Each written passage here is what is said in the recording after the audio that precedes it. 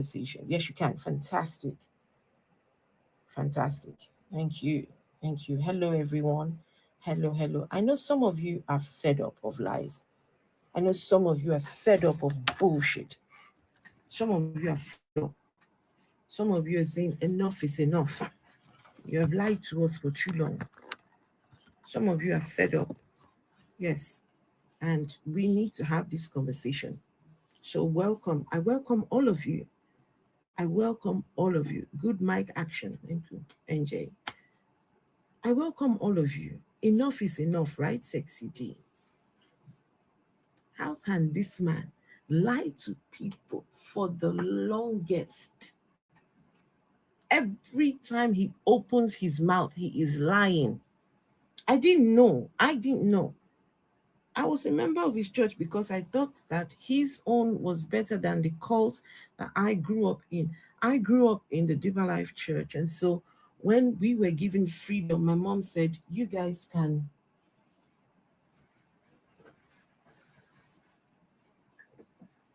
Vessel of Dishonor, are you there? Hello, my beautiful.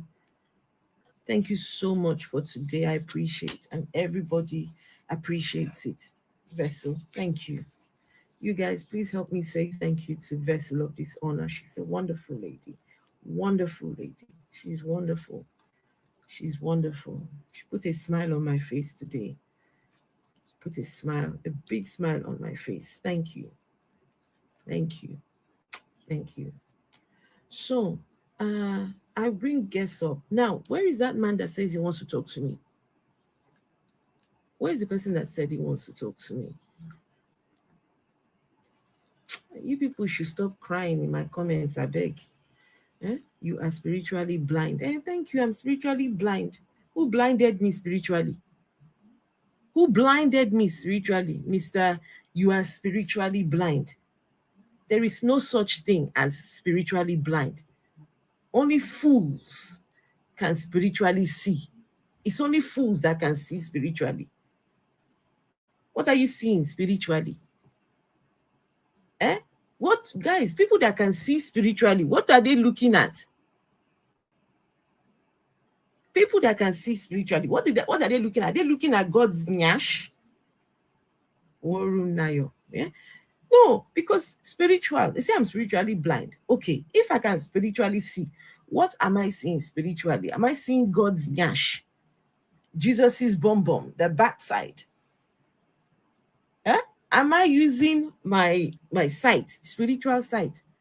Wait till we want to use the spiritual eyes. Take see. Wait till we want to use spiritual eyes. Wait till we want to use them. Afro, if I get that spiritual sight, Afro, I want to see that God purpose, that little chipolata he gets. I want to measure it. God no get purpose. God gets a. Make us see.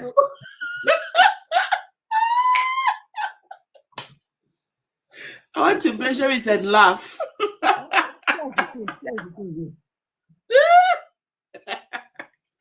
Yeah. He's not man enough. That God is not man enough. That's what we're going to use our spiritual eyes to go and be looking at. Imagine. Who needs spiritual eyes? Hey, Chicago. Chicago. Hey, Chicago. No, somebody said he wants to come and talk to me. I want that person to come up, please. Where's that pastor? One pastor was crying in the comments here. Evangelist, whatever is their name. Where are you? Have you run away now? I said you should give me a few minutes. Let me set up the YouTube. Where did you go now? Where is that person? Where is the person that said they want to come up? So you won't laugh when you're crying for God's help. May I not cry for your sky daddy's help? God, not the one you're worshipping, please. Not that one. I will look for the help of another sky daddy. Not that one. Of a different sky daddy. Amadia is here. Why should I look for that one? May I not look for the sky daddy of a colonizer, this sky daddy of the colonizer's help. No, no, no, no, no. I reject it for me and my generation. Disgraceful. When has God ever helped anyone? That's a good question. This their mumu sky daddy. Okay, let's see. We've got guys. I want people that disagree with us. Hey, Asra 14. Hello. People that disagree. But I will let we've got do you know that just 1 second, Vessel. We've got our friends here. Please, guys, just so you understand, I'll bring you up, but ideally I want to speak to people who disagree. Right? If you don't like that I'm talking about your papa, is it possible to make it bigger? Hey, I'm sorry, no. Let me know if okay, let's see. Let's bring up. Yeah, but I just have to say I'm your TikTok god really quick. So I know you worship me. I can't hear you and Vessel. You can't hear me? Best manager. Best TikTok manager.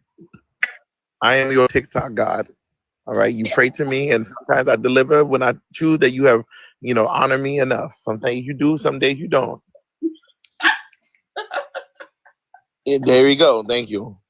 Because if you do not, I will take away all of your chat, your guest spots, and you will sit there on an island. You want to be in purgatory again with no guests up here?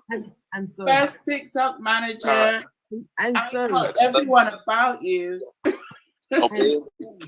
You too, Vessel. Love you too. I preach the good word of your salvation. I am sorry. I am very, very sorry. Hey, where did he go?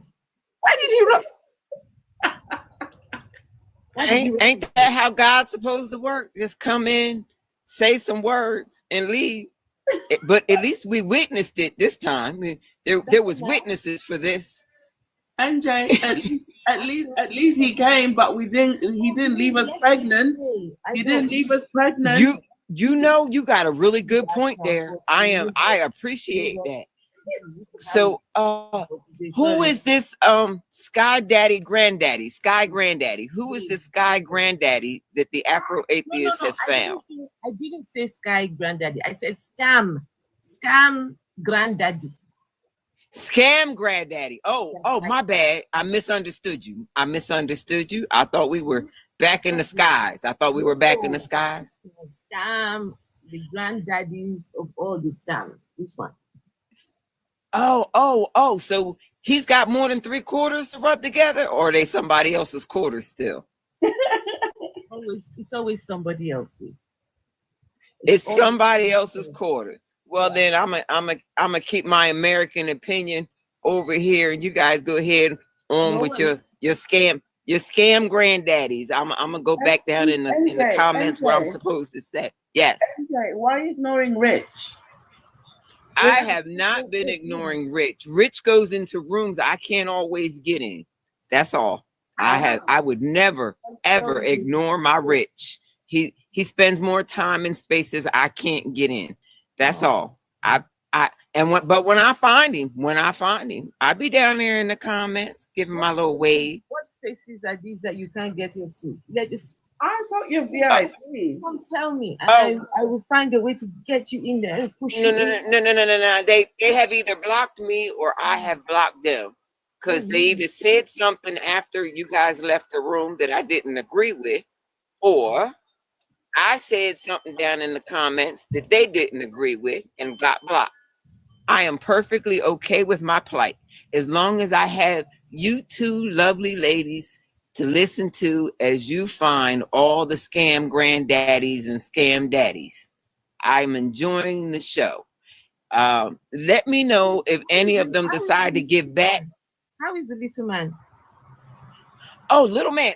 You know, little man has been an angel today. I don't know how. I don't know why, but he has been an angel today. He has entertained himself for 3 hours straight. Oh, wow. No bothering grown-ups in the house. Entertained himself for a whole 3 hours. If we can get, he is finally 8. He's officially 8. Wow. And Yes, yes. We were going through the transition of you still a child at 7 to now you believe you are a little man and you don't run this house. The women do, but we're coming to terms with it. We're coming to terms. We're coming to terms. We're coming to terms. Yes, because when daddy's in the house, he lets us know, nah, daddy runs this house. Sorry, my darling. Arsenal 14, let me tell you. Okay, for people watching on YouTube, let me tell you what happened, right? So you see the way you're looking at it right now, right? See the way this is is it horizontal or is this way is so with YouTube, if you're streaming vertical, if you're streaming vertical, they don't push it out into their algorithm.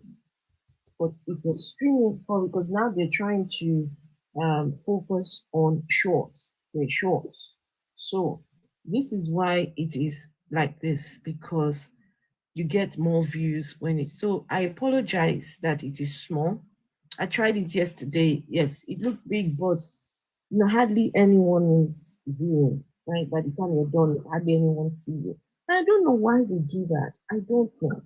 So I'm trying a different package. I will try Streamlabs. I'm using StreamYard.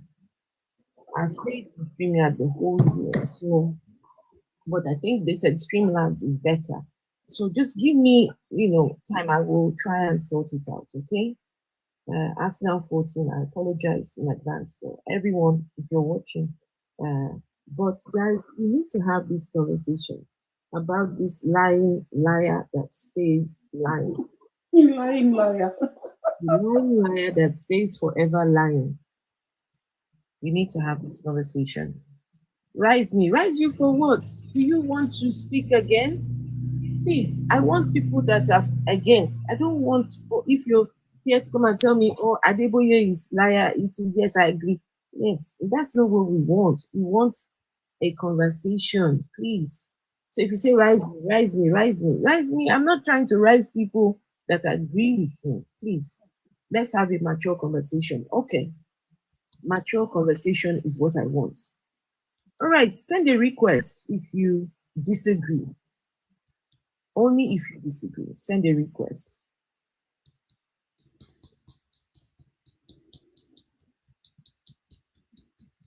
Yeah, hello. Hello. Yeah, hi there. Yeah. So, yeah, no, so obviously I just come, I just seen that you're calling them a liar. So obviously, I just wanted you to just explain it a bit more, really. Yeah, you sir. I'm Hold on. a bit shaky. A bit muffled. Yeah, sounding a bit muffled.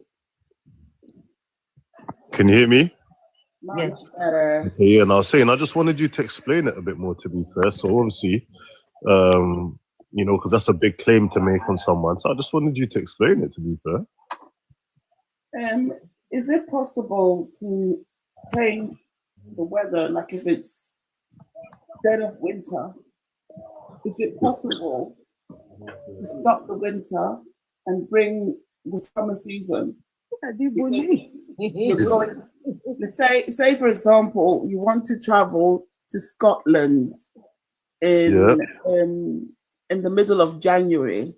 It's snowing heavily in Scotland, but because you are going to be in Scotland, you are able to stop the winter, change it to summer for the whole time that you're in Scotland, and the day you leave Scotland, it turns back to winter. Is that possible? Is it humanly possible, as in can a human declare such a thing happen? Not humanly possible. Is it possible? Period.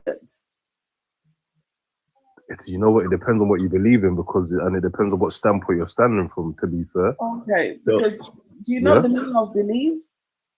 Do I know the name of the meaning of belief? Of believe or beneath? Believe, because you said it depends on what you believe on. To believe is to accept something as true without proof, right? So if you are told that someone can just switch the weather patterns just like that for about a week, with no care for the environment or how that is going to affect the ecosystems, and that you're going to believe such BS. Well, obviously, you're not asking me. I'm just saying that it's, you know, some people do No, believe I'm in it. asking you because you said it depends on what you believe. I'm okay. If you're asking me if it's possible, I personally believe that, you know, I'm coming from a Christian standpoint, and I believe God is able to do anything, and I believe you know, He's able to use anyone to do anything He wants but to. all these things You you're understand? saying, your God doesn't do them. You believe that God can do anything. But you said God doesn't. There are babies that are literally born without limbs. There are people born without sight. Yet your God cannot heal them, but He chooses to change the weather pattern. Does God Your choose? God Not is not does. a weatherman. So when you're saying, okay, cool, so let's just take it bit by bit, because I think we're jumping a little. Can I interrupt for a minute? Yeah, go on. Please. Yeah. So are you a follower of this man? Do I follow him? No, I don't follow him. Are no. you a member of his church? No, but I'm very much aware of him. I'm not a member of his church, and I don't follow him. No. So what is your connection with him? No, I don't have any connection with him. Obviously, like I said, I'm aware of him and I'm aware of his ministry. And obviously, you made a claim, obviously saying that he's the greatest liar on earth. So obviously, as you made a claim, I was just interested in you substantiating your claim, and that's it, to be fair. Okay. So you don't know anything about him? No. I'm that's what I'm saying. I'm fully aware of him. Okay. I don't attend his church, or I don't follow him or anything. But I'm fully aware of him. Why don't you attend his church? Not for no specific reason. Like, I don't have nothing against him. Or All I'm right. not. Just 1 second. You wanted to know, right? Well, let me back up at least one, right? Because there are tons of slides. But just listen to one of them. Years ago. Whether this story is true or not. Okay? So listen to his claim. He's one of the founding fathers, not founding, but he's one of the patriarchs in Africa. He made this claim. Now, I'm going to let you decide whether this story is true or not. Okay? So listen to his claim of drinking tea with God and let me know what your thoughts are, whether this is a true story or not. Thank you.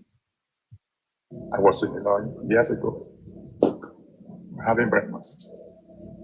And we have a pot in which we make tea. I think, if I remember correctly, there are 5 cups in that pot.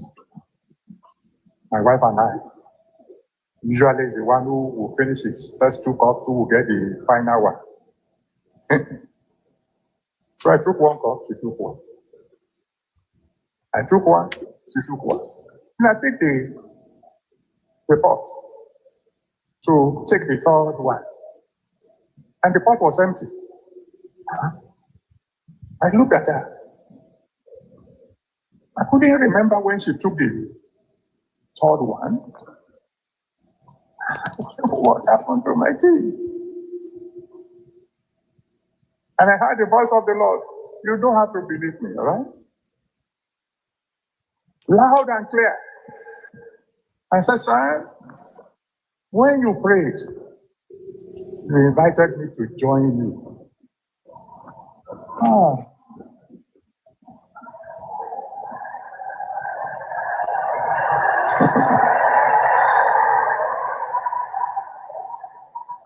Some of you don't know why I called him Daddy. We have a relationship that is difficult to describe. And this is a very special anniversary. My dad. So, Ramoni, do you believe that this man drank tea with God? I can't disprove it. I wasn't present when he had his experience. Does it sound like it's something believable? Maybe not to my humanly nature, no. But can I disprove something that I wasn't there for? and I have no, no evidence to back up my standpoint. No. So I can't disprove something I wasn't present for.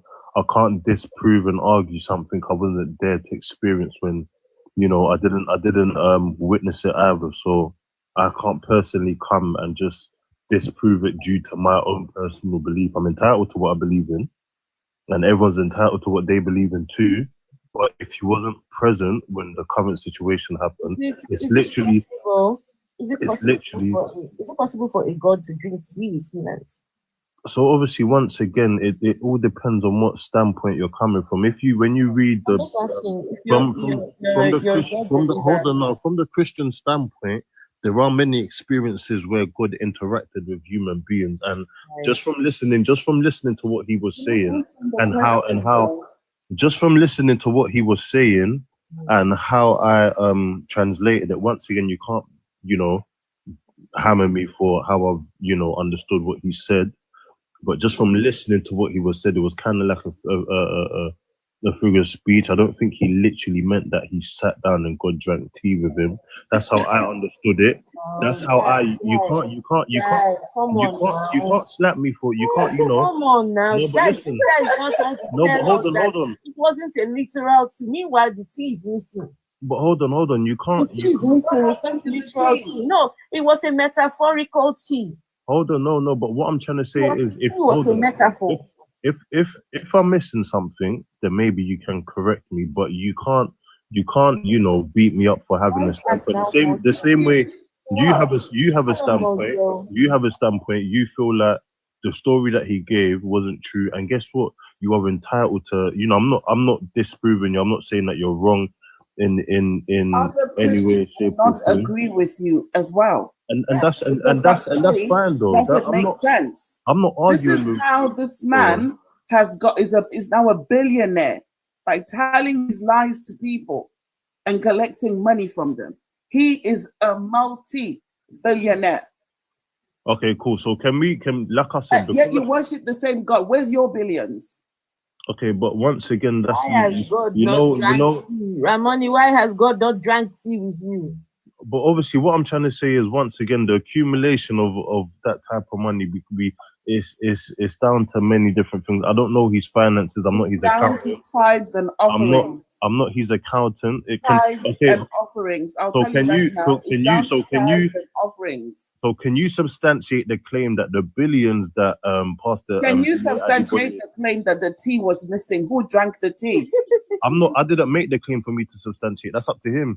Well, you kind of agree with what he's saying. I didn't agree with.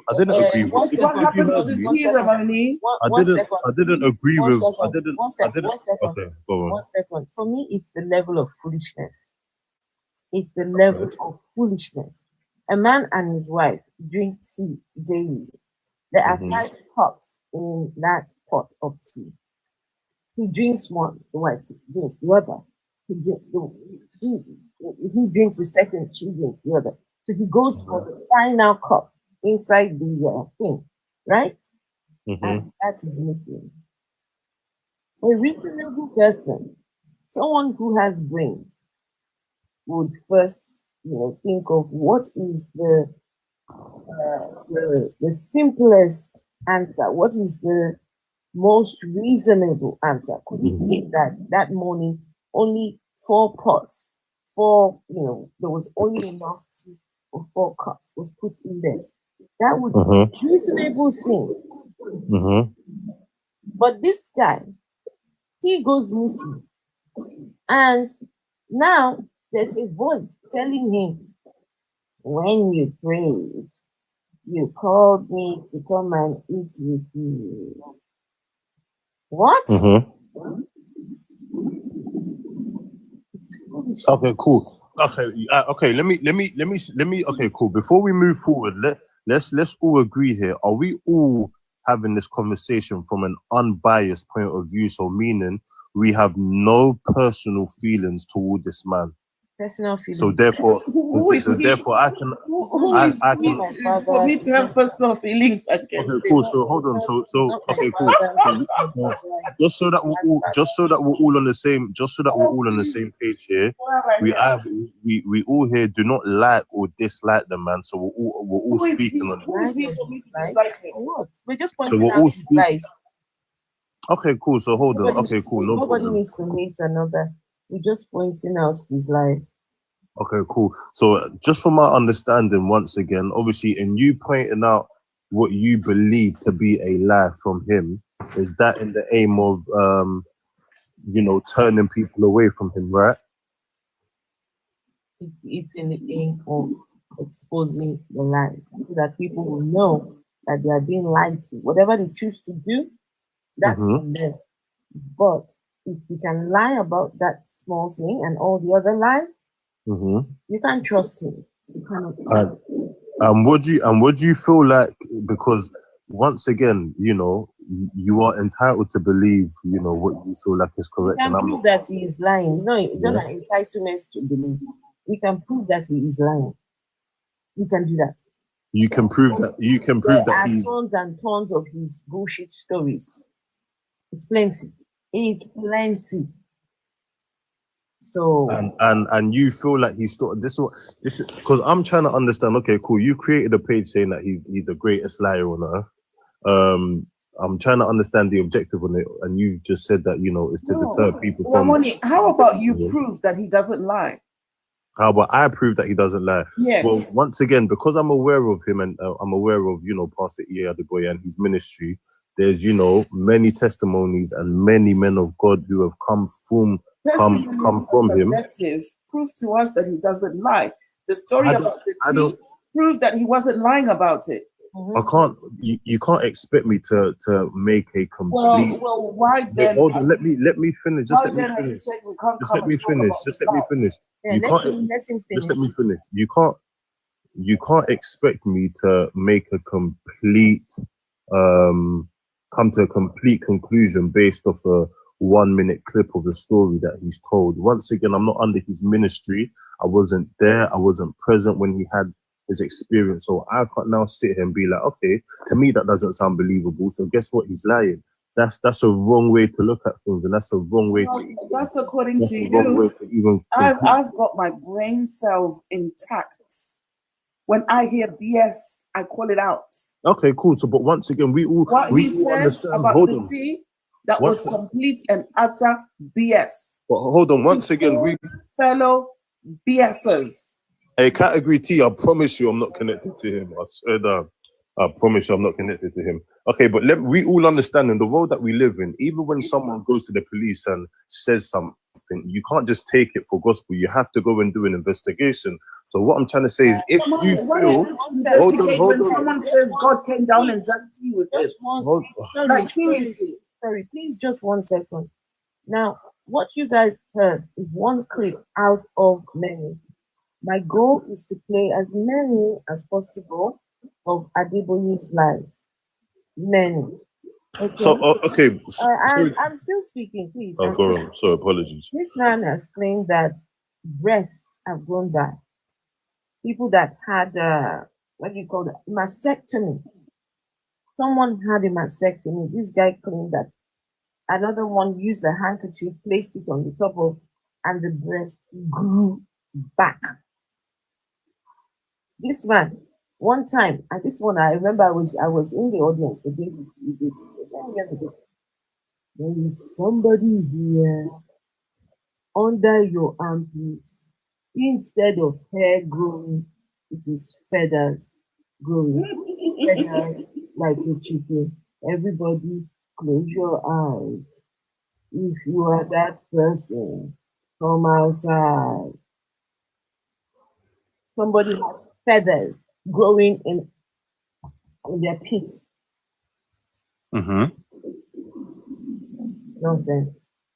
So what? Okay, cool. So okay, let me ask you. The Afro-Atheist. Don't tell me you believe that feathers can grow in someone's pits. But I'm not. Listen, I'm okay. Cool. Because I'm coming from a very unbiased point of view. I want to ask the Afro-Atheist a question. You sound biased. You sound biased. I'm not biased. I just question. I just question everything because just from my understanding and my logic and just from my experience in life, you can't you know, mixing how you feel about something to making it an objective truth is not the correct way to do things. You understand? I can have a strong opinion about something. Ramoni, do human beings grow feathers in their armpits? Have you ever heard of a biologically, human beings do not grow feathers in their armpits, you understand? So why is it that when this man says someone has got feathers, growing feathers in their armpits, it's easy for you to believe it? Okay, cool. So now have you ever heard the term that someone moves as fast as the speed of light, or someone moves as fast as lightning? No one can literally move as fast as lightning. Who made that claim? Is it a pastor that made that claim? What I'm trying to know, the point I'm trying to make. Let's ask Ramoni a question, please. I need to ask. Go on. No, before you ask, there were other people, or Shelley's. Yeah, just a quick question. It's not a submission. There were other Go on. Ask the question. Yeah. So this pastor said he went to America, and as he arrived, the weather changed from winter to summer. You believe in that? I wasn't there, so I can't say if I believe it or not. Where do you live? I live in London.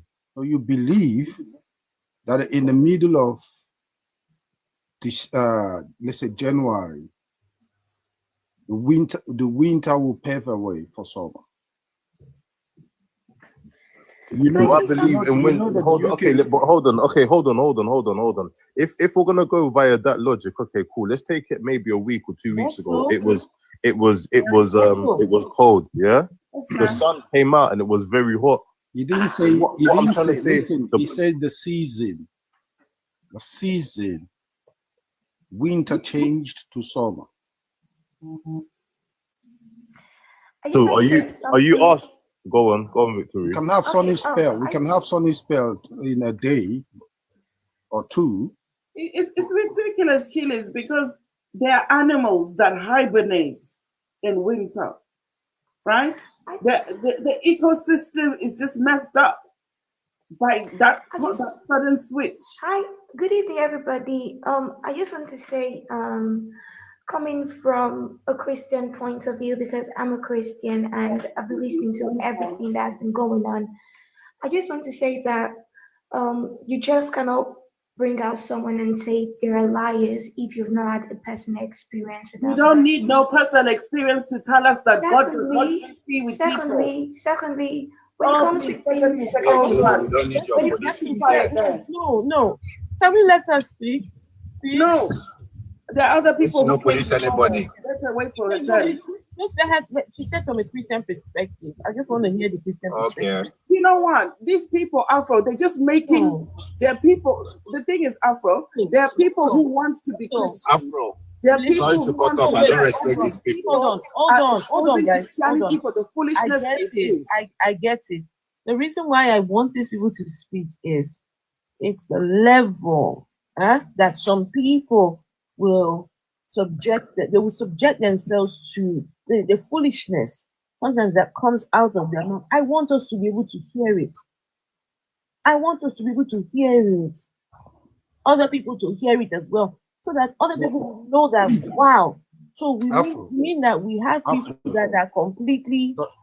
Sorry, sister. Sometimes... Let me finish. Talked into BS. This is why I want these people to speak. Please. So I want to listen. I want to listen before to my mic was turned off. Sorry. Let's have finished what she's saying. Go on. Let's hear. I'm just saying first, coming from a Christian perspective and from what I've heard so far, it seems like I don't want to make an assumption, but I feel like you guys don't believe in God. So you guys are going to say things right now that's coming from you not believing in Christ, Jesus Christ. And I'm going to speak from me believing in God. I'm going to say, just because you've not experienced the supernatural doesn't make it false. And I would say this: we are Africans, for example, and let's say we have gone to traditionalists, we've seen traditional worship and everything, and some of the things that the traditionals do to the human perspective is unreal. That's why we call it the supernatural. Just because it comes to the things of God, people tend to question it and say, oh, coming out and say this person just from one clip or two clip is a lie when you've not experienced it. To me, I feel like as an atheist, you're supposed to criticize. You're supposed to criticize each part. You're supposed to. We are not criticizing anything. We are questioning what has happened. Nobody's criticizing your anything. emotion. But right now, all I can hear is people being emotional, or maybe you might actually have been a Christian before. Victory, please. Can you prove the supernatural? I'm telling you. Listen. No. I'm trying. I'm asking a yes or no question. It's not. That's my direct question. That's my direct question. Can you prove the supernatural? You either can or you cannot. The supernatural is real. Can you prove it? And I'm saying that's my direct question. It's very direct. For the supernatural to be proved, for the supernatural to be proven, you have to be in a position where you are not biased.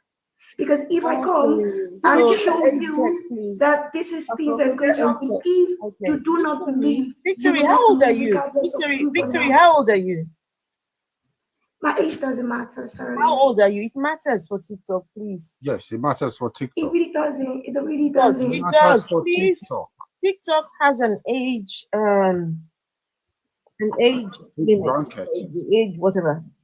Please, we need it. People, I'm not. If I say my age, people are going to say, "Oh, no, we're not going to say anything.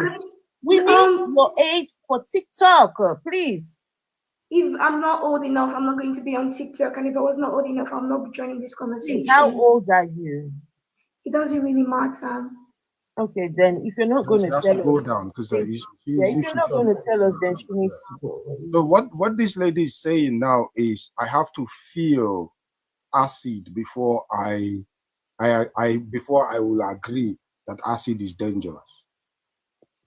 So men knowing that acid is dangerous is not enough. So Shaliz, let me ask you a question. She said, wait. She says you have to feel the supernatural, be able to attest to supernatural.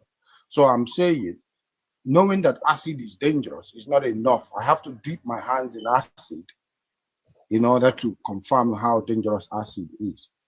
And you know what is even more annoying is that this is a young girl that should be driving the focus for Africa, that should be taking her studies serious. And even Ramoni, at least hearing from you, I don't think you're more than 30. And your generation is what we need to drive the narrative that will foster Africa's progress. Yes. Not what you're doing here, brother. Okay, so Shaliz, let me ask you a question. Even with your accent, you were born in the UK, for crying out loud. I wasn't born in the UK. Shaliz, you live in the UK, and for your accent to go like that, it means you've lived here for a very long time. And you're telling me that a man says for the fact that he went to America, the season changed. So Shaliz, let me ask, before I answer your question, I need to know what standpoint you're from. Are you a believer or not? Are you a believer? What do you call believer? As in, do you believe in God? Do you believe in Jesus? Do you believe in Jesus Christ? I don't believe. I have to see. I have to feel to know that this is this. So okay, cool. So he's basically saying that if you are not a believer, then you can't have an opinion, because why not? When his opinion, I didn't say you can't. You can't accept whatever BS no one can't. Fed, no one can't. So Vessel, are you speaking on my behalf and saying what I was about to say? I'm not speaking on your behalf. I'm talking to Chilis. Ramon, you said that I was about to say this. Do you know what this man has done to that country, Nigeria? This particular man. He has destroyed that country. This man will go to the president. This man and say different thing and come and give us prophecies. Okay, so Shaliz, let me finish. One voice at a time. Go on, Shaliz. Go on. Without even telling even those who he subjugate under him, he don't even tell them what he discussed with the president in detail. You just see videos of him going in to go and see the president and then come back. The next minute he will say Nigeria will be great. Only for Nigeria will be great. Do you know that recently his son was in the news his son was given a huge amount of money to repair roads, and they pocketed the money. Nigerians' money. These people tried to silence the people who were going to release this news. Right? I don't really go into details, but it's on my page, I think. It's on my page if you care. But these people, are thieves. Cause someone who does not even the congregation he was talking to, do they know the seasons that America used? Do they know the season? I mean, 1/3 of that congregation have not been to America. Okay, so hold on, Shellers, let me ask you a question. Where do you live in Nigeria? Yeah. Do you reside in Nigeria? I live here in the UK. So you live here in the UK, yeah? And you said that Pastor Adeboye has been responsible for a lot of nonsense in Nigeria. Yes, yeah? Yes, because he lies to his congregation. He goes to the president. They give him his own share. He goes home and don't say nothing. Okay, cool. And how do you feel he's been able to do this? Yeah, do you know what false hope does to people? False hope. Yeah, I know what false hope is. Can you give me one of the examples of what false hope does? You're basically you're selling a dream in a nutshell. It's a term we use in London. It's a deception in the nutshell, isn't it? Yeah. All right, that's what he do to the Nigerian public. Yes, because 90% of Christians in Nigeria are loyal to him. Okay, cool. But you've heard the saying that you don't focus on the problem, you focus on the solution, right? Does he focus on the solution? Wait, no. I'm not talking about him because obviously. Hold on, just let me. Shaliz, I allowed you to speak, so let's not speak over each other. If you're saying that he's the problem, yeah. Instead of focusing on the problem, what are you doing to create a solution to religion is the problem, not that stupid man. No. What I'm doing, listen, what I'm doing is telling people like you to use your head for something better and don't value. But if you were here at the beginning, you would have heard, number one, I don't attend his ministry. Number two, I don't follow him. So what I'm trying to say is, why are you defending his nonsense? Hold on, but I said number three, I said I am fully aware of him and the work that he does. So what I'm trying to say to you is, yeah, if you feel like he is the problem, as you just stated, word for word, verbatim, yeah. So what are you doing to bring a solution to telling people that he's a fraud? Nigeria. This guy no get sense. Ramon, you feel like creating awareness of something is going to bring a solution. Yes, so that people will see him. Okay, hold on. Okay, so let's take your logic. So let's just take, for example, there's 100 people in an area who have a disease. By you letting people know that there's 100 people that have a disease, is that a cure to the disease? At least people will avoid them and look for the cure. No, what do you mean? No, you have to share the information. People know what is happening. Hold on. You making people aware is not going to go out and so I should keep quiet. No, if you want to sort out the problem, go and either be the solution or find a solution. You don't focus. She is being the solution. Let me ask you. Hold on. Let me give an example. Dude. No. You hold on. No. You hold on. Don't overtalk everybody. She is giving the solution. She is making people aware of what he's doing. Yes. Okay, so don't come here to police us how we're going to show people the way or show people what he's doing. You live in the UK and you're okay. You don't know what the hell is happening in Africa or in Nigeria as it stands. Come here telling us your bullshit. You believe that a man drank tea. Now I'm telling people that if you have cancer, go to the hospital. And he's telling people that he heals cancer. So who's the solution here? I am the solution because I can say to people, go and seek medical solutions to your problem. And he's saying, bring your ignorance to my church and pay me, and I wouldn't cure you. Do you know, Ramon? Can you imagine? That's what we call elite class in the society. Elite class always drive the narrative that the society, if you want to check how elite class works in Nigeria, check all your elites you see, in Nigeria, and see what they do from day to day. They are the focus. So he's part of the elite class, and he comes all the time to lie to his subordinates, coming to give them false hope, amounting to deception, and people continue to hope of something coming out of Nigeria, whereas nothing comes out. So if he tells the people the truth, people will better find solution by questioning the government and not hoping that he has a miracle to do for them. Every miracle that happens in his church is to his own benefit because he drives a private jet. Ramon, you live in the UK, you should value every penny, and you know how penny works in the UK. So if he has 1,000 congregation, a penny times 1,000 goes into his pocket. And I know that if you owe UK government 1 penny, you can go to jail for that. So I feel a bit disappointed that you live in the UK and you validate people like this man. That means you don't love that country called Nigeria. You don't. Can we, guys, once again, can we hear Kozak? As much as possible, I would like for us to have people who disagree with us. Yeah. Rain, I can see you, but we've only got one person. But I don't know. Kozak, Kozak, are you there? Kozak? Kozak, are you a follower of this man? Are you? Kozak, are you there? Okay, if Kozak is not there, let's remove them. So if you disagree, please come up and let's have a conversation. All right, gentlemen and ladies. Guys, can we tap on the screens? Let's get to 10K likes. If you're watching on YouTube, please give the stream a thumbs up. Hey, no discrimination. I think not all. Oh, okay.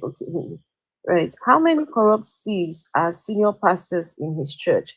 Well, the vice president was, but the former vice president of the country was a pastor in his church for the longest. So before anybody will come and tell me, oh, it's the politicians. Oh, please. The politicians are right inside his church. The vice president inside his church. Every president, once the president is sworn in, you see this one.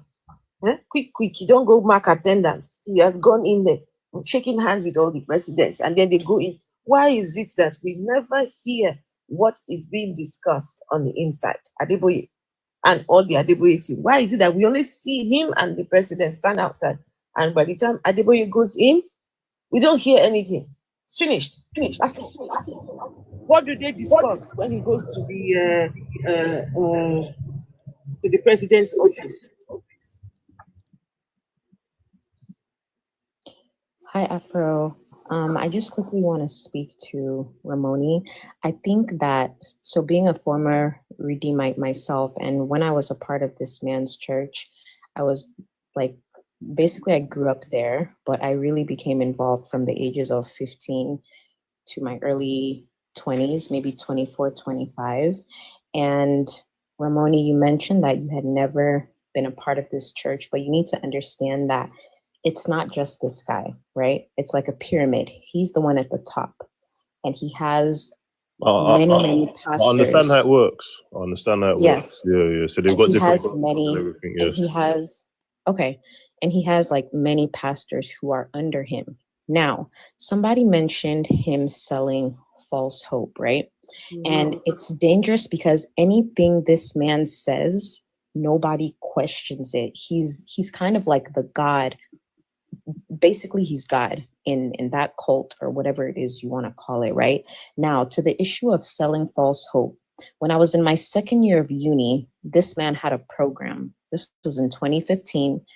And he told everybody to go get combs and begin to be combing your hair, right? And I remember him telling us that make sure you don't misplace, make sure you don't lose this comb. If you have a job interview, use this comb. If you have an exam, just use this comb and you'll get you'll pass whatever it is that you want to do. Just use this comb and it was BS, right? Where are the combs today? So there are people in that church who they can't even eat 3 square meals a day. And they will be, then they would have been using those combs thinking that God is going to bless me. God is going to bless me financially so that I can provide for my family. Imagine you having, because this man's net worth, I'll tell you, it is at least $100 million. Ramoni, if you had $100 million, and that's just what we know, we don't know what his assets are. It's way more than 100 mil. Ramoni, if you had $100 million in your bank account, right, and you were a pastor, and you knew that there were people in your church who cannot even send their kids to the school that you own, they don't have 3 square meals, there are people in hospitals, how do you sleep at night as a so-called pastor? You're wicked. That person is a wicked man. Try to put yourself, you need to break the godlike status. These men are not any men of God. They are just men who just, fortunately for them, they found a way to get to the top and use their smooth words to deceive people. There is no way. How can he tell you that he came to America, Colorado, where it's absolutely freezing, and the weather changed just for him? What about the other people who are here? Are we not children of God too, that our asses are freezing off here? Like, what makes him so special? Rain, Just 1 second. I'm got some comments on YouTube. Sina Pataki says, "Man, I wasted a part of my younger years going to that redemption camp for years." Sina Pataki, I didn't know you used to go to this camp, as well. I was baptized in that camp. And Sina Pataki also says that his assets are part of the Panama paper review. Wow. That's something we need to go and investigate, right? Now, let's say that this religion is true. Let's say that the religion of Christianity is true, that the God of Christianity does in fact exist, and the heaven of Christianity exists, and the hellfire of Christianity exists, right? All these things exist. Adeboye can never make it to heaven. Is that based on your opinion or based on the standard of God? He's going to hellfire. It's based on the standard. Based on the scripture. The scripture says that it would be easier for a camel to go through the eye of a needle than for a rich man to enter into heaven. And what's your understanding of that scripture? Yes, it means that rich people, it will be very hard, because if you remember the young rich man who came and met Jesus, he found it so hard to sell everything he owned and follow Jesus, right? And Jesus, that was a clear evidence that, well, from the book, that rich people, they're not going to make it to heaven. So it looks like heaven is a poor man's heaven, that place. So if that's the case, this Adeboye, the more wealth he's gathering, right? His chances, they are next to nothing. He's not going to heaven. And all your pastors, if there is a heaven, they're not going anywhere. They're going to go to hellfire. This old man will be in hellfire. So these are the conversations that we need to have. If that is the case, if these people can read that in their Bibles, why are they gathering up so much wealth? What are they doing with all the wealth? Why are they and if before anyone will come here and tell me, oh, they are not making their money from the congregation, the money is from the books that they sell. Have you read some of these people's books? Have you read? It was one pastor that came to the church I was going to some years ago, brought books. They made us buy the books. My goodness, I will go and look for one of the books and I will show you guys. If you see what was inside, what the guy was writing, oh my, the errors. The errors in the book. The guy was talking bullshit, and they made us buy that book. There's somebody come and tell me that the monies that they make is from books, is from their engagement. Please, we need to wake up and realize that it is the people that are funding these men. This guy in particular, if you know how much has gone into that his redemption camp, you will weep, you will cry. If you know how much has been wasted in that redemption camp alone. He has a structure that can fit 1 million people. 1 million people can sit under that nonsense thing he has built there. No, come on, people. Come on. Okay, cool. So Afro, Ramoni, the mansions, the building, is it to his name or to his congregation's name? I don't even know about what she's talking about. So it's the first time I'm hearing of this. Yeah. Oh, you don't even know him. So wait, just let me finish. No, Shaliz, let me finish. Yeah. Hold on. Let me finish. You know, this is what I always say is that it's easy to look at everything from one side, and me kind of giving an unbiased point of view doesn't mean I'm for or against. I'm just trying to open up the conversation so one can, you know, see things from either side and have a better understanding before you make an informed opinion. So obviously, okay, cool. So like Rain explained how he has, you know, a pyramid scheme. So I think Redeemed is one of the biggest churches in the world. They've got branches all over the world, yeah. And he has all those funds and everything. So I'm assuming, once again, just, you know, just off the maths and everything that... Oh, God, go straight to the point. Okay, cool. You know, that when hosting these churches, that, you know, that there is a lot of money that goes into, you know, the setting up of a lot of these things. You know, people must be paid, you know, just from what I know. That's not an excuse, Ramoni. No, 1 second. But before you continue, there's one thing I would not appreciate here is any form of gaslighting. We know what is going down. Now, if God is the one who called this man and told him to be in ministry, then God needs to pay for his own church. God needs to pay his own bills himself. God calls people and doesn't pay them and expects us to pay those people. That's a useless God. What employer will employ his people and will expect the customers to pay his employees? Atheist. Yes. Atheist. Yes, ma'am. Can you ask this guy? Can you please ask this guy who is benefiting from all the building churches and the programs that he does? Because that guy, I heard him saying, "Oh, there's a lot of money that goes into it, and that is why he needs money." Please, of what benefit does those money being spent? What is the benefit to our society? So let me speak. Let me give everyone. What is the benefit of church in our society? Okay, so let me give some facts. All you people do is bang your churches 4 poles away while people are sleeping. Redeemed churches in my town, people can't even sleep. Okay, cool. I'm working. I work almost 12 hours. Go back home in Ibadan, in my state, and all I hear is all this banging of these stupid churches. Can I have some peace with your megaphones? Can I have some peace? Will you tell Adeboye we need peace? All these 5-meter pole churches, I mean, all this rascality must stop. It's called noise pollution. Can't you understand? You are polluting our environment with your churches. 5 poles of churches, and all these illiterates are setting up churches just because they want to have a name like Adeboye. Do you know what people are doing? They think they can become like Adeboye. Adeboye has done nothing good to that country called Nigeria than to use his church it's like dumping refuse in a refuse dump.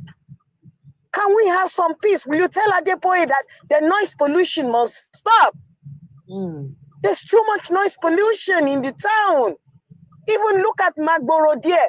Churches, 5 meters there are churches, and there is competition. Wow. It's not benefiting anybody. It's only imposing poverty. There's so much poverty. I'm angry because I see poverty. People are going to their churches and they have poverty, and your pastors are making money. What are you talking about here? Okay, cool. So let me give some facts, and since we want to speak facts here, let me give some facts. Okay, All cool. right, give us some So facts. so let's give some facts. So I'm from a place in London called South London, yeah, where there's a lot of gang activity, where a lot of youths are outside carrying. Sir, I'm going to be rude and I'm going to interrupt you right here. But did you not hear the pain in that woman's voice? So Did you not hear? what do you want me to do about it then? No. Hold on. Whatever response you want to give, just be sensitive, please. Yeah, but that's what I'm explaining. I don't know why NJ was interrupting, saying, "Did I hear the pain?" As if dismissed or. I interrupted you because I had the will to interrupt you. Yeah, That's why I interrupted you. I had the will. So I did so. Be sensitive to that lady. Be a good boy. Please be sensitive to that lady. No problem, what she's NJ. trying to tell you. Please be sensitive. Yeah, no. Like I said, I empathize with Apoki and he understands. So this was. So let me just give some facts. All right, go on. Let's hear the facts. So okay, cool. Like I said, I'm from South London. A lot of gang activity, a lot of people selling drugs, a lot of young youth selling drugs. You know, I used to be a drug seller myself. I've got many people around me that still sell drugs and so on and so on. A lot of people growing up in poverty. So what does that have to do with this right here? So the point I'm trying to make. Now let him just hold on. Let him finish. Let him finish his point. Let's hear his point. The point I'm trying to make is, so I've seen a lot of people. We can't hear you. You're muffled. Yeah, can you hear me? Yeah. Now we hear you. Yeah, no. Oh goodness, what's happened to you? I've seen a lot of people give their life to God. We can't hear you now. I've seen. But God knows. Hold on. Play some BS. Yeah, can you hear me now? Yeah? I said I've seen a lot of people give their life to God. So I've seen over 200, young youths give their life to God, put the drugs down, start to seek God, Just because people are giving their life to God doesn't mean. Did you know that one of the best places to wash drug money is through the church? Did you know that is one of the best avenues? That's what they do here. That's what they do here in Spain. They wash money laundering. Yeah, this kind of we leave London thinks it's okay to rob people. He has seen 200 kids give their life to an imaginary God. How does that prove that God exists? Okay, well, if you let me finish. Come on. One second. So, why is it that the crime rates in London among the boys, why is that increasing? Why is the rates between? I don't want to mention the name because of TikTok. Because of TikTok, I don't want to mention the kind of crimes, but gang on gang crimes. Why is it on the up and not going down? Cool. So, as someone that lives in London, that's what the news decides to put out. That's not to say that it doesn't happen, but on the same way that is happening, there's a lot of people doing positive things, and that doesn't get. What has that got to do with? The point I'm trying to say is what has that Nigeria. The point I'm trying to say is Nigeria. Where I'm from, there's a lot of redeemed churches where I'm from. We don't care where you're from. Amadioha, 1 second. So there are a lot of redeemed churches where you are from. A lot of redeemed churches. There's a whole. 1 second, though. 1 second. That is terrible. That is terrible. Ramoni, do you know how much these churches have to remit to Adeboye? Do you know? You know what I do actually? My friend's dad is a No wonder someone in the comment my friend's dad. My friend's dad is look. He's here. Look, my friend is here. He's here. Please let me speak. He's here. Can I speak? Can I speak? Please, can I speak? Okay. So, all these many churches have to remit money to Adeboye every month, or I don't know how long how often they have to do it. So the more churches that Adeboye has, the worse it gets for that community, because those monies are being pumped into his organization. You think that Adeboye cares about the young people? You think he cares about this the GUN crime between young people?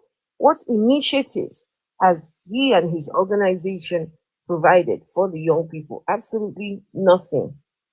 churches, they don't. The church provides funeral services also. There's a charge for that. There's a bill for that. Some of them, NJ, some of them, it's their children. This Redeemed Christian Church of God members, it's their children that are being taken out through the gang crimes.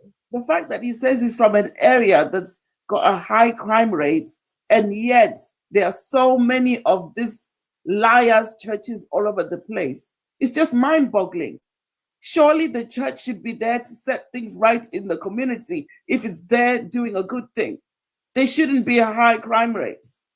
They really shouldn't, because Adeboye has got churches every corner or every street. But no, the crime is increasing. And his churches are increasing too. Because you gotta wash crime money. If you make the money through crime, you gotta wash it through the church. Guys, That's what I told. Can I just say 1 second, please? Just 1 second. Let me say this. The bottom line of this whole thing, what we're doing, because I am an atheist, I do not believe in the existence of God, because there is no evidence for that God. And so, if there is no evidence for that God, then I'm afraid there was no God coming down to drink tea with God. Every time Adeboye talks about my daddy said, there was no daddy saying shit. There was no daddy saying nothing. Every time Adeboye has said his daddy said, because he the way he talks like as if him and God have this special meeting place where the two of them, they go and have a conversation, and when he is done, he comes and tells his people about the conversation. He and God have a special bond. Yeah, they have a special bond, him and daddy only comes to speak to him. When has this man ever been challenged by anyone to say, Adeboye, is it possible for you to prove the existence of this, your daddy that comes to speak to you? Can the daddy show himself? Can the daddy say hello? Instead of the daddy to just go and be hiding and drinking tea, the daddy can come and say something. We are done with the lies. We are done with the stories.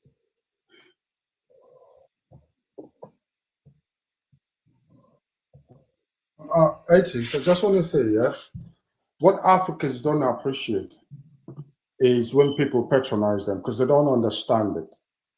People patronize them a lot, especially these elite leaders. It can be in religion, it can be in politics. They patronize Africans, and Africans don't know the thin line between being compassionate and being patronizing. So that somebody took a million naira, for instance, and gave away 100,000.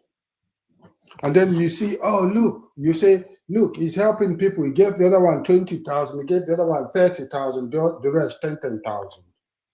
That is his money. But you don't know that was your money. That was out of your 1 million naira that you collectively gave to them. And they patronize you, deceive you by giving out 1,000 or 100,000 out of your 1 million. You come here and defend him. He doesn't say the truth. He produced a pastor who was a vice president and nothing worked. I'm sure that he is directly accessible. I mean, he directly controls those his pastors. Do you have proof of that claim, sir? Claims of what? The claims that he controls these pastors. Do you have proof of what you're saying? If someone is working under you, don't control the person. I'm asking guys, recently, guys, there was a pastor in America that came forward, a Redeemed Christian Church of God pastor that renounced his position. He said no.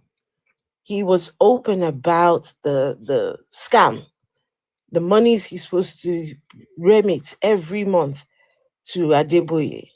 And so he went off to go and start his own.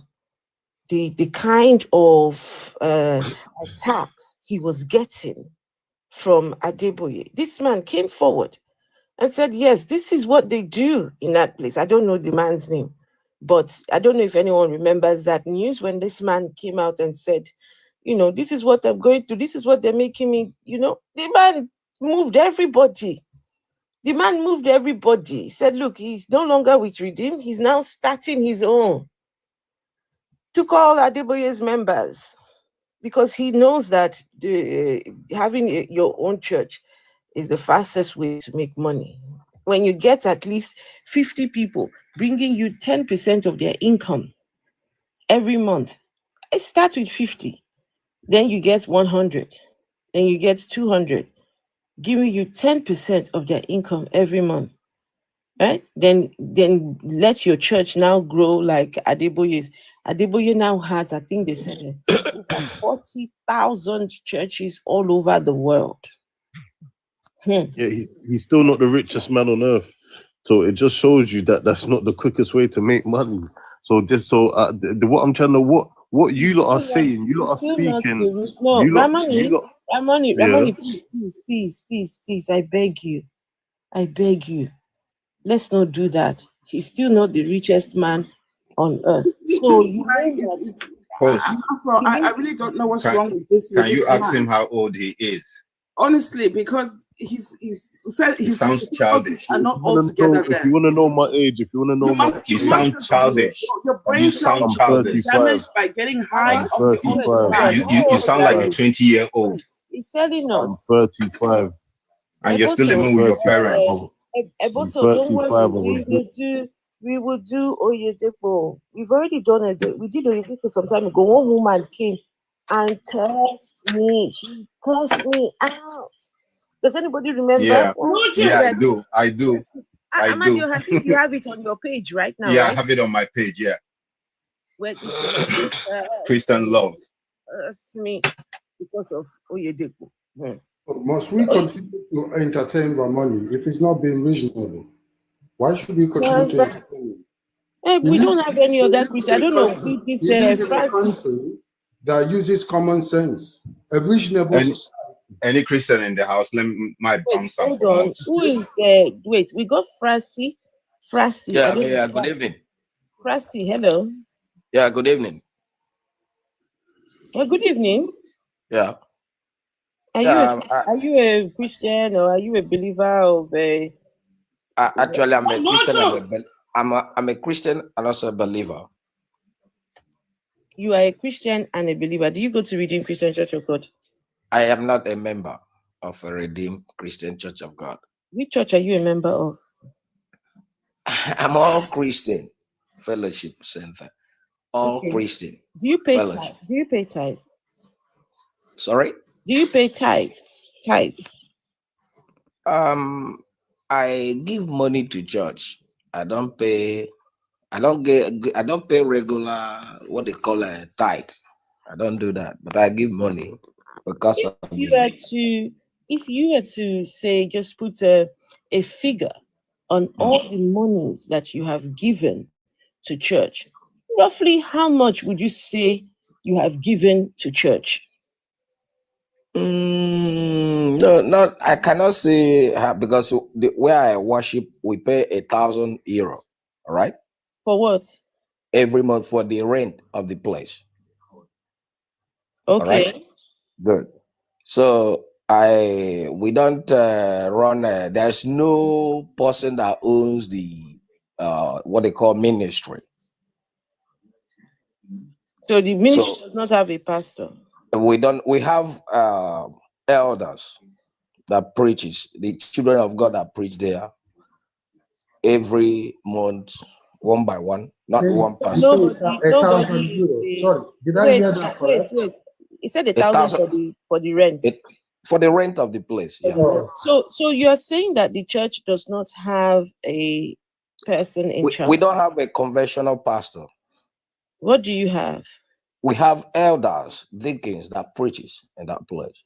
Right? Who brought the church together? Who started the church? We, the believers. They made faith to have a place of worship. So we looked for a place and got the place and started bringing people, making them to know that such place exists where they can come and pray together with us and share the word of God, right? How does that make any sense at all? So a bunch of believers, there are many churches around. Instead of those believers going to find a place to go and worship, they come together and decide, let's start a church where there is yes, one of the reasons hold is on, Frasi. All right. So okay, all of go them ahead. decide, okay, let's all come together. We will not have a head. We will just be doing it each. I mean, how does this work? It makes no sense to me. Can I talk now? Yes. Good. Now, I heard you talking of Pastor, what do you call it? Adeboye, all right? That, I saw what you wrote, that it's a liar, is this. You see, the Bible said that we should study to get ourselves approved.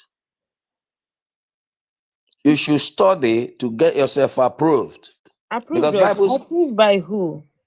By God and by men. You should By study. God and by men. Hold on, You please. hold on. Don't tell the host to hold on. Wait. So what are we supposed to study to be approved by this God? Rassi, please unmute yourself. What are we supposed to study to be approved by this God? So we're waiting for the approval of God when we study. Now, wow. Snoring inserted here would be perfect. Sorry, NJ. What did you say? The sound effect of snoring, like earlier, that would be perfect. No, we don't want that. We don't want that, NJ. No. Oh, okay, my bad. Frasi, where are you? Frasi, can you unmute yourself, please? All right. Good. Okay, Frasi. The Bible says that my people perish for lack of knowledge. Right? People are being scammed in Africa because they have no knowledge of God. They are following men and not God. Answer her question first. What do you have? What was your question? How do we? What are we studying to be approved of this God? You study the word. You can't follow the person you don't know. You cannot follow God when you don't know him. Hey, Frasi, which word? Which word? The word. Where are they? The word of God is what I'm talking. What is the word of God? What is the word of God? The word of God is what? Is God himself. You must study the God himself. How do you study God? How do you study God himself? Where do you get those words? The language you're speaking now, I hope it's not your language. Hello? Hold on. You're from Nigeria. I hope so. You're from Nigeria. Now, hold on, please. How do you study this God? Hello? How do you let us try to be civil. I had people saying, hey, you don't know me and I don't know. Guys, please, I want to have a conversation. Wait, I want to have a conversation with him. Please, just give me a minute, I beg you. Frasi, please unmute yourself and tell me, how can we study God? How do you study God? Good. The language you're speaking now is not a language. I hope that. It's not a language? The language you're speaking, is it your language? No, is it your native language? No, it's not. Good. How did you study the language? My parents taught me it. Your parents taught you of it. Are you an Englishman? My parents taught me the language. From your accent, I know you're a Nigerian. If you're not an Igbo, you must be a Yoruba or a Hausa. My parents taught me the language. I am from Igbo, right? So the language I'm speaking is not my language, right?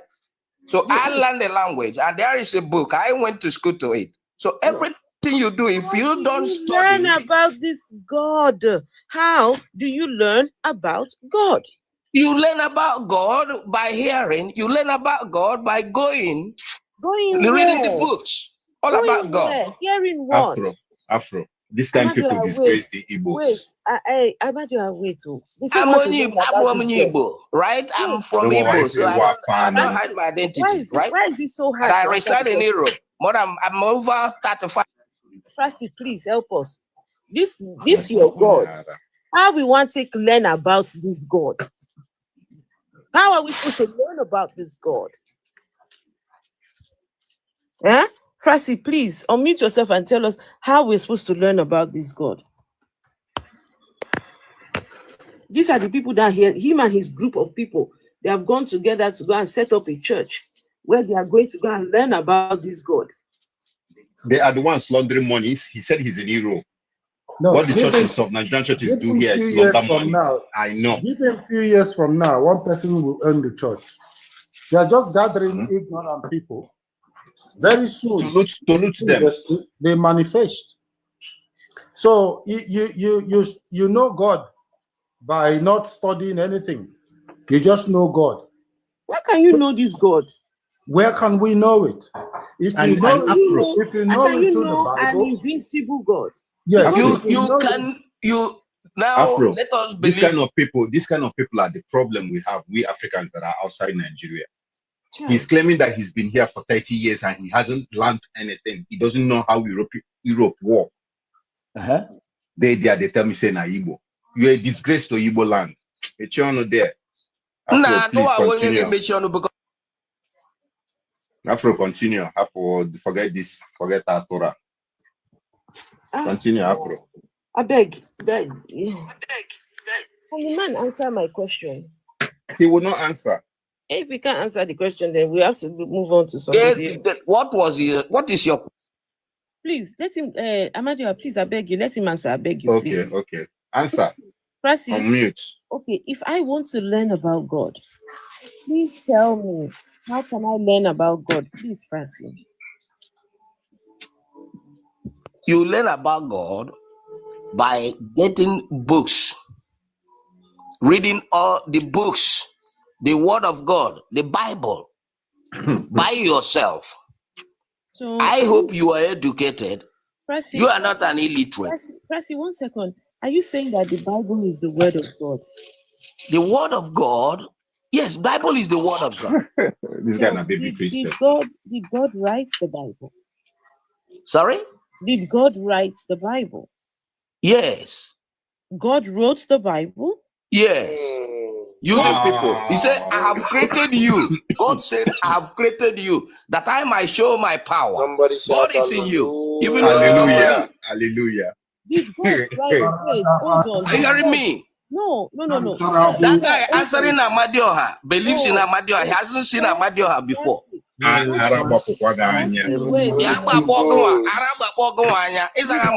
know what Amadioha means?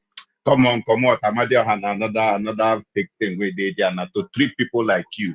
No, not trick people. You answer name which you don't know. And Do you know what Amadioha means? I'm happy to answer Amadioha before I kneel down to your sky daddy. You can believe whatever you like. I don't Everybody believe has in a anything. right to believe what he likes. Believe in anything. Right? I'm not stupid like you people. Let me ask him a question. Frasi, go ahead, my brother. The Bible, and you left other congregations that studied the Bible and created. Which other I am not. Those people have ministry. Listen. You said you gathered yourselves and you started. Yes. There is no church. There's no redeem. Why? Chelly's now. Frasi, let Chelly's finish. Go ahead. You saw other churches. You passed them on the street. You gathered yourself in patches and started another one. Yet you're using the same Bible that the other people were using. So what's the difference? What did you not see? Now, can I tell you? I live in Italy. All right. I live in Italy here. Okay. So I know how the language difficulty for our people. They have that language difficulty, and most of them don't believe in what you call the Catholic Church. All right, most of them come from Anglican background. Most come from Methodist. Most come from not originally Catholic. Okay, so that was why we say, okay, let's come together and start our own. Even some Italians that speaks English comes to that place. Is it Igbo community Christianity or African community Christianity, or there's no other congregations that have mixture? There is no order. I base in Venice, Italy. Venice is Italy now. Yes, that's what I'm saying. I'm based in Venice, Italy here, so there's no other church. All right. So you're not a Catholic. So what I'm saying is that people are being scammed because they are gullible. No. They You don't scam have them. full knowledge. That's what I'm saying. If you are not, what you don't know is bigger than you. When you don't have a knowledge of No, anything, you can be My scammed. friends, stop scamming people. Guys, please, 1 second. I don't scam. We don't pay tight as you say. Hey, hello, Frasi. Go ahead. That statement, what you don't know is bigger than you. It's a lie. It's a big lie. You don't mind them. How can you people say what you don't know is bigger than you? That is why people are being scammed. When you know something. Can you stop now? Let me speak. What you don't know cannot be bigger than you. You don't know it. It's not in your purview. It's not in your you can't comprehend it. It does not exist as far as how can you say that it is bigger than you? That is just how people. That's foolishness. Believers in God, they lie to you when they tell you that what you don't know, right, is bigger than you. No, outside of you is bigger than you. For all you know, what you don't know is tinier than you. It's smaller than you. You can step on it. Yeah. This is how they fool people into believing that there is a sky daddy that you don't know who is bigger than you. If he is bigger than us, why can he not show himself? To us now. Why can he not show himself? Well, from your context, that is what you understood. What I'm saying. I beg you.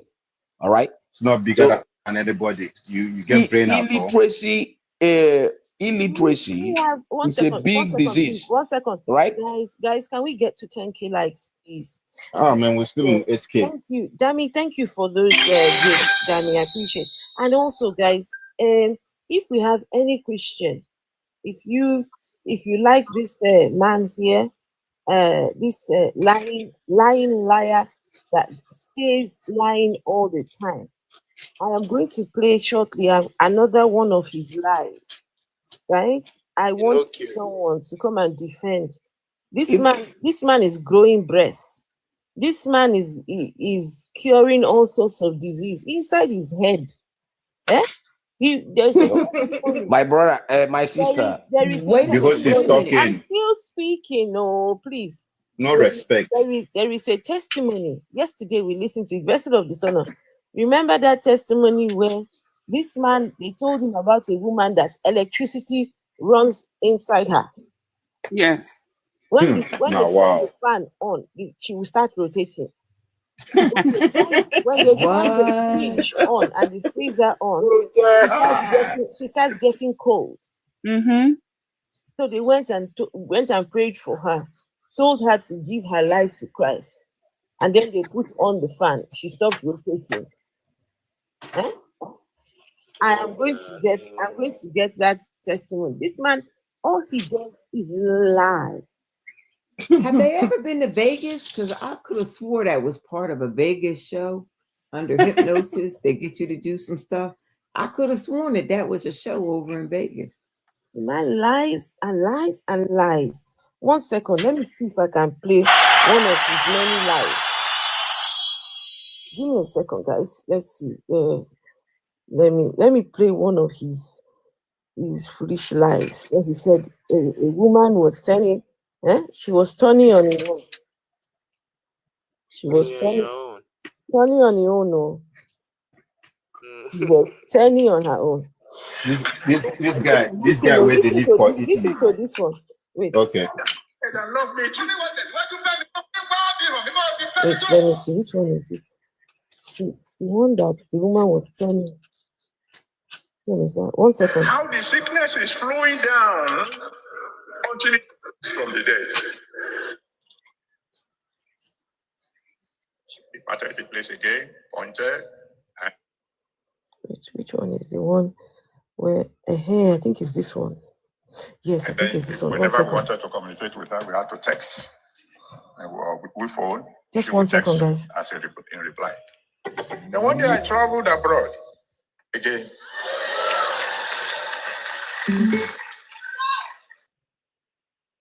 Remember the story I've told you again and again of a woman who was in the city of Ilorin and had this peculiar sickness that whenever you switch on electricity, instead of the appliance working, the current will be flowing through her. You know the story. You switch on the fan, instead of the fan rotating, the woman will be rotating. You switch on electric iron, instead of the iron getting hot, the woman will be getting hot. That was the situation when they came to call us. And I told her, because in the house where she lived, you dare not put on the light. Give your life to Jesus Christ, you'll be translated out of the kingdom of darkness into the kingdom of light. She gave her life to Jesus. We prayed a simple prayer. We switched on the light came on. We switched on the fridge began to work. We switched on the electric iron began to work. When you give your life to Jesus Christ, you are translated. And to boy, not born again.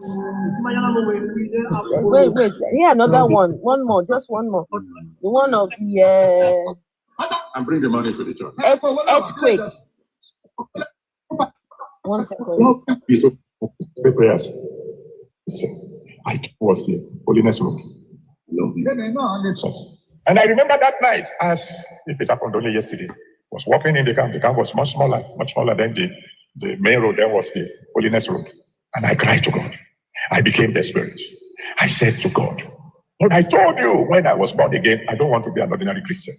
I told you when I became a pastor, when you forced me to become a pastor, that I don't want to be an ordinary pastor.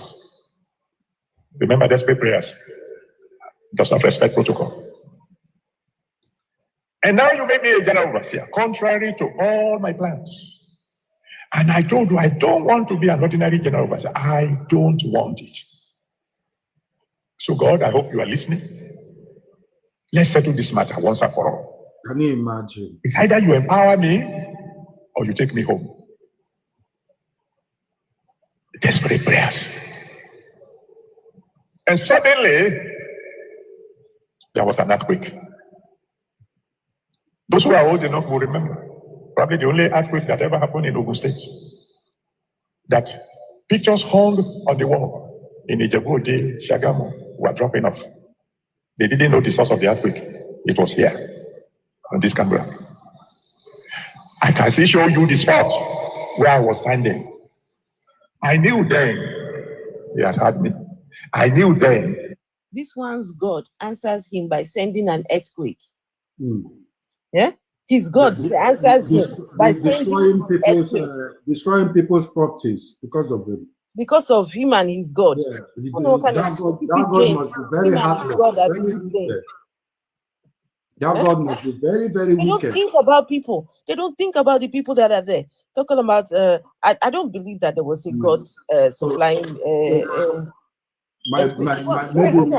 Hold on, please, hold on. Please, I want you to hear the rest of this. It's going to tell them that God will answer them through earthquake. Wait, hold on, listen. To the spot where I was standing. I knew then he had had me. I knew then the answer has come. I am believing God for someone here today. A very special earthquake for you and you alone is going to occur. As you pay. Did you hear that? He's believing God for a special earthquake. So you can imagine how many millions of people are in Redeemed Christian Church of God. They're going to say, yeah, you take earthquake, you take earthquake, you earthquake. What kind of nonsense is this? No, the Nigerian government is the problem because they allow these people purposely to commit all this nonsense. Yeah, because they work hand in hand. The politicians steal the money and deliver it to the pastors so that they can be fooling people still. What is one person crying on YouTube? Somebody called Adeboye. That one is even crying on YouTube there that atheism is what? You are hearing somebody talking about electricity is running current inside somebody's body. You didn't hear that one. People are so foolish and selective. Very foolish people and selfish. Your God. You said Adeboye, you said we should repent and give our lives to Christ. No thanks. A Christ that sends earthquakes No, thank you. You can miss me with that, your Christ. Go and throw your Christ inside the dustbin. I'm not interested. I just want to ask them, how many of these pastors actually preach their Bible? They don't. They That don't. is why they just go there and brag. You see what he's saying was just bragging. What we do, all the things we heard him say, he was just bragging about how mighty he himself is. Not even preaching their so-called Christ. Because they know it's a scam, they know nothing there. So all he has to do is brag so that people will just And believe each time him. they make People are reference, gullible. each time they make reference to their Bibles, they do mumble jumble. They just jump from one verse to the other. And the other day I was speaking with my sister. I said, okay, now let's us deliberate. My sister was calling her pastor to say, oh, do you remember that place that Jesus did this, Jesus did that? I said, so you don't even know. Thank you, guys. Thank you. You don't even know these things. You have to call your pastor, and I'm here. I don't even believe in what you believe anymore. But I can make no reference to anybody, and I'll debate you. You see, so these people carry their brains.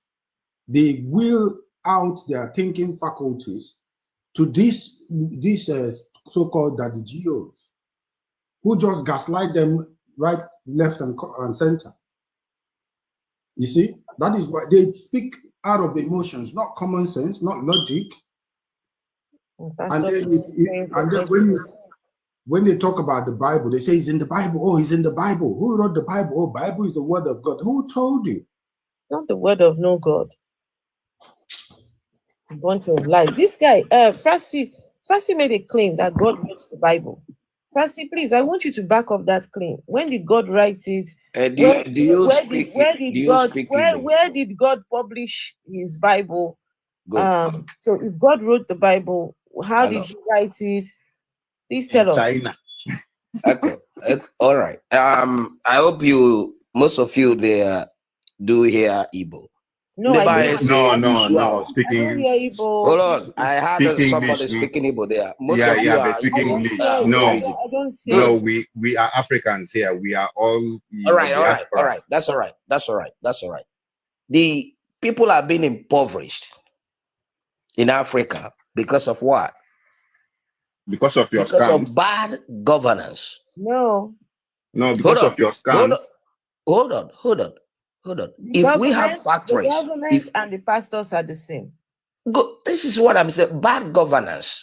Even the if we have a working, if we have a working bad governance and bad Jesus. Don't put Jesus there. Yes, right? Yes, Jesus everything, anything about government. It's you that select. Excuse me. Bad governance and bad Jesus. And bad Allah, depending on wherever you are. Bad Jesus. Maybe bad to you. Allah. To you, everybody have right of to believe whatever he wants. No, right? we can prove it. We can prove it, my guy. We can prove what was May I say something? Who say yeah? Go ahead. Let's just allow this man a phrase he used his word bad governance. Let's just all agree that okay, truly it's bad governance. Now let's break down what is the meaning of governance. Who is a governor? It's just like you giving holding a post to try and control the activities of a set of people. That is what governance means. Controlling and trying to bring together a set of people. Adeboye is a governor, is governing the Redeemed Christian Church of God. Oyedepo has his own body that is governing. So does these other pastors have what the bodies that they are governing. Now we have the government system that governs over what the bodies that they are, those pastors and those imams are governing. But for that superior government now to get what they want, they need these smaller governments, because those smaller governments are the ones carrying the numbers that the politicians want. So if you are saying bad governance begin from them. Will you, as a citizen of Nigeria, follow a president? My apologies. I'm my apologies. Before you finish, let me go ahead and leave the room. As the American, I don't want to be spying. But you know, Afro-atheist. I was reading something about this pastor that you have up, and I wanted to know, did you know that? Did you know that his title in the church is overseer? Did you know that? Did you know that? He's a general overseer. Yes. They call him Gio. Yes. They call him NJ. NJ, they call him Daddy Gio. Our Daddy Gio. Daddy G. Daddy Gio. That's his name. That's Gio, general overseer. General That's overseer. different. Yeah, You're calling the overseer daddy. I've heard of some Gio. cakes in my lifetime, but that's a new one. That's a new one. Yeah, that costs a lot of money. That costs a lot of money. I don't think nobody got that much money. NJ. Yes, Some people call him Daddy G Ho. H-O-E. Daddy G Ho. Don't be putting that on the hose. We are tired of everything getting put on the hose. Let the hose hold on. Somebody got to do it, because the rest of us need to retire at some point and preserve our youth. We've earned our time off. I beg. Everybody have a good one. Amadio has face. Amadio, I haven't seen your face. Oh, I had already peeped that. I had already peeped that, but thank you for the big screen. Thank you. Fine man. Amadio, show us now why they do like this now. Amadia and his beard that connects. And he got a big smile too. You just all smiles. I know. He likes a good compliment. I know you're kicking again. I like an easy smile. All I gotta do is pump your ego all day. I got you. Now that I know what makes you smile, what makes you frown, and better yet, what earns me a smack on the ass? What's gonna get me a smack on the ass? What's gonna get me a smack on the ass? NJ is talking to you, Amadio. Believers make me frown, man. Like they push me off. I'm not caring about them right now. I really want an answer to that question. What earns me a smack on the ass? Because I know what makes you smile. I got the smile. I want to know what I got to do to earn a smack. A passport down to Spain, to Barcelona. Snap. Oh my goodness. Whoo!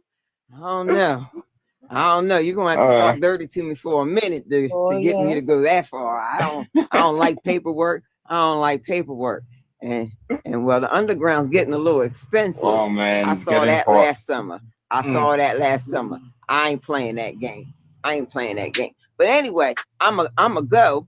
Thank you for the smile. I appreciate it. Thanks. I really feel like I earned it too. I really feel like I earned it. Thanks, NJ. You too. All right, we need Christians up here, please, because we need to wake our people up. We need to know exactly. This guy, their daddy G-Ho. We need to know. That's it. What's up? Yes. Enough is enough. These people have lied to us for too long. So, and it's Francis. No, forget this guy, this Italian guy, man. He just opened up a scam center. Can you imagine? All of them just gather together and say, we could open a place for all of us. So who will be the pastor? Can you imagine? Who will be the pastor? You can send us a pastor now. Do you want to come and be the pastor? Who is your pastor? We don't want. So that we'll be paying you tight like Adeboye. No, I don't want to. Who is your pastor? Good. Oh man. Good. So that is why. Hello. Don't go open our own scam Hello, center. my sister. Don't go open our own scam center too. No, we don't do that. We don't have time for that. What I'm telling you is that, you know what? People are being scammed. Our people are being scammed because they want to be scammed. No. From people like you. Understand? You are the who? You are the person scamming people. No, I You don't open do the that. church. I don't do you that. open the right? church in Italy. Yes. Some people. No, we don't. I don't do No, that. yes, that's what you guys do. I did here for Barcelona, and I know within the churches here for Barcelona they do too. So don't Maybe tell me you that crap. people in Barcelona. No, Maybe no, it's people. everywhere. You It's understand? everywhere. All the whole churches now scam. All of them are the scam people. All of them are No, we 419 don't people. do that. We don't do that. Yeah. We don't. We even give. We even forget give. it. What After do one, you don't. What do After you one, give? Please, what do after you give? I want I to know work in what it. do you guys give. Tell me, what do you give? Where do I live? What do you give? Not where We do give you them. live? We give help. Both here in Africa. You give help. Yes, we give. Who are you helping? If I tell you how much we give Who are you to helping? people in Africa, we give them money. We give. Why? We Why are pay you school giving? fees Why are you giving them money? For what reason? for people that cannot feed, people that are homeless, people that cannot go to school. Okay, guys. One I and my second. friends. Frasi, please hold on. I need to play this video for everyone to hear. Daddy Jiho. Okay, everyone. They are not my friends. Okay. Just 1 second. Let me play this guy.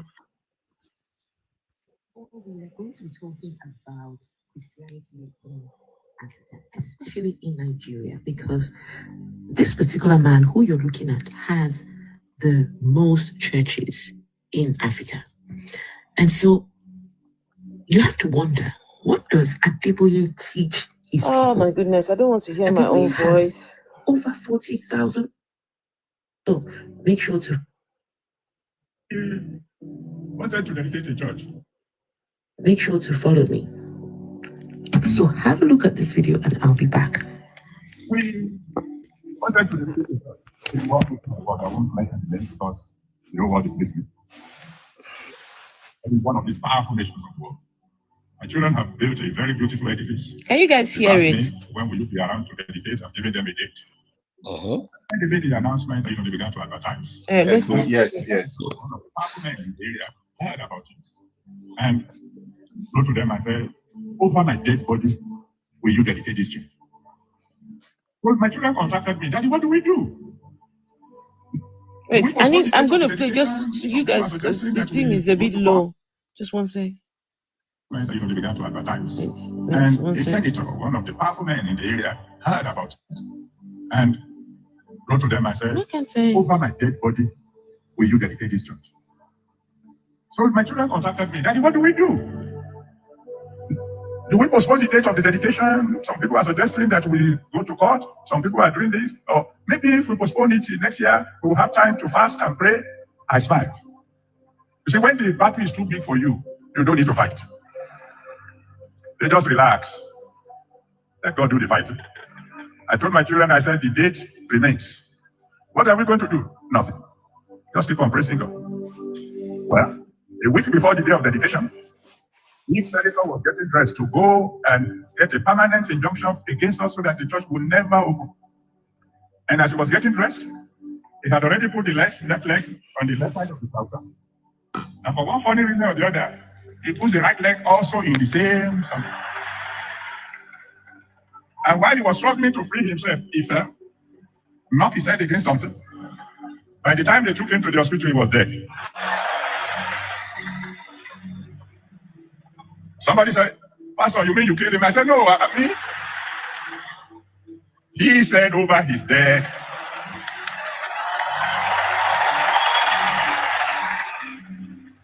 That's why I'm decreeing this morning. All those who say you will not reach your goal, you will attend their funerals.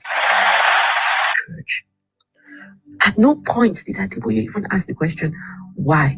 So Adeboye said there was a man, he one of his many churches all over the world that he's trying to build. I don't know what is chasing this man and why he needs so many churches all over the world.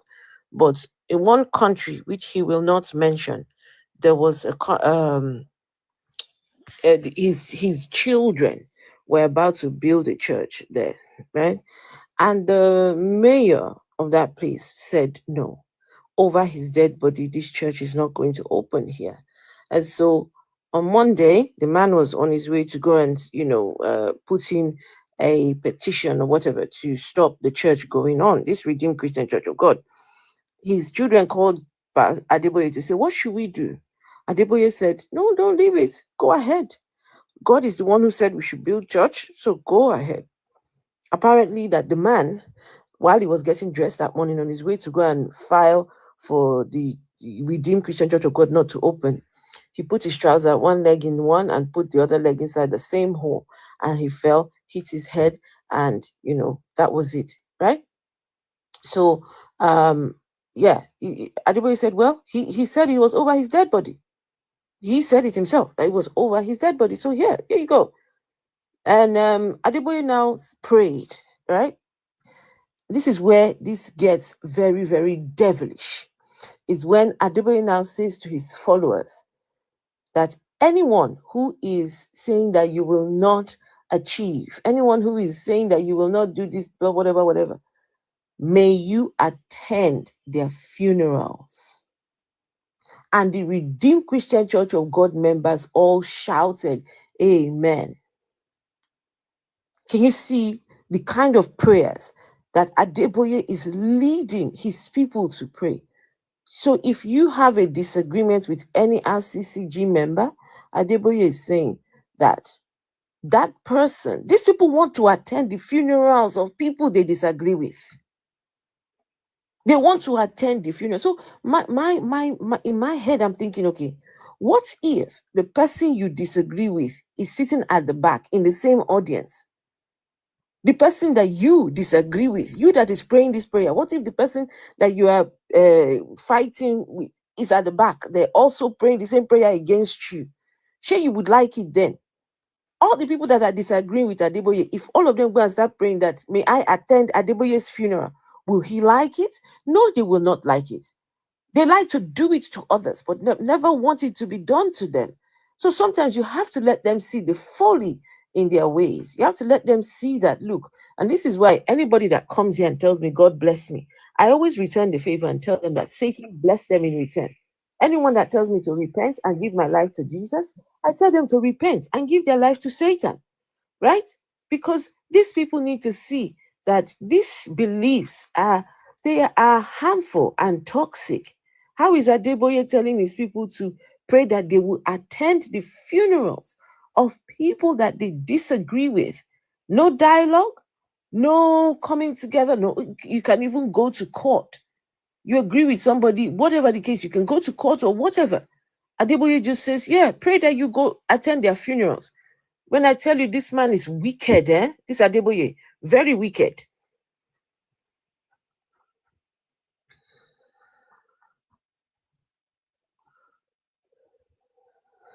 Does anybody want to say anything?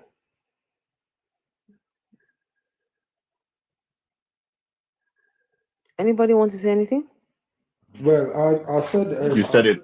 And I'll continue to say that the problem is the government, and through government policies, people are impoverished, including the way the pastors brainwash people to continue to stay in darkness.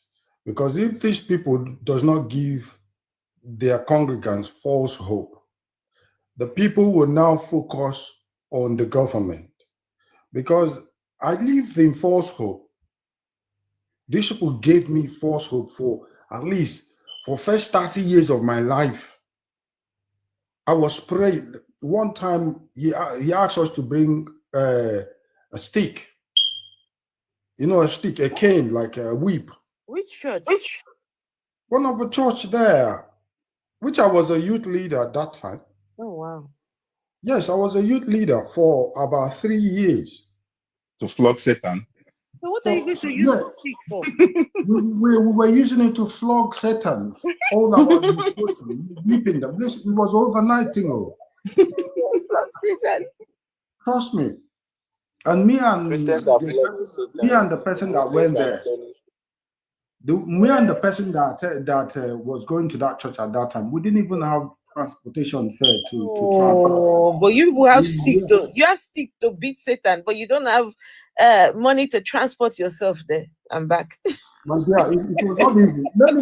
Let me tell you what happened after. Let me tell you what made me left. We were contributing money all the time. Like in the Sunday service, there'll be like 5 different offerings. Each of those offerings has its name. One is building offering, and this building offering, we don't have a building. No. Honorarium. What of honorarium? That honorarium that they pay pastors. Yeah, we even did seed of faith. We did one they called what do you call it? Second collection, second offering, because they have first Sunday offering, second Sunday offering. Sometimes they will improvise on titles of offerings, and we will go. And all of this offering goes into one basket. No one separates them.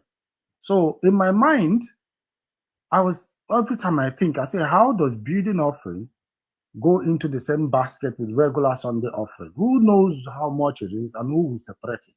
Because building offering should go for like, if you have a building project or, it goes to maybe the rent of the place we use. And you know what happens, yeah? This man converted his living room, his sitting room, because it's very big. So he lives in the other room. Apparently, we pay his rent, and we just come to hear what he has to say every Sunday and every Wednesday and so on. So one day, one of the bulbs died. They had to announce that we need a bulb. My dear people, there were more than 8 cartons of bulb donated. Bulb? Electric bulb. And there were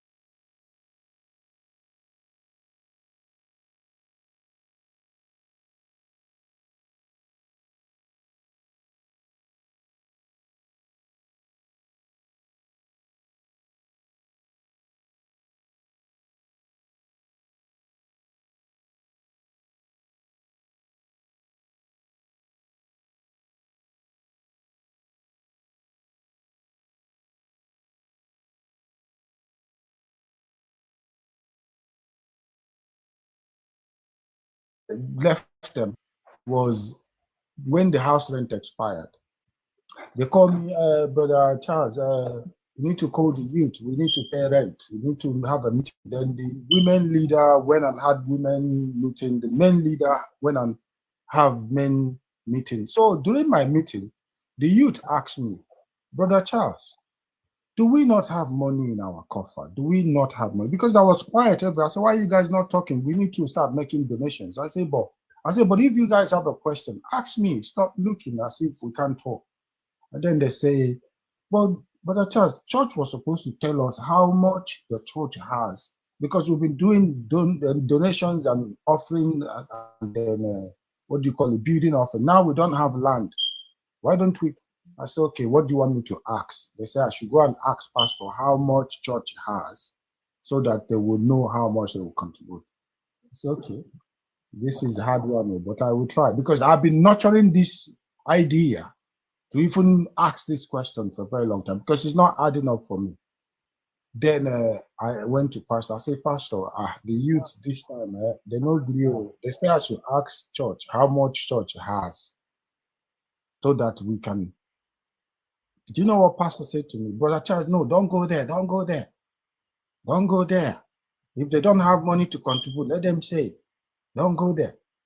I said, well, I don't think I have any good response to give to them. But pastor, me myself, I'm asking the question. He said, Brother Charles, don't provoke God. Don't do that. I said, well, I'm done. And that was it. I left. So what anybody coming here to defend the church, you've not worked in the church. You don't know if you have not worked. I have worked there. I have had sleepless nights. So we have to coordinate this, coordinate that. At the end of the day, the monies are being counted by a designated family member of a pastor. And he had to be handed to him. We don't even have bank account as a church. And people will say, oh, my pastor, my church is not like that. You don't know anything about your church. They make you see what you want. All pastors are thieves. All pastors are liars. All pastors are scammers. Okay. Some of them may be, but all pastors are liars. They speak to an invisible sky that they claim to be speaking on behalf of an invincible sky daddy. It is time you start asking them to prove the existence of sky daddy.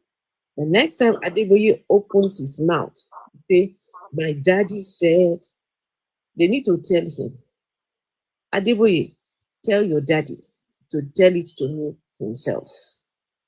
We are tired of hearing you. Why are you so special, Mr. Man? Why do you get to have a special moment with God? Moments with God, Adeboye. Why?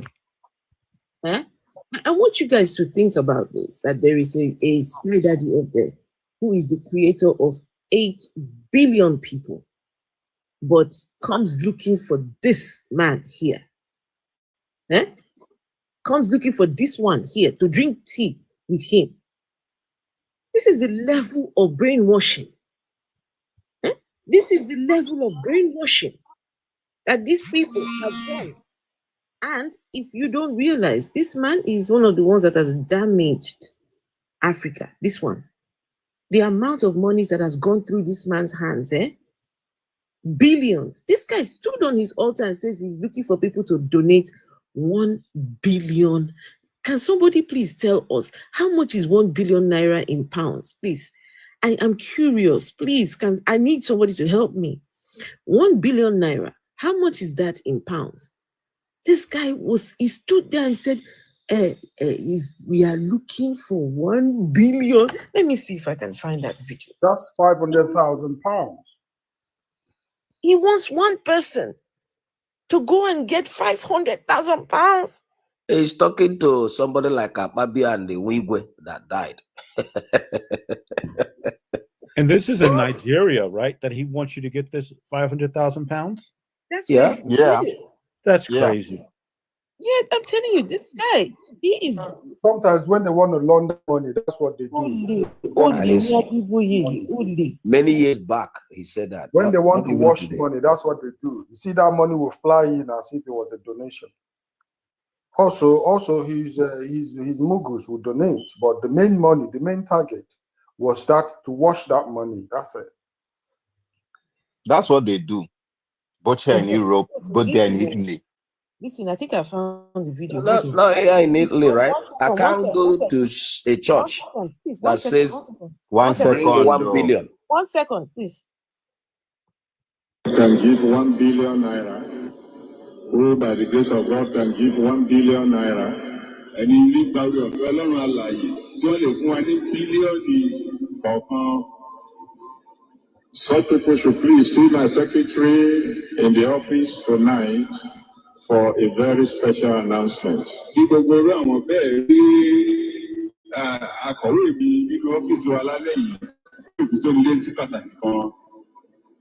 then there will be some of you who can say, Daddy, I wish I can give 1 billion, but all I can afford is 100 million. Wọ́n wà tí ó ní pé bóyá àwọn ìgbà fẹ́ ṣe bílíọ̀nù kan yìí, ṣùgbọ́n ohun tí wọ́n lè rí títà wọn ká òun náà ní 100 bílíọ̀nù. Such people should also see my secretary after the program tonight. Irú àwọn bẹ́ẹ̀ náà. Come on, neighbors. I'm a boss to read on it. I want to call you story, neighbors. Sister Nkechi, you there? Sorry, that's very dark, man. No, I'm not trying to listen to very dark, man. Who did he say they should visit? They should meet? His secretary. Personal secretary. Only Adeboye. So that he will monitor. Adebole. His name is Adebole. Okay, Ade said at that time that the rate was 500 to 1 at that time. Okay, whatever it is. You know, you realize that Adeboye did not tell the people what he wants the money for, right? He didn't tell them, this is what we need the money for. It's for the work of God now. So what happens? Why should he? What happens is He doesn't have to. He can just do whatever he wants anyway. Wow. Yes. So what happens is they will start with that 1 billion. He will call until he will tell if he have, when the caliber of his own pastors, he might not say 10,000. But in other churches, they will call until they say, in fact, those of you who have even as little as 1,000 come out, because they need every penny from your pocket.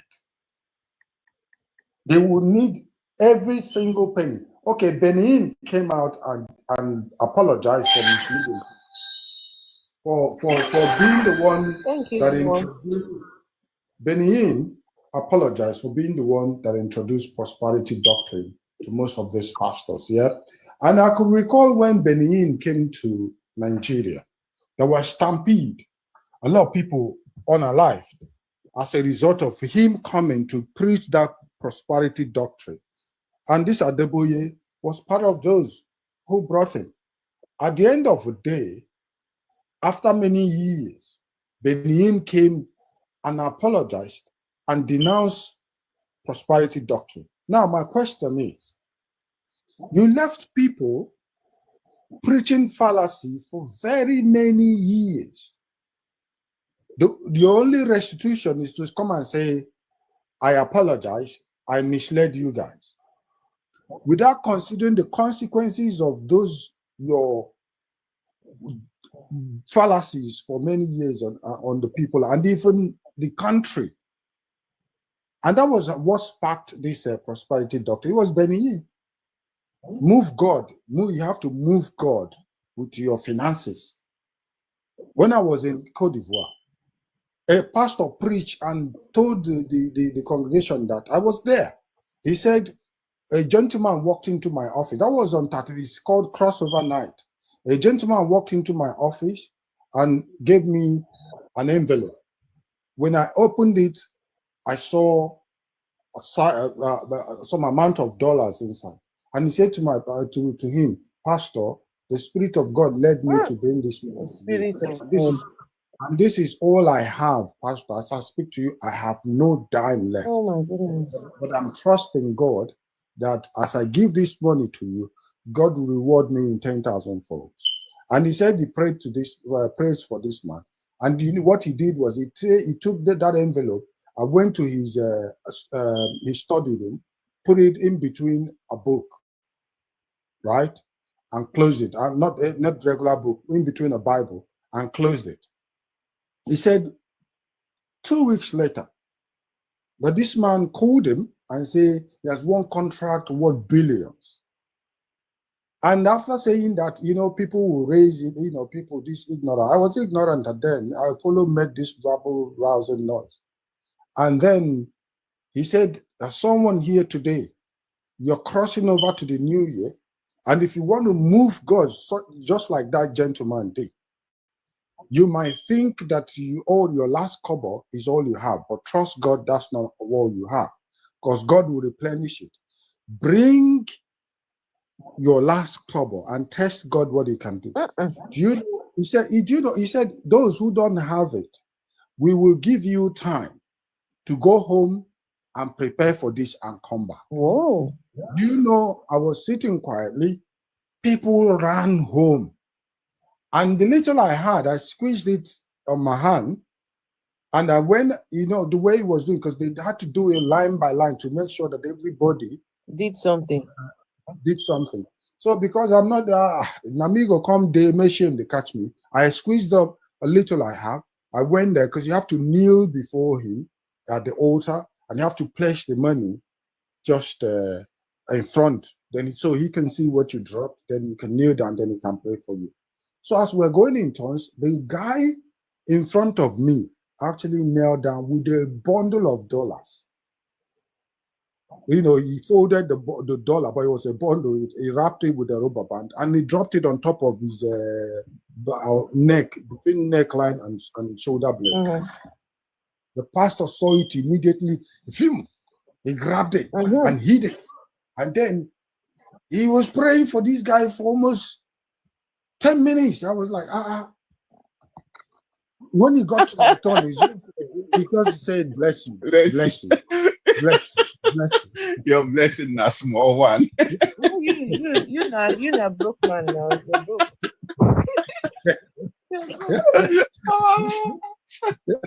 I tell you, that man will suffer. That man, he will suffer. You see that one, we carry that money, he will suffer. Yeah, wait, so Mokuna wait, because I think that this guy is a liar. I beg, Mokuna hear testimony, I beg. Hello. Please, Hello. One second. When I heard that, one joker said, I was faking miracles. There's no need to fake miracles. Some of the miracles God has been performing in our midst, they're difficult to believe. I remember one when I was praying in my prayer room last night. God reminded me of one. A friend had cancer of the breast. They took her to the hospital, cut off that one breast so that she won't die. And this lady went to visit her friend in the hospital, sad to see her in that situation. And they took one anointed handkerchief that we had prayed over and laid it on the wound and prayed. 2 weeks later, a new breast had grown.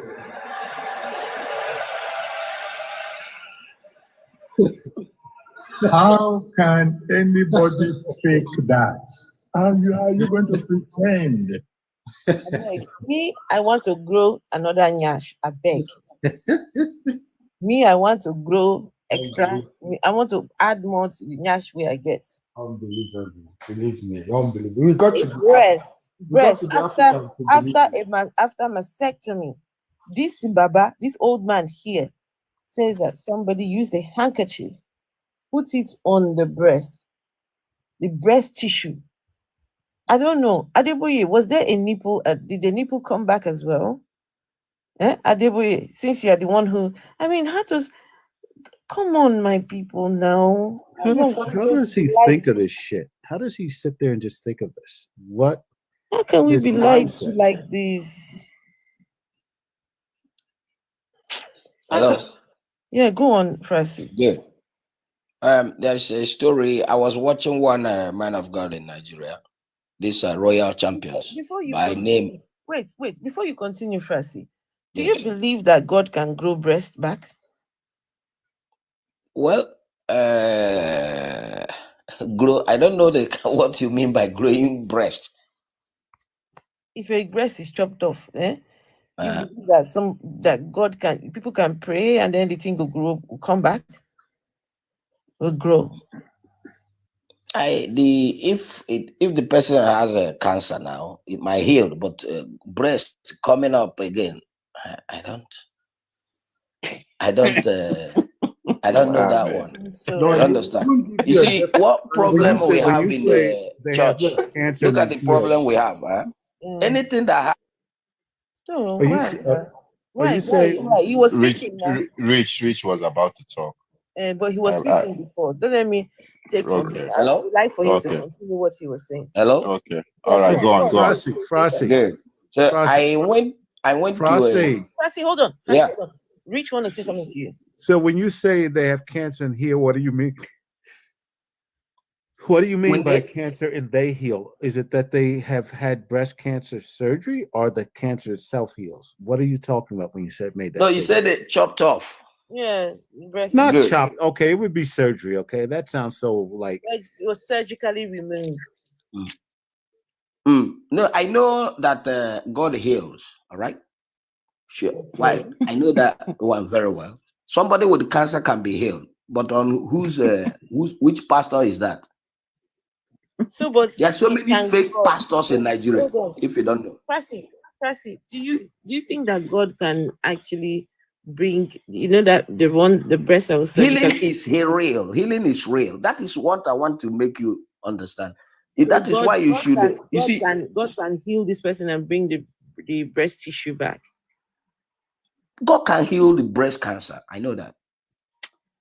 These people understand. Say people get weak I mind. have seen. You know, Let me tell you. I hope. Wait, 1 second, guys. 1 second. I hope you all know that Chilo up there is a Christian as well. Chilo, what say you? What say you? All right. Okay. Yeah. Thank you for having me. I want to say that healing is real. I've been a recipient of healing. I used to have a growth on one of my fingers, and I even have an X-ray to that effect. And I was back then as a young boy in Deeper Life. That was the church I was attending then. And in Deeper Life. Yeah, that was the church I was attending then. All right, go on, tell us. Yeah, thank you. And prayers was just going on, and I just felt that, God, if this thing is real, and because then I could not raise my hands up because I was shy. I felt ashamed, like, a lot of people would see the growth, the bone. It was a bone growth shooting out of one of my fingers. And I raised my hands up and like, God, if this thing is real, just do it for me. To be very sincere, when I brought my hands down, the growth was still there. It was still there, But do you know that one day, I don't know what I was doing, I looked at my hand and the growth, and it was no longer there. Okay. You take pictures of this growth so you can get. I said I have an X-ray to that effect. So I know what I'm talking about. It's not fine. Hold on, no, Amadioha, please, can you prove that it was God that removed the growth? If I can prove that it was God that removed the growth. Yeah, because that's what I'm saying. Prayers was being said. Healing prayers. If you have any stuff on your body, you believe in God to heal, and I felt at that moment that I think I should just lift up my hands and forget about being shy or being ashamed that people will say, "Oh, what's wrong with your hands?" Like I said, sincerely, when after the prayers, I looked at my hand and I could still see the growth. But with days passing by, all of a sudden I saw that the thing vanished. So I believe, guys, everyone in the comments, I need to know if you've ever had some abnormality, right, on your body that disappeared on its own. Anyone? Please let me know. Anyone? Just some abnormality like a growth or something that easily disappeared on its own. Please let us know. Please let us know. Okay, Vessel of Dishonor says yes. Okay, Vessel of Dishonor. Who else? Kivi, you be liar. Can I continue? Because no, 1 second, Chilo. The body has the ability to heal itself. The body has the ability to to absorb some things. So you will have to prove to us that that was not your body just absorbing that growth, but that it is a God. Frasi, you didn't mess. Yeah, I'd be like saying mess. Okay, so let me go ahead to prove it. Let me go ahead to prove it. All right. Do you know that? Do you know that I went to the hospital. Control the mess more now. You did live. if you're mute, mess. Before you continue, we hear them for here. Give us some heavily mess.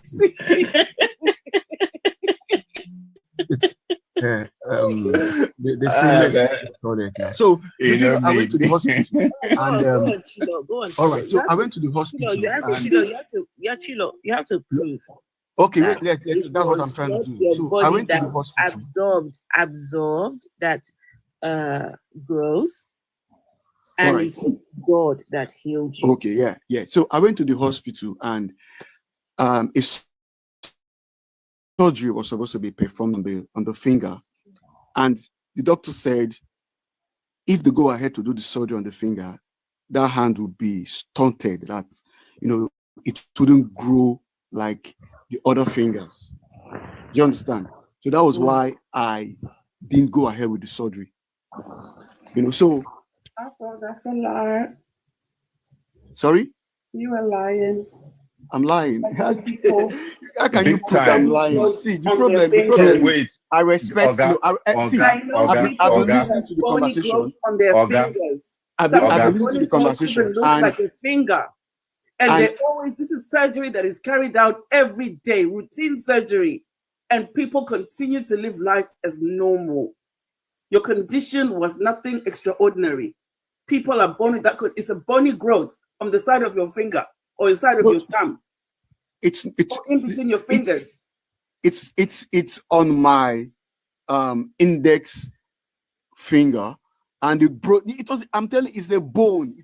It's a bony growth. It's a normal thing to have a bony growth. That's what it is. And when they remove it, I'm telling you what happened. Or hinder you in any way, shape, or form. I'm telling you what happened to me. It was particular to me. Oh, Chilo, guys, please let me read. Please, I beg of you. Okay, so if you go on Google and ask Google, is it possible to have a growth on your finger that disappears on its own? And the answer is, if you had a growth on your finger that disappeared on its own, it is likely a benign condition, like a ganglion cyst or a myxoid cyst, which are often harmless and they resolve without treatment.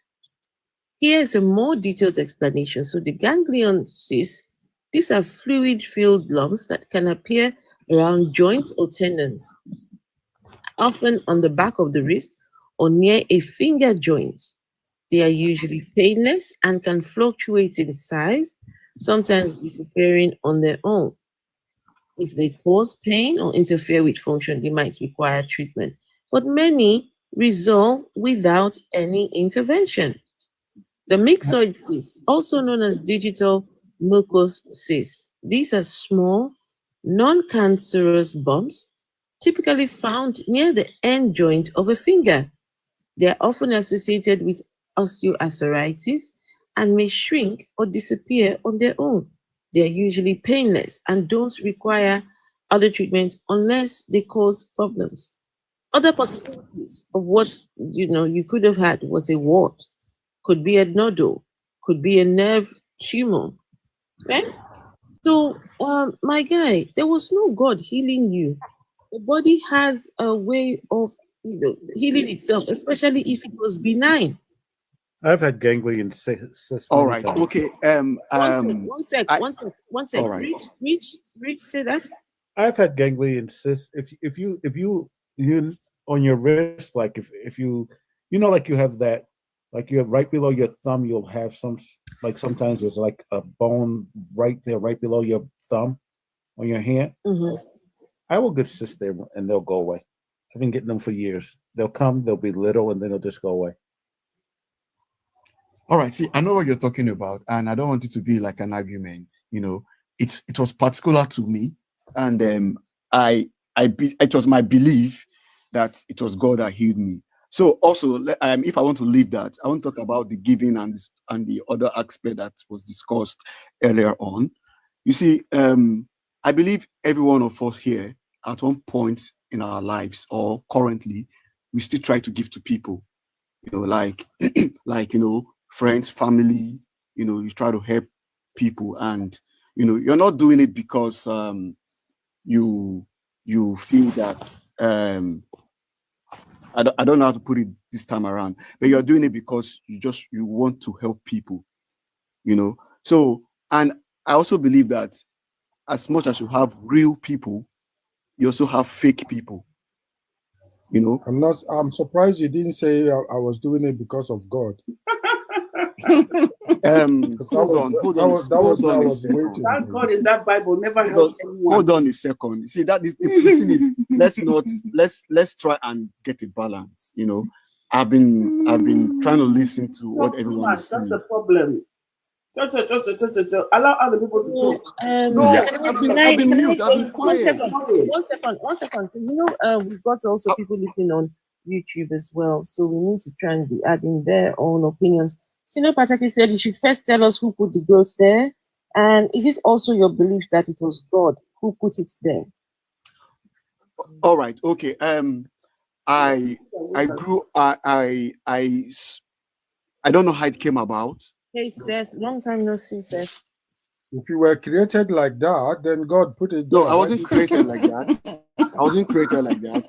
You know, so you don't know how it came about. Yeah, I don't know how it came about. It was a bone growth. Like you could literally see it. Like but God knows everything. Why does He allow the growth to come? Why what? It's an extra finger. God knows everything, and He created No, it you wasn't an extra. It's It's considered an extra finger because it's a bony growth that grows. Yeah, I know what is an extra finger. I know what I'm talking about. It's a bony growth. So I've said that we've gone past this. Finger, but infused to your bone. I think Chiliz was about to ask a good question. Why does God even have to have you get the goddamn growth so to go away? What's the point of the growth to come so it will go away? What is it proving? To heal him, to show his power. At certain points in our lives, we feel ill. Of course, everyone falls sick at some point in time. So does God feel ill? He created you in His image and likeness. Yeah. If you feel ill, then your God is imperfect. If you feel ill, God is imperfect. Yeah, your God is imperfect because He doesn't feel ill. You are like Him. He created you in His own likeness. He loves you so much. So if he doesn't get ill, I like when we're having conversations like this, and we try not to be. Answer the question instead of trying to patronize people. I'm not. That's not what I'm doing. That's what you're doing. Let's. I beg, continue. You're asking different. Everyone is asking questions.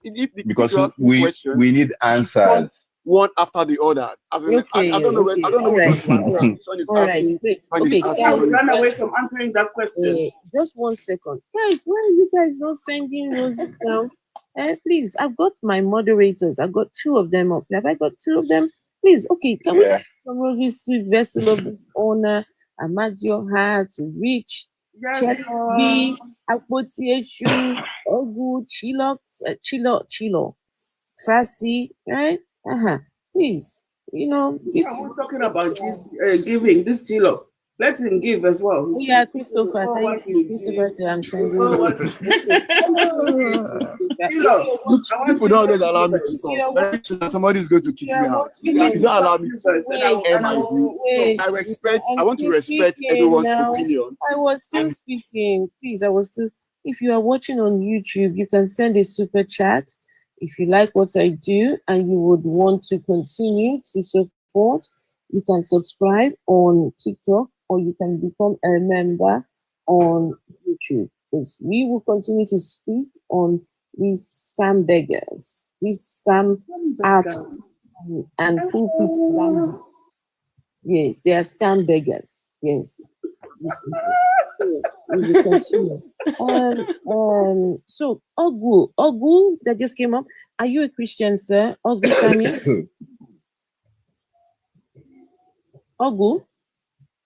Ogu Sami. Can you unmute yourself, please? Ogu. Yes, I'm here. Yes, sir. Are you a Christian, sir? Yes, I am. Oh, hallelujah. Okay. All right. We will get to you in a minute. Don't please just. Okay. All right, Chilo. Finish what you. Which scam? I'm still here. Somebody called me. Which scam beggar? Yes. Okay. When we speak to him, Chilo. Right. Let's get to the nitty-gritty of this, Chilo. Let's get to the nitty-gritty. How are you certain that you've got the right God and the right religion? All right. Okay. All right. You see, like from yesterday, I was talking about the the creation story, how God created man, you know, from the very beginning. That's which we got from the Bible, that God that's straight to man. the point. That's, don't be like this. How do you know? How do We you are know? all. How do you know, Chilo? We don't need your whining. See, no, you see, the Stop people yapping. allow me to talk now. Oh yeah, you guys, make I talk. I beg, Chilo. Out of all the religions in this world, which this man they clean it teeth and be waiting they do. Shelly's, I don't miss this your face. Shelly's, I miss this your face. This guy. Wait, what's it with that? The naturalistic. Naturalistic in the use Don't say now. where I see naturalistic. I get my own. No. I still get my own. They're selling it on Amazon, Afro. Yeah. Really? Yes. I have my I went to joystick Africa now. and they took all the joysticks and now they're selling them on Amazon, 20-something pounds. Wow. Joystick. Hey. Only. I was shocked. And then you know who's advertising it? I use this as well. You know who's advertising it? Those white tea influencers. Am I answering your question? Yes. I would like you to answer. All right, so I was intrigued. I'll be very brief before I get attacked. Hold on. Chilo. I should hold on. No, let him tell us. Let it know. Right, so you have a lot this Chilo. Wait, hold on. So we have a lot of religions, like Chilo, this is not your church. Please hold on. You're asked to hold on. Afro, yes, it's those white tea colonizers. Influencers. Influencers, they're the ones influencing people to even here on TikTok. They're here. You see them with their to buy. Yes, it's there for TikTok shop. You see, people that called us ancient, our ways ancient now, they are carrying it out to modernize it again. They tell us a new. You see those houses thing. they built it. Those houses they built with mud, with with clay, mud, whatever. with clay. They're doing it too. And they're saying, it's the new system. I'm like, see NDR, see mad people. What we have been doing always in Africa, in the village, is still there. They're now calling it the new system to contain global warming. I'm like, okay, think how people didn't know about it before. To build houses in huts, like the huts round, so that the flood will not affect the huts. Now today they will take it, and call it their invention. Please let's speak to Chilo, and we need to get to Ogu. Ogu is a Christian, please.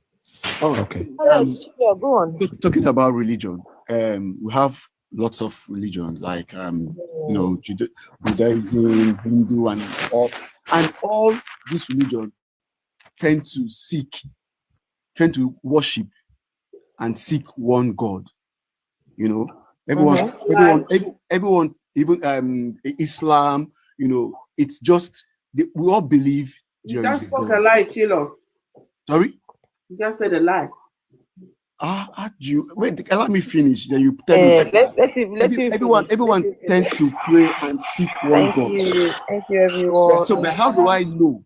Let him finish. Let him finish, please. Yeah, everyone tends to seek and seek a God, because everyone knows that, except for people who don't, and it's fine till they come to that reality. Everyone knows that there's a God. Can I have a conversation with Chilo, please? It's a lie. Not everybody knows that. Right, guys, I just said that. I said some people. Let him finish. They come to that reality. That's why you have lots of religion, Islam, Christianity. Okay, so how did you come to the conclusion that I Christianity came to the conclusion is the right because one? Yes, I came to the conclusion because the Bible tells me that Jesus is the way, the truth, and the life. So you're a Christian because the Bible told you that Jesus is the way. Yes, and I have this conviction inside of me, and I believe, and it's my belief, just like you also, you don't believe that God exists. It's something you hold dearly to yourself. Do you understand? So and I respect it. I hope you know, Chilo, that your belief is not the truth. That your belief is just no. You can't You can't say that to me. You can't tell me that because I am speaking. Don't talk over the host. Please, Chilo, the way you have a belief in your Sky Daddy Yahweh, that's the same way a Muslim has a belief in their Sky Daddy Allah, right? That's the same way other people have beliefs in their Sky Daddy Shiva, Brahma, Poseidon, Zeus, Osiris, Nkulukulu, Okanu, all these many gods. Everybody has a belief in their own God. I am trying to figure out how is it that you come to the conclusion that it has to be that one. What was the method of deciphering which one is which? How did you come to that conclusion? You read a book that said Jesus is the way, the truth, and the life. How is that a way to determine the truth? How? I can read any book and the book tells me the character. all right. Okay. Like as I was saying, it's my personal conviction. I beg you. Not like I respect whatever you say because it's my personal conviction. It doesn't have a process. Sorry? It doesn't have a process. No, there's a process, and I'll share. Can you explain? Tell us. Let me share it with you right now. You see, you see, we're all born, into this world as mortals, and there's a lifestyle for every human being. There's a particular lifestyle. You grow, you start growing up, and you start differentiating what is good and what is evil. That comparison. And what does that have to do with your God? What are you saying? Allow me. What are you saying? Because you're not making sense, Chilo. You say we're born as mortals. I know I'm not making sense. Listen, can you just allow me finish? Listen, bro, wait. Let me put in this. You said we are born as mortals. Do we at any point become immortal? You are asking me too many questions. Let me make my point. Okay, guys, please let him make his point. Let me make my point. Then you can ask questions. Then continue brushing your teeth with this thing. Let him finish his statement. I beg. Oh yeah, right. Go on. So we're able to design between good and evil. Everyone here, if you want to be sincere with yourself, you know what is good, you know what is evil. You know how to do good. So at some point in our lives, we would know that, the other force tends to, want to overshadow the other side. And how do you now try to maintain being on the side that, your conscience, everyone has a conscience. Your conscience now tells you this thing is right, this thing is wrong, or what I'm trying to do right now. So that is when you believe. That is when sorry, I'm talking, sorry. That is when the factor of believing. Excuse me, sir, did she just call us useless people? Yeah, I heard something about this your useless people. Tell I'm saying that she the maths too. Why now? Why should they I apologize. No, I don't need your apology. She the mad. I just it's all right. It's all right. Useless woman. I don't insult women, but when woman comes like that, just call me two wrongs. I don't care. Three wrongs. Amadio catch him. He catch that waiting that woman talk. A very useless woman. I get Sky Daddy for you, and you they pamper and you too, self. Useless family. Your wife is useless. Your mother is useless. Yes, that. See, I'm Christian law. That to me. You do not have the right. Wow. I will say it to you. Your family, they useless. What a wonderful Christian. Please, guys. Very proud of this wait, 1 second. No, I should have. You guys should have let that lady say what she needs to say, because at the end of the day, when we talk about this religion and the people who believe in it, and you see the way that they behave, you have to wonder, what does this religion do for them? What does it do for them? Nothing. We're having a conversation.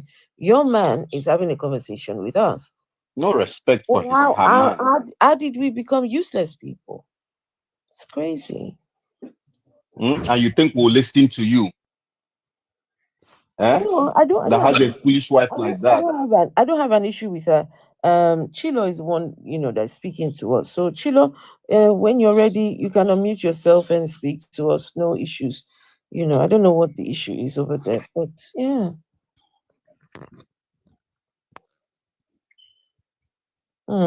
Anyway, Chilo is muted. Ogu, hello. True, please, the spare her, oh.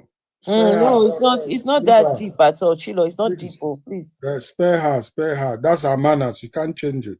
And not even that.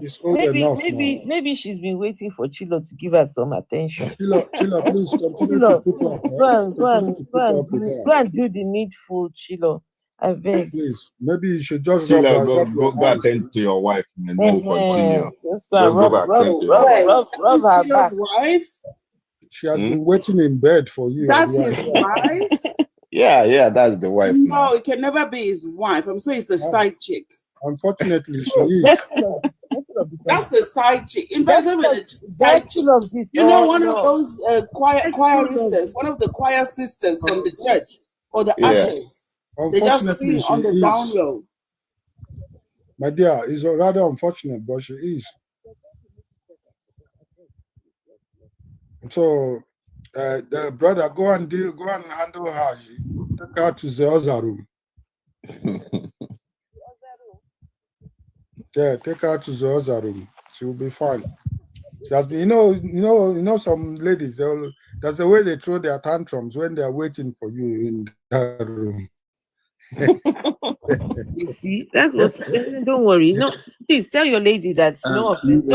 It's all right. Yes, it's all right. You guys should. All right, let's speak to Mr. Ogu. Tell her to come and apologize. That's how. No need. No, we don't. I don't apologize. I don't need that to apologize for anything. I already apologized, and I felt that was, just because of me, it should have been. Let's just forget about it. Yeah. We're moving on past it. Don't worry. We're moving on past it. But we're not useless people. We're good. So anyway, Ogu Samuel. Hello. You say you're a Christian, sir? Yeah, I'm not moving past it. I'll revisit it. Okay, all right. After all, their sins will be revisited on their children, and their children. Okay. Okay, Chelis, why do you find trouble like this? Yeah, but not be waiting Bible talk. Hey, you say sins of the fathers. Not true now. The Bible the same Bible where you not believe. See. No, for you. No, if they read them for you guys that they read them for now. We believe in. I go work for now. If you guys say what you believe works for you. He's reading it to remind you of what you believe so that it can work for you. What your wife did now that will be revisited on her children.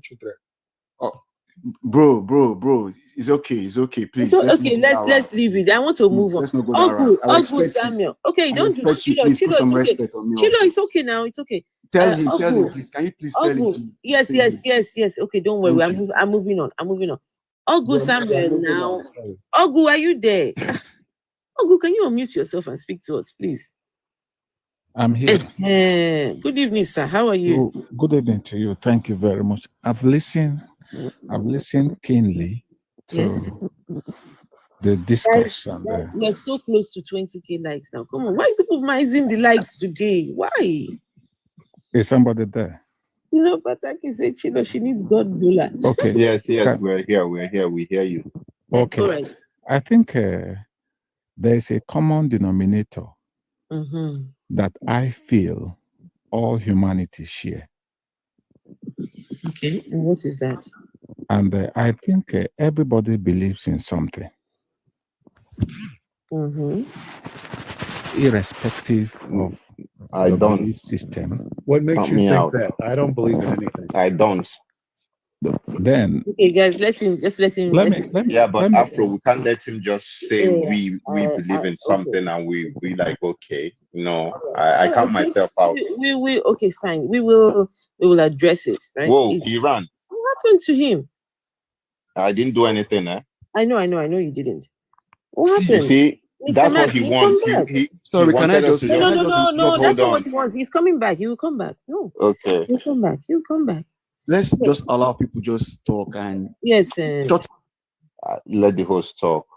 I was just asking. I just counted myself out of his equation. No, allow him just finish. Then ask your questions. That's the best thing to do. Mister, where's the gentleman now? Come back up. I've sent you invite. Come back up. Come back up now. Yeah, and he was talking. He started to sound like somebody with Sabi Bible, with Sabi the whole thing. You know, I was sound like pastor. Yeah, I was waiting for that conversation. Like, okay, let's get somewhere with this. You know, maybe the guy can help us get closer to the Sky Daddy. You know, tonight. Hallelujah. Where's the guy now? 1111. How are you? Vicky Shed. Hello. You know, Hello, everyone. Afro, most of the time, these pastors that are used to just talking in their pulpits don't like anybody to question them one bit or say something out of what they are like, just interject them. You break them down immediately. He can't handle the heat. Invite him again, let him come. I've sent something. 1111. Good to see you. Ogu Samuel. Oh, yeah, now that's the invite. Ogu Samuel. There you go. Come on up, no, Ogu. Anyway, here he is again.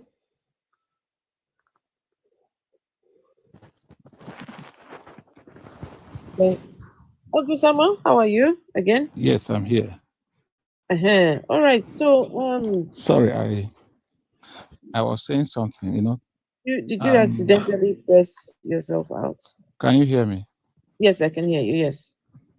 I believe in scholarly discussions.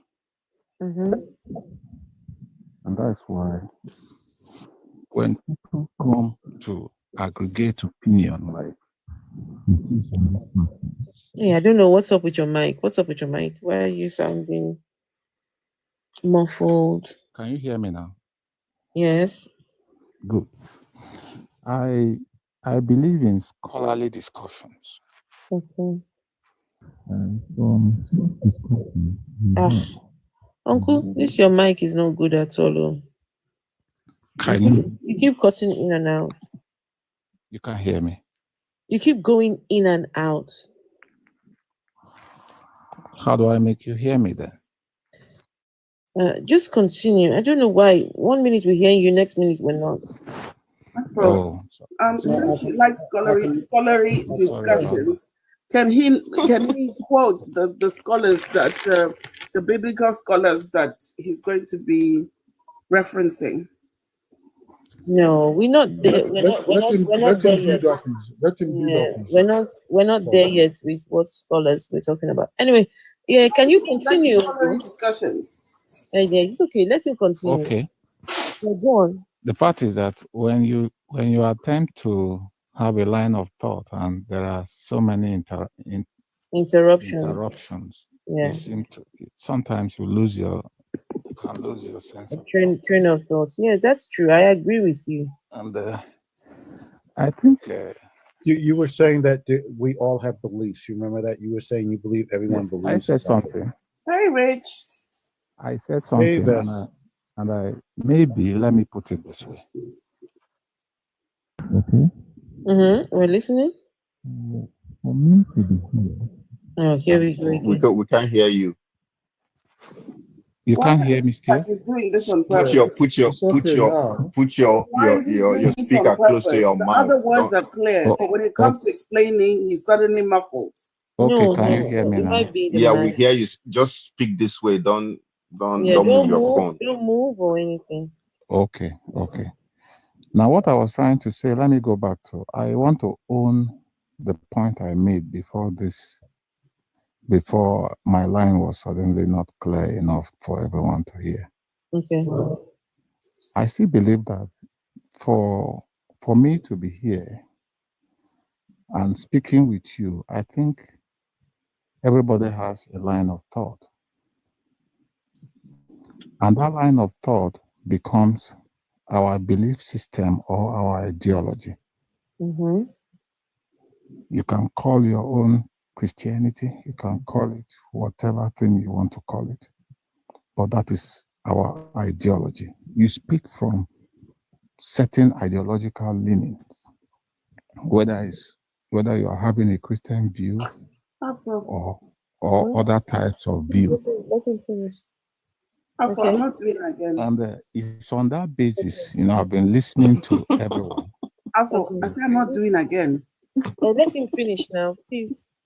All right. So Vessel, just a few minutes. So right now, you talk like somebody who is alive. Come on now.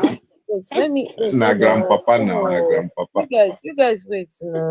Okay. So Mr. August Samuel, how long have you been a Christian, sir? I've been a Christian all my life. All your life, and so would you say that your Christian race is going great?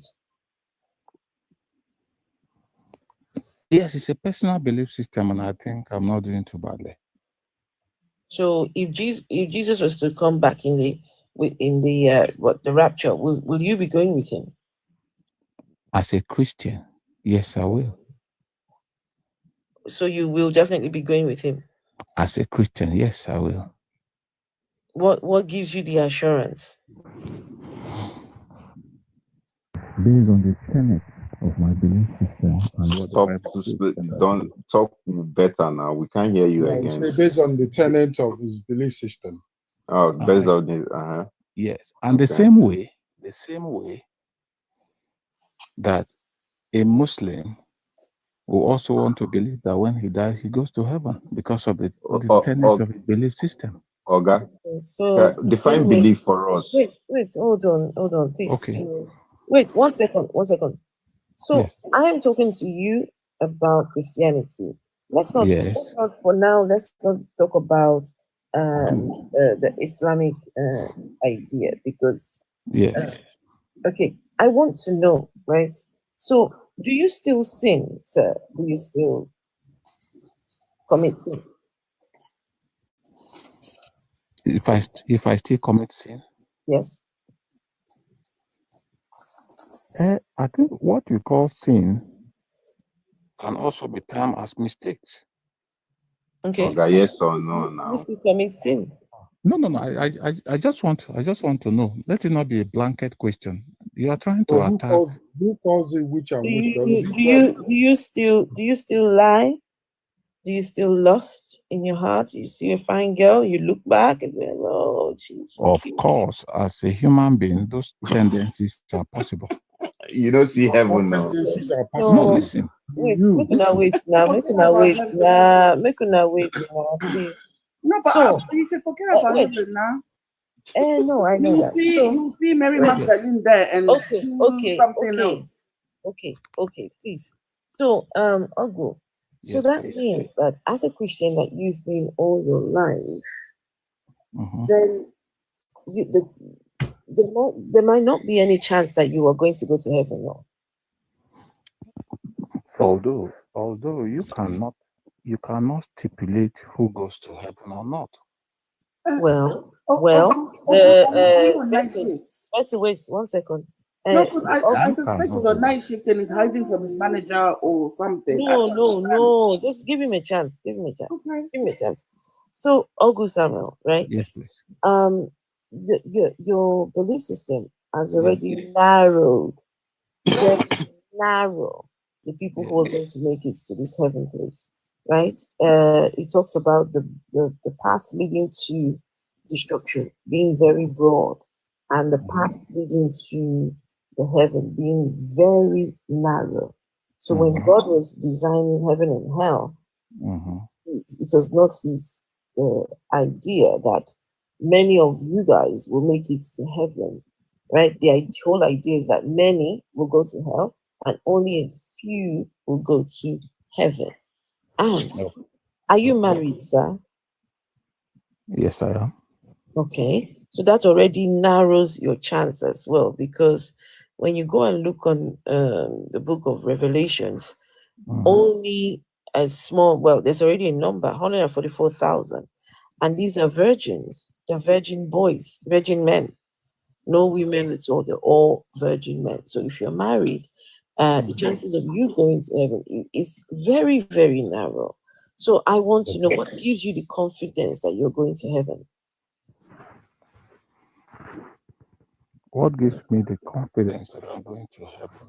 Yes, that's if you've even got the confidence at all. I do have it. You have it? If I don't have it, I will not subscribe to that belief system, which makes me a Christian. All right, tell us what gives you that assurance in the religion that you're going to heaven. One, I believe in the saving grace of Jesus, the sacrifices that was done for me, dying on the cross for me, and that I believe in the finished work of Christ. What is the finished work? That guarantees my salvation. Okay, so Oh my Afro, so that means, sorry, man. I don't feel hold up. so What's that the means finished work? so that means that I think what I'm trying to get you to see is that your Christianity doesn't guarantee you anything. Us atheists, yeah, us atheists can go to heaven, and you as a Christian, you're not going, because even your Bible says many of you on that day will say to the God, Lord, Lord, I did this in your name, I did that in your name, Okay, what? the devil in your I name. just want to know something. What is the tenet of your own belief as an atheist, please? Can you tell me? The tenant is I do not have a belief in a God. Okay. I have Where are you going no to go? such belief. Huh? You just said that atheists can make heaven. Then why do you believe in a certain place called heaven? Yeah, atheists can make heaven because ultimately it is God's desire who goes to heaven and who doesn't. God can decide, you know what, Christians, you know what, no, let's swap the whole thing around. Let's change it. You know, all atheists heaven, all Christians hell. It's ultimately the God's decision. Then that means you believe in something. No, I don't. If you don't believe in something, why did you believe in heaven?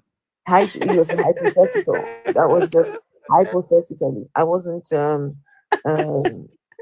yeah, I was just, yeah, that was just an taking you example. on based on what you Yes, let me, it's just an example. You're just, trying to make you understand, just to, exploring the possibilities within your religion. Okay, can I use your belief system? I don't have a belief system. I don't have a belief system. You do. Okay, Do you which know one? why? Which one? Yeah, go Do on, you tell know me. why? You're an atheist now. You do now. Now, the simple statement of saying that you are going to heaven entitles you to a belief system. No, I don't believe in heaven, sir. I do not believe in heaven, and neither do I believe in hell. So it means you are not going to heaven when you leave this place. No, you didn't get what I said. I said, ultimately, it is God's desire who goes where. God can decide. God can decide. God can decide. No, I don't believe that there is God. But listen, I'm doing an internal critique, right? An internal critique is, taking from the religion and, critiquing from the religion. That's what I'm doing. I'm not because I believe. No, I'm saying, okay. Do you agree? Do you agree that ultimately it is God's decision to make who goes where? That's right. So what is the wrong statement in what I've said? What I'm trying to interrogate is the fact that you said atheists make heaven. I said atheists could make heaven. If that assertion is correct, it means there's something they believe in. It means there is the existence of heaven. Sir, they are atheists. They are atheists. They do not believe. God, the God, because it's ultimately his decision. He can just say, you know what? I want people who did not believe in me in heaven, and all the people that believed in me to hell. What would be the justifiable criterion? That we didn't believe in him. Yeah. Yeah, that we didn't believe in him. He might just decide, you know what, I've changed my mind. That's the criteria for who's coming into my heaven. Only those who didn't believe in me shall come in here. And the ones who believed in me can go and burn. I mean, yeah, he can do that. Interestingly, you just made a very important statement here. And let me tell you what you just said. What did I say? It means there is a heaven somewhere that you don't believe in. No, there isn't a heaven where there isn't. Because the next question I will ask you is, if there is a heaven, can you tell us where it is? Then where do you think God will change his mind to take you to? I am working from your own worldview. I'm taking from your worldview. No, it's not my I told you we're having an internal discussion. Listen. It's easier to leave it at something, and this is the place. So what? We can leave it at somewhere. So Ogu Samuel, do you believe that heaven and hell exist? Yes, based on my belief. Yes. Do you have a location for these places? I don't need to have a location. No, that's not the question. The question I asked is, do you have a location? No, my belief does not. So you don't have a location, no? No, I don't. Did you see me throwing it across the room? I don't have a location. Yes. Is anything wrong with that? Yes, there's everything wrong. There is everything wrong with that, because if you don't have a location, how do you know that these places exist? How do I know? How do you know, Uncle Prasi, I beg? How do you know heaven and hell exist? Because my religion says so, and I believe it. Okay, the person that wrote it in your religion, how did they know that that place exists? I don't need to interrogate that at this point. Why? Because if I believe in something, that forms my entirety, and that becomes what I live my life with. Except the reason why you are saying this, I'm sorry. Sorry, hold on, Olga. Afro, not too worry. You know, say this man don't old, so he doesn't want to escape heaven. He's not old. He's not old. Imagine. In picture, be like say he don't reach like 70. August Samuel. Yes, August Samuel, you believe in a religion that tells you there's heaven and hell, but you have absolutely no evidence at all. There's nothing that you can point to say this is where these places are. So why would you believe in that sort? Why would you believe in something like that? Okay. Why would you believe in something you can't prove? Can I talk to you? Yes, please talk to me. I'm listening. Well, the reason why I enjoy my interaction with you, especially, is the fact that you listen. Okay. And because you listen, you can. Alphonsus, can I tell you that Pope Nicholas III, that actually instituted the word hell into the doctrines, he can go and do his research. Pope Nicholas III, there was no hell in the Bible before. In that book, it was this Pope. Okay. And you can go and check it. I'm not disputing whatever constitutes your opinion. Yeah, he instituted the word hell. Why? Because they wanted to. There's a fund that they wanted the church. Do you know when why they wanted to build Constantine? Okay. Rome was in Turkey, so they needed funds to build Hagia Sophia. So what did they do? They impute that word hell, a place where people, it wasn't Hell before. Okay. There was a name for it. So is it what's the name of that place? Gehenna. Gehenna? Gehenna, yeah. That was Gehenna is just a place somewhere in Israel where they dump bodies, and it's like a dump place, Dumping ground. Yes, yes. You know, when you have a refuse dump for years and years and years, methane gas will start emitting out of it. Methane gas. So, isn't it? For those of you guys who, yes. So that was what actually gave them the idea of something that will be burning. And when the heat is too much, you can actually, you know the way places burn in America, and no one has, they said it's arsenal or something. Yes. No. Yes. I did a research one time, and I discovered that it was the popes. They call it indulgence fund. They needed the money. You go research how the indulgence funds came into the Catholic Church.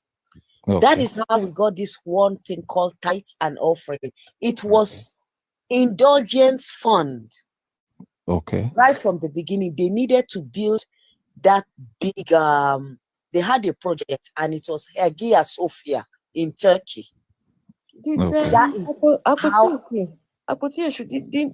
the Catholics believe one time in purgatory? They still have purgatory. Purgatory. A waiting place for. They still have that purgatory, and it's the same in Islam. Purgatory, You have to go through. Catholic.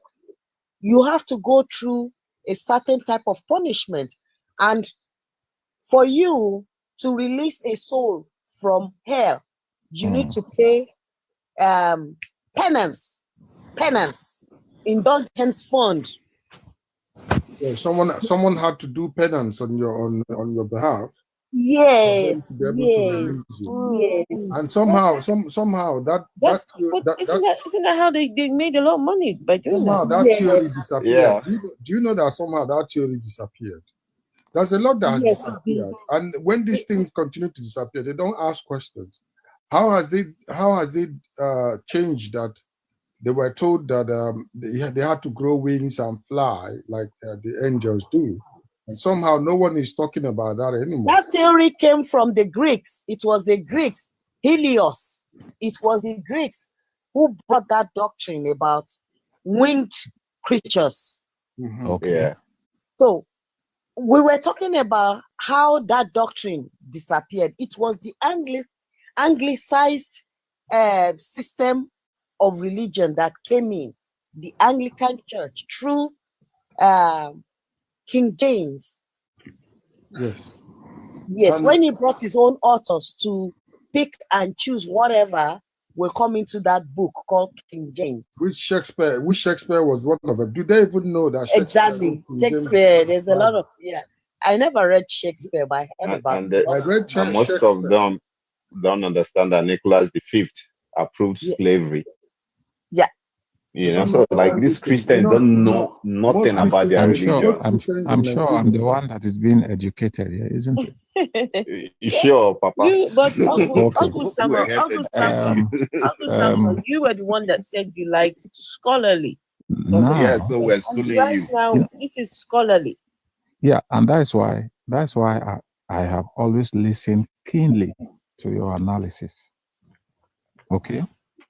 Now let me make this analogy. Very short analogy. Okay. What's analogy? What are you trying to do? Now, I am a Christian, and I affirm that. Now, if I continue as a Christian and I die, now, as a result of being a Christian, My belief keeps me away from certain things, Right. being a demarcation between what is right and what is evil. And I die. Mm-hmm. And I discover that there is nowhere called heaven. Mm-hmm. While I live my life here, I try to obey the laws of the state. Right. And I also observe the tenets of my religion, which does not preach anything evil. Who told you? You can't, you can't. I'm See, coming. you can't. Hey, sorry, Yes, Ogu. let him finish. No. Allow me to Tell land. it. You see, Let me I'm chip waiting, in I'm this. waiting Please. for him to finish so I can something respond. Please. I want to chip in this, please, so that I when it don't comes forget. to Ogu. when Wait, it let comes him, to please, just let him finish. scholarly Please, discussion, let him finish. I allow will me let to you guys finish. talk to him, please. I will let you guys talk to him, please. Allow me to finish. Let him finish. I will let you guys talk to him. And allow me to finish. And go on. Because death is a surety, and I die. And there's nowhere called heaven, and there's nowhere called hell. Mm-hmm. What have I lost? You'll be holding wandering that around. You'll be wandering about. You'll be gallivanting. Wait. Let me please let me respond. Let me respond to that. Hold on. Bless you for that. Hold on. Okay. So Guys, you guys let the host talk. So now, okay, I heard what you said, right? You're saying, okay, because you're a Christian, you followed all the dictates of your book and whatever. And so what do you lose, right? What have you lost when you get to the heaven and you find out, oh, it was all a lie? Okay. Have you ever asked yourself, what if you get to the judgment day, right? You pass, you pass from this world and you find yourself at the judgment seat. Instead of finding the Christian God, it's the Muslim God that is sat on that throne. What will you do then? Because I think when people are saying this, when people are imagining this idea of, so what have I lost because I believe in Christianity? What have I lost because I believe in Islam? You're completely forgetting that you've chosen one out of thousands of religions. Now, when you get to the pearly gate, there is you've only succeeded in saying, oh, one is not real, right? The one that you believe in.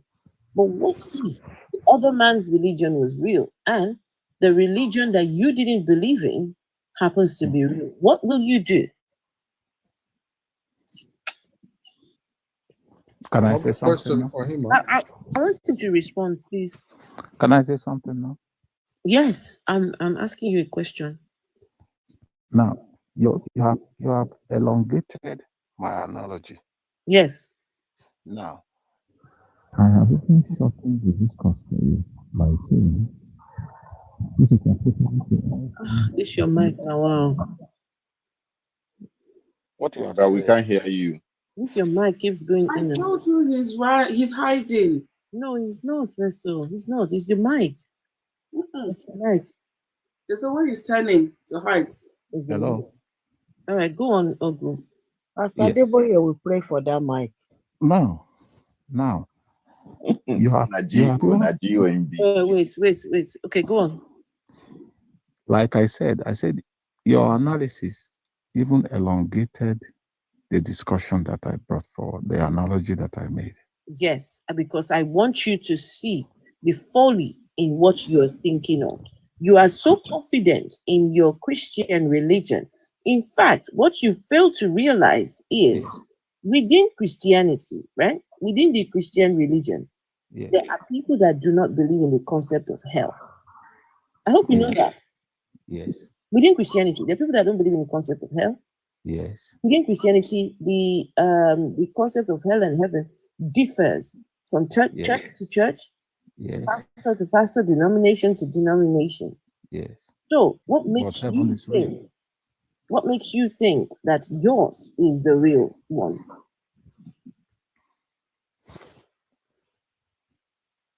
Whatever you have chosen, whatever ideology, whatever denomination you have chosen, how did you come to the conclusion? I feel that Christians really shouldn't feel very entitled, because within Christianity alone, within Christianity alone. Wait, I'm talking about Christianity now. Okay. There are thousands and thousands of denominations, thousands of belief systems, thousands of churches, each one believing different things. So how did you determine that it was that one, the one that you've chosen happens to be the real one, before you start feeling confident in yourself that, okay, when I die and I find out that my own is not real, then what have I lost? Right? If you're saying that if yours is not real, the others that you didn't believe in could be real. Do you believe that life is a personal ownership? I don't know what that means. Okay, let me explain. Now, as far as one is alive, you believe that when you go to bed today, you hope to see tomorrow. Yes. Even when some will die before tomorrow. Okay. That is the concept of belief system. Okay. Whether you are Christian, whether you are atheist, whether you are Muslim, that is the concept, and it's supposed to be individually owned. Okay. I am owning my belief system. And when you say your belief system, please remind me, what denomination of Christianity is your belief system? I don't need to have a denomination. Yes, you do. So where do you get your ideas of this God from? All I have to do, because this is where the problem comes from. Can I ask him a question, please? Yeah, I'm nearly done. So where do you get your ideas of your religion from? Being a Christian? Yeah, where do you get your own version of Christianity? Where do you get it from? It stems from the Bible. People read the Bible, and everyone comes up with a different interpretation from the Bible. So where do you get yours from? I think people should be allowed to come up with different understanding Yes. of how they view this singular entity called God. Yes. Don't crucify them for that. No, I'm not crucifying you. Good. I'm trying to determine what is yours. Which one? Where do you get yours from? What do you believe in? Where exactly do you stand within Christianity? I just said it. No, you didn't. I said it. You are looking for the version of my belief system. Yes. Is it I said I'm a biblical? Christian. Is it biblical belief system or denominational belief system? Which one? No, mine is a biblical belief system, not a denominational.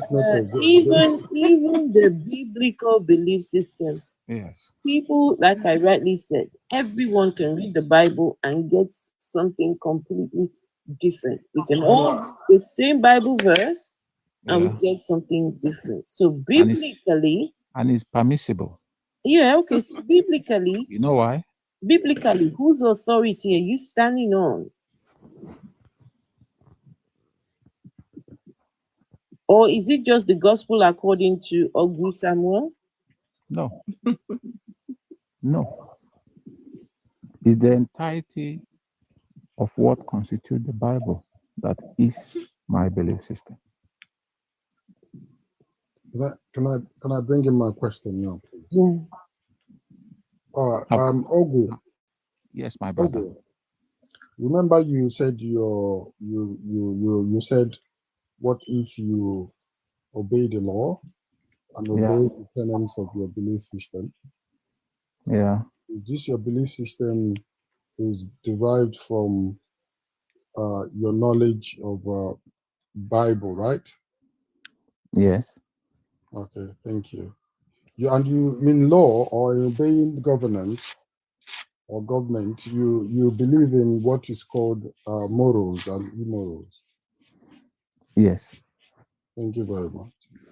I read from 1 Samuel chapter 15, verse 3. Okay. And I want you to answer me based on your own moral point of view. Okay. All right. Let me go to the verse. It says, go now, attack the Amalek, put on that the ban everything he has. Do not spare him. Unalive him and unalive him. Okay. And unalive men and women, children, infant, oxen and sheep, camel and donkeys. He went further and say, take no prisoners. Okay. From the moral point of view, yes. Or can we confirm that this is from the same Bible which that forms your belief system? Okay. Now No. It's a yes or no question. You see, when you ask a question, I don't want to yes or no? Did this come from Let's the same move Bible forward. that forms your belief system? Yes, no. No need to explain. You said you read from the Bible, isn't it? Do you want to read with me? No, I trust you. So, did you come from the Bible? Yes or no? Yes, the answer is yes. If you say you read from the Bible, then that is yes, and I will answer you. Yes, simple. From moral point of view, because you say you're keeping all the tenets and you obey the law as well. Therefore, you assume that you are sent in that regard. So, from your moral point of view, is this right between man or between the law? Now, when you want to pick up scriptures, I'm coming. Could you allow me to say something, please? Yeah, go on. Go on. Now, You sounding like a pastor. Are you a pastor? I'm not. G.O. I'm not. You go get pastor. Okay. I'm not. You like G.O. I'm not. Remember, now, listen. Remember, there's children mentioned here. There's women. I'm coming. Oh dear, my brother. Let's talk now. Yeah, talk. Good. Now, when you want to understand something, you don't just pick up a strand. You must have a contextual understanding of what you are reading. Put this in context. Contextualize this. You must put it in context. Okay, you do the contextualization there. And because you have to put it in context, it will inform whatever value judgment you want to make from that. I don't know where you are going. You see, this double standard. These people are selfish. You see, this is the problem. And hopeless. They see black, Can you they call it white. They see white, they call it yellow. I beg, I can stop. It's what you people are. It's not insultive. It's what you people are. No. Double standard hypocrites. Listen. You are going to heaven. You are going to imaginary heaven. You just come out. So you just ask a question and you don't want people to say anything. No, you have said what you have. You have said what you already have to say. You just run down your rabbit hole. Gentlemen, you people should let our dear pastor say what he has to say now. Oh yeah, God, continue with your hypocrisy. I'm not expecting from your moral point of view. What does this verse mean to you? Don't tell me how to interpret. I say from your moral. You know what you can do? Chelis, can you please read it again, please? I can read it again. It is. Yes, please. I would like for you to read it again, please. It's 1 Samuel 15, verse 3. It's a command. He said, go now, comma, attack Amalek and put under the ban everything he has. Do not spare. He said, do not spare him. He said, unalive men and women, unalive children and infants, even oxen and sheep, camels and donkeys. Wow. Take no prisoners. Please, who is speaking in that verse? It was their God that was commanding them. It was a command. He said, go now. And people like this will obey that command in their imagination. No, because we are talking about ancestors. I know. These are his biblical ancestors. And the reason why I asked you to read it again is so that we can get the context. So it is the God that is speaking. It is God telling them what to do. So that is the context. Instead of his God to settle the dispute they have with the Amalek, they now commanded them to go now. Unalive them. Giving them arrows, bows, and all that. To go and now look at even the children and infants, women who are powerless. You even want them to even just make sure you clear the lineage. He said, take no prisoners. Even the animals must not leave. And that's a loving God. And I'm asking him from moral point of view. No. You know this, they call him the God of war. Remember? He's the God of war.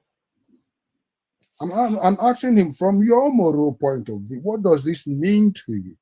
Now you're asking me I should bend my neck or bend my eyes. What am I contextualizing? The context of listen. Right there is G signs.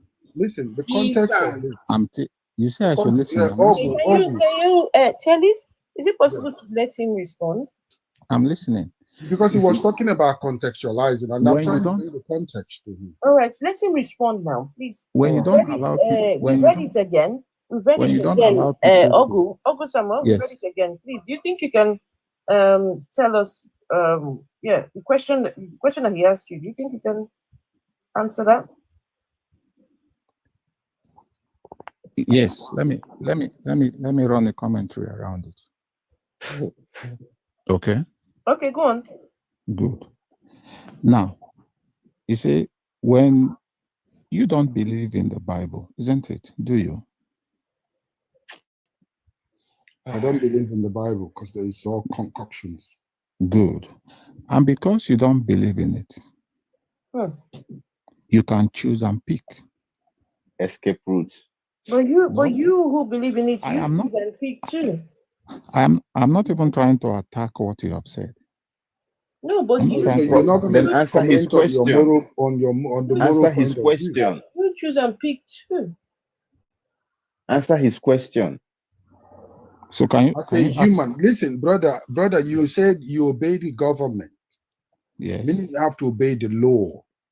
That's right. You obey the tenets of your biblical ideology.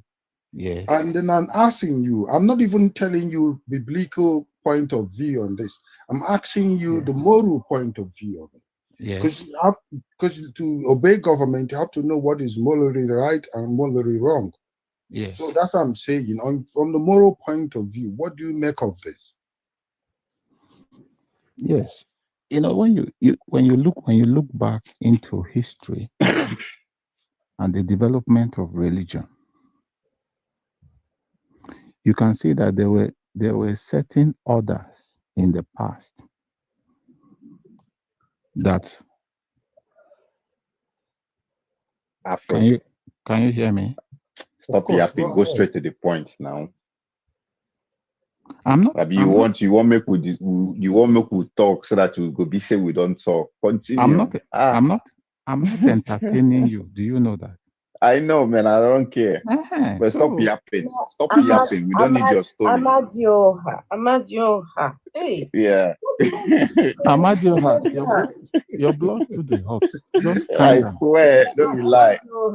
You know life for there. My body they hot. So just calm down. I don't get patient to hear this yapping, man. Go straight to the point. so that we'll go move on again, move to the next topic. Yes, please. The bottom Yes, line is, okay, based on your moral world view, or based on your morals, is it good for a God to say that people should go and do something like this? No. Good. But your God, but the God of the Bible, that's what he told you. That's what he teaches people, and that's where you derived your ideology from. And there's so many instances of No, I don't derive my ideology from that. But you said it was your religion. That doesn't mean it's biblically based. That's what you taught. No, my Bible did not ask me to go and kill you. For instance, you don't But it's written in your Bible. Yes. So if you don't unalive me and your Bible asks others to unalive others, does that not then it's mean okay? No, you think that makes it okay? There is no religious book that you have tried to look at the history surrounding the development of that religion based on the books that constitute the so G side is okay. That you don't find episodes. These were episodic moments in the history of the religion that you are talking about. When Now, Sky Daddy the vex. I'm coming now. Just wait now. Yeah, wait. You know, there were two basic era in the religion. Yeah. And that was the first era. Yeah. Meanwhile, God is the same yesterday, today, and forever. Beautiful. Always. Okay. And the second era invalidates the first era in terms of violence. And because that is not the era that I am, I don't believe in violence. Let's put it that way. Yeah. Yeah. So which era are you in? The first era or the second era? The second era. Third era. Are you saying there is no violence in the second era? No. Oh man. There is violence. There's violence in the second era.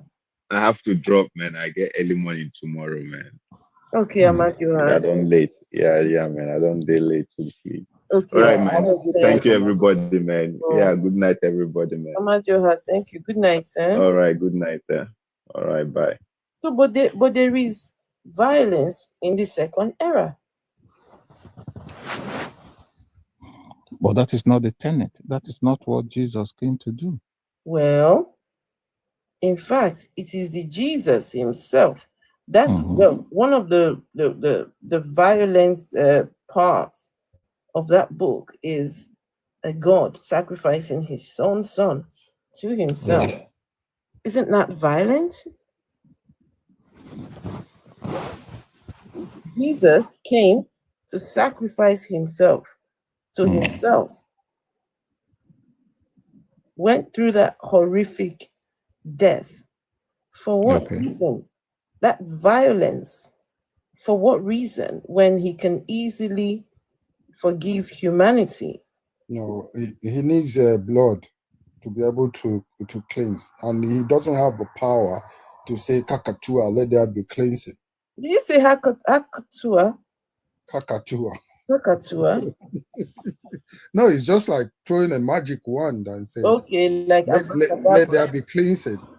Because he's all knowing, all seeing, all everything. So why did he have to now suck someone's blood to be able to now do what he can ordinarily do? His own by son. Blinking his eyes. His own son, for that matter.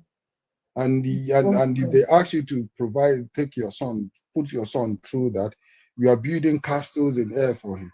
Yet you can't put your own son through that. I don't know how you guys manage to believe this.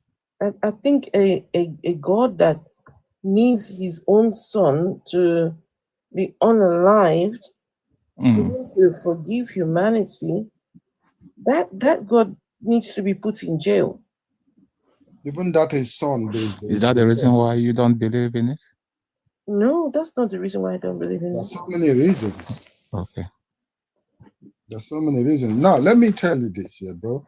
Okay, thank you. If you're seeing what you call God from the lenses of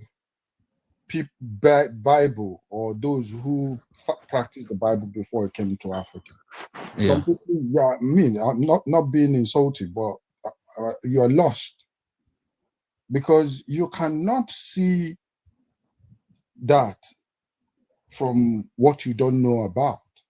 You don't know the history. You don't know who wrote what, how the marathon of translations that he went before it came to you.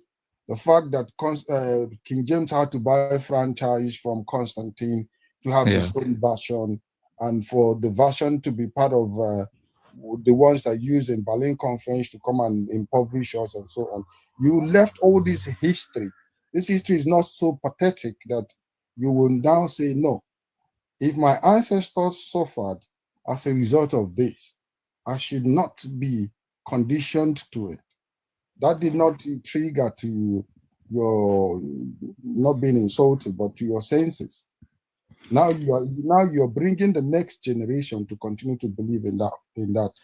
Oh, okay. Now, I think one of the things that I think religion has done is to downtone the human appetite for wickedness. How has it done that? Good. Now, you see, because of the do's and don'ts, I'm just in our religious books. And most of these religious books, they share several common denominators. For instance, in Christianity, the Christian belief will not ask you to go and commit fornication. No. The same thing with the Buddhist book. The same thing in Islam. The same thing run across several religions of the world. Do Buddhists have a book? You said? Do Buddhists have a book? If it becomes a belief system, there must be something they refer to. It is only Abrahamic religions that have books. All other religions don't have any book they refer to. It is only Abrahamic religions, because Abrahamic religion is one of the youngest religions. All those other ones you're quoting, they're older than Abrahamic religions, meaning this God you're claiming to worship is very young compared to the Hindu gods and the Buddhists and all of that. But it's not younger than Islamic God. Of course, because it started with Judaism, then Christianity, then Islam. Good. So is your competition with Islam? No. I know. I wanted to put the overgeneralization that you just made straight. You just wanted to do what? Can I ask you? Sorry. The last statement you made. I'm sorry to interrupt. I think this conversation is just we're going round in circles. Yeah, the guy talks like he's on slow motion or something. I don't understand. We're going round in circles. Mr. Augie Samuel, do you know how Christianity got to Nigeria? Yes, I do. How did it get to Nigeria? Tell us, please. It was after the slave trade that Christianity came. After? Yes. Who brought Christianity? I just summarized it so that we don't go into too much. No, we can go into who brought it? Who brought the Christianity? Who brought it? You said? Mr. Augie Samuel, who brought Christianity here? To Nigeria? Yes. Who brought it? It's the missionaries that brought Christianity to Nigeria. The missionaries, they brought, Yeah. but did they come alongside the colonizers? Yes, they did. So they needed you to be That was the colonized. last phase. So you had to be colonized to get the religion. It was after colonization that we got the. That's what I'm saying. So you had to be colonized. that was what I just said. Be receptive to this religion. So do you believe that a religion brought to you through colonialism is of any benefit to you and your people? I think that is a different kettle of fish altogether. I have a question for him, sir. So Okay, can my I brother. ask you, do you know about the word reprisal attack? Have you heard it before? Yes, I do. Can you explain instances where that can happen? Okay, let me paint a story, then Just you will know briefly. whether I understand or not. Okay? Yeah, briefly, please. Now, imagine maybe in a community, Yeah. the inhabitants have been attacked by another community. Okay. And the first attack left serious damage or damages. Okay. And there is a regrouping to attack back and unleash more terror. That is called reprisal. Thank you very much. Have you heard about psychological do you know about psychology and the effect of psychology on human? Yes, I do. Thank you very much. I don't want to ask you to explain that, but do you know, based on the fact that you know what reprisal attack means, and people were taken to slavery for 400 years, and you think without psychology, bringing in, how do I put this? A type of psychology that will stop them from taking what we call reprisal attack or taking a revenge measure to address them being their ancestors being taken to slavery. Do you think without bringing religion, our people will be neutralized subconsciously from retaliating on what happened to their ancestors? Don't you see religion playing that role? No, so what you are saying is that religion is another form of neo-colonialism. Is that what you're saying? Of course. It was brought in after the slave trade so that our people would be neutralized. Our mindset will be changed from the fundamental cause of our problem in Africa. And people like you who buy into that ideology is the reason why our people do not know their left from their right up till now. So that you think that revenge is sin. The Bible said to you, listen, brother, the Bible said to you that if your enemy slaps you on one cheek, you should turn the other cheek so that he can slap you. Forgiveness, mercy, and tolerance is what they put in the Bible so that no one will see the need to ask questions or regroup to revenge what happened to our ancestors. I'm telling you the psychological side of religion. Okay. Do you believe that or not? I believe to the extent of knowing that psychology has to do with the workings of the mind, and bringing in religion, according to you, is to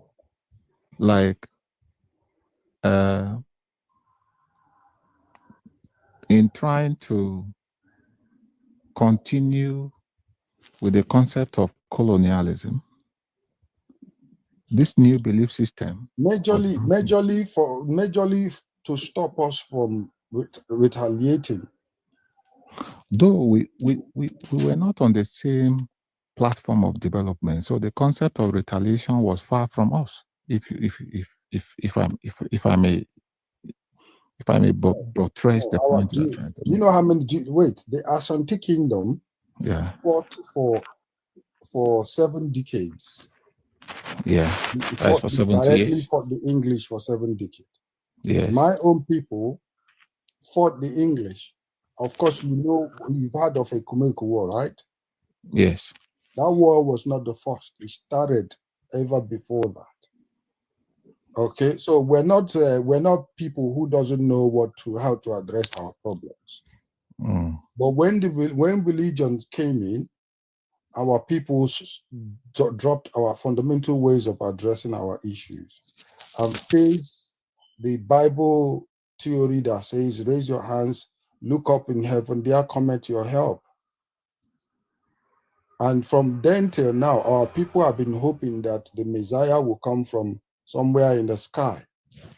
So when you do them anything, for instance, let me tell you, there is a story making rounds now that certain tribe in one country is regrouping to attack one tribe in one country, and they will wipe all of them. And this other tribe in that country is saying that may God help us, may God help us. And these are physical army of ideology coming to threatening to wipe them out. They are not even regrouping as I speak to you. That is the psychological effect of the God belief system. Yes. And do you know what? You do know Christianity is one religious denomination that is not objective. They're not objective, they're not progressive, they're so divided. The fact that they are so divided, Islam that came 1,500 years later is doing better because they are objective and they can go to any mosque and pray. Any Islamic person can go to any mosque and pray. But Christians are so individualized because they want their pocket to be rich, not about their denomination or their congregants. Yes. Okay. So all these things is distractions. Is distraction. The reason Adeboye do you remember the last time when Adeboye said that Nigeria will be great, that we should continue to pray and hope that Nigeria will be. Do you know how many years that was? I'm not mistaken, that was about 5 to 6 years ago. Okay. And a lot of people believed him because the both channels television, they have to project it, all the medias have to project it, so it circulates around the country. And a lot of people are hoping that proxy God will come and make Nigeria work. And as I speak to you today, if you ask him, he still tell you the same thing. It's deception, brother. You know, actually, I understand your point of discouragement. I understand. You see, in as much as I don't share this open belief with some of the religious leaders, that does not mean that I don't share my own personal belief. I have been talking from a personal perspective. I have not held brief for any other person who is a Christian on the face of the earth. I want you to get that point. Now, you see, the merchandization of our belief system is what you are talking about. And as a result of the long-term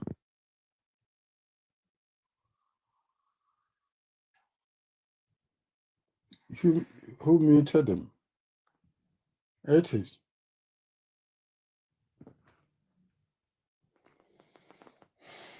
Well, we can sit here and talk till tomorrow morning.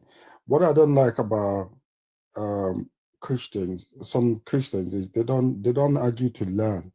Even when you give them convincing reasons, they will argue beyond to the point that they hit the dead rock. Yet they will not even accept. They will continue to find a way to escape the obvious fact.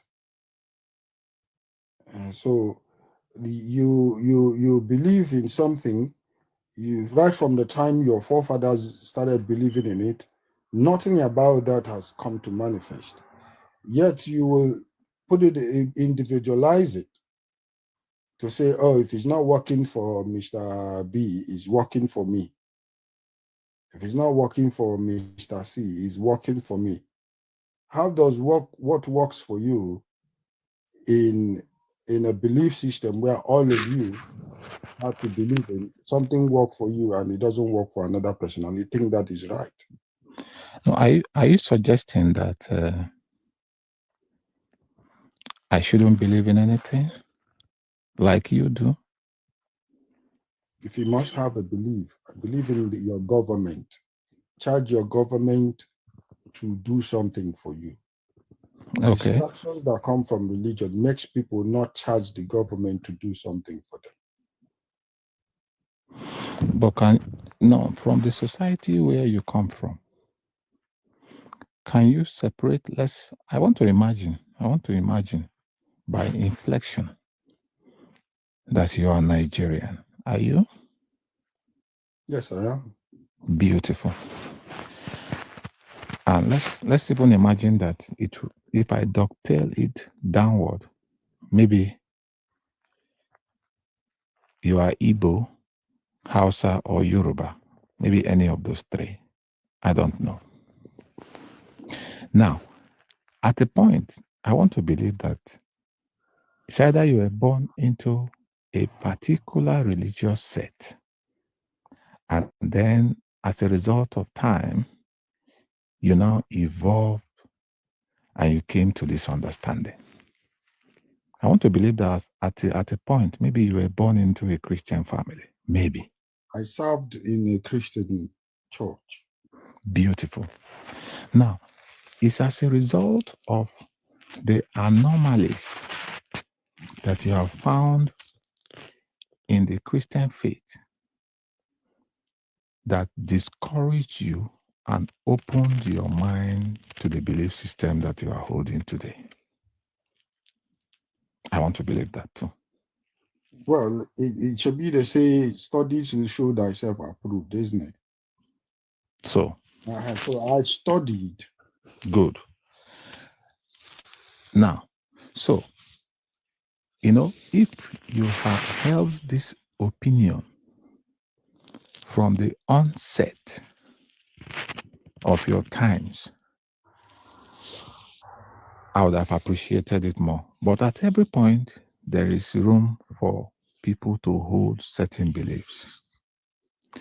But in as much as we hold these divergent beliefs, there is a common denominator that we have, and that is what we should explore. Now, this is how beliefs work for me. Because when you say believe, let me tell you how it works for me. Yeah. If I have a building project, okay, and I have work, I have a job to back it up. Yeah. My belief is based on the fact that as long as I continue to work, earn my salary, that project will be complete. That is where my belief system stops and ends. So my belief system goes hand in hand with what I can afford. Are you there, Ogu? Yes. My belief system must conform with my means. I cannot believe in that I will grow wings and fly away. I cannot believe in something that is not obtainable in human terms. Okay. So where you place my own belief. My own belief goes with my means and stuff. Yes. Yeah. That in itself is also a religion. It's not hey, bro. What are you talking about? Yes. How do you mean it's a religion? And It's I my can prove life, that it's to a you. lifestyle. As a human, you have to anticipate. Anticipation is not a religion. What are you talking about, bro? A religion is a belief system, isn't it? Bro, you don't understand what you're talking about. That belief system that you're talking about is not my. Listen, now, I know where you're going, but that's not the type of belief system that I have. I told you, no religious person believes within his means and sources. That is not the type of biblical belief system. Okay. Okay, so Anticipation. every religious person believes that there's an external force that brings those things to appear, isn't it?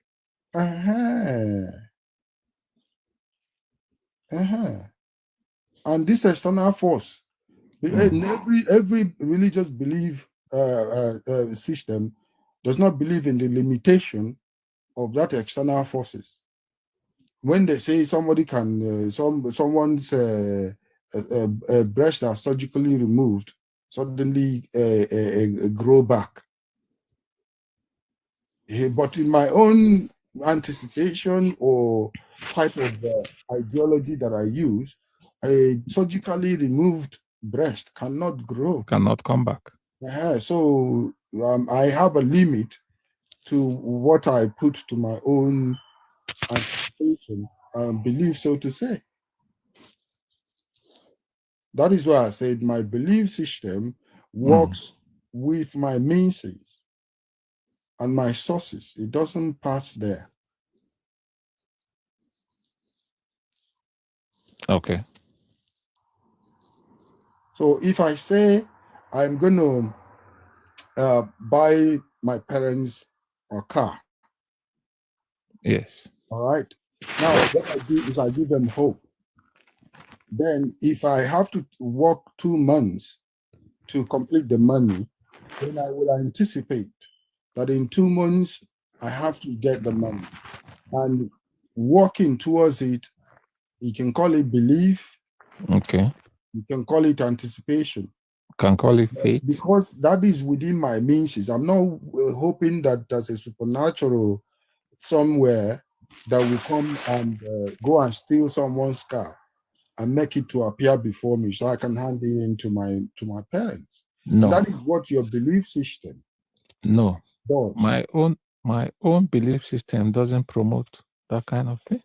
So a surgical breast that was removed and suddenly came back. What brought it about? For me to believe that, I'll ask some questions around it. That somebody traveled to America, winter changed to summer, as long as he was there. Who brought it? As long as that is not directly represented in the Bible, and it's not the Bible that is saying it, maybe the person who said it should be questioned. Now, that's why I'm telling you that in Christianity and Christian. So you don't use his own blanket statement to rub it off, to rub off on everybody. That is what I want to disown.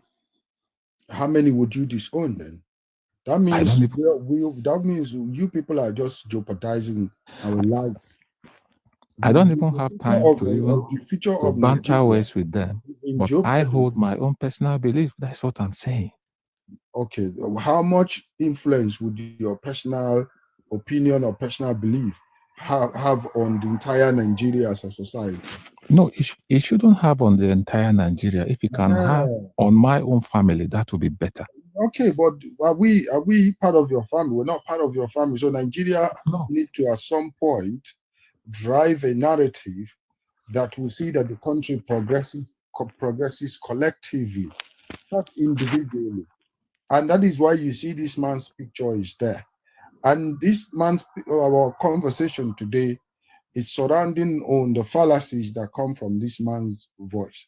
And you identify with it as a Christian, whether you agree with him or you don't. But the basis, the ideology that forms the so-called calling to begin to, brainwash thousands, if not millions. Yes. It's the same ideology that you base your opinions on. And we are saying that the fact that this man, his opinion, have effect on millions of Nigerians, in fact, the entire society. Yes. It means that we have to come, build a narrative to counter such a people. So do you believe in that? Are you going to work with us? Now that I said that, because you have just made a statement that excludes me. Okay? I said I am not banking this opinion, that picture that you have of Adeboye and whatever he represents based on the testimonies and all those things. That does not mean that the entire Christianity is rubbish. That's the point I'm making. I'm excusing myself from that opinion. What do you guys do most times is you go on self-defense. And in doing that, you're trying to defend the indefensible. I'm not even defending it. No, you're defending it because what you said now, that his opinion does not mean that Christianity is not truth. Am I right? Do you know that even in... No, am I right? Answer me. Is that? You said because he's doing what he's doing does not mean that Christianity is not what it is. That's all right. Yeah, that means you're defending Christianity. But I'm not defending him. It doesn't matter. You're defending another person. Mr. A will also say the same. The next person will also say the same thing you said. But why don't we have one objective? Yeah. If it's not adding up, it's not adding up. I can give you quantum of biblical references that should make you set aside everything about the Bible. If you go down the history line, okay, let me tell you, there's and a snake give birth to a lion. No. Thank you. Genetically, no. Okay. Then, if I tell you that Constantine was not a Christian, yet under his watch, he commissioned the scholars that wrote the Bible based on his narrative, what would you say?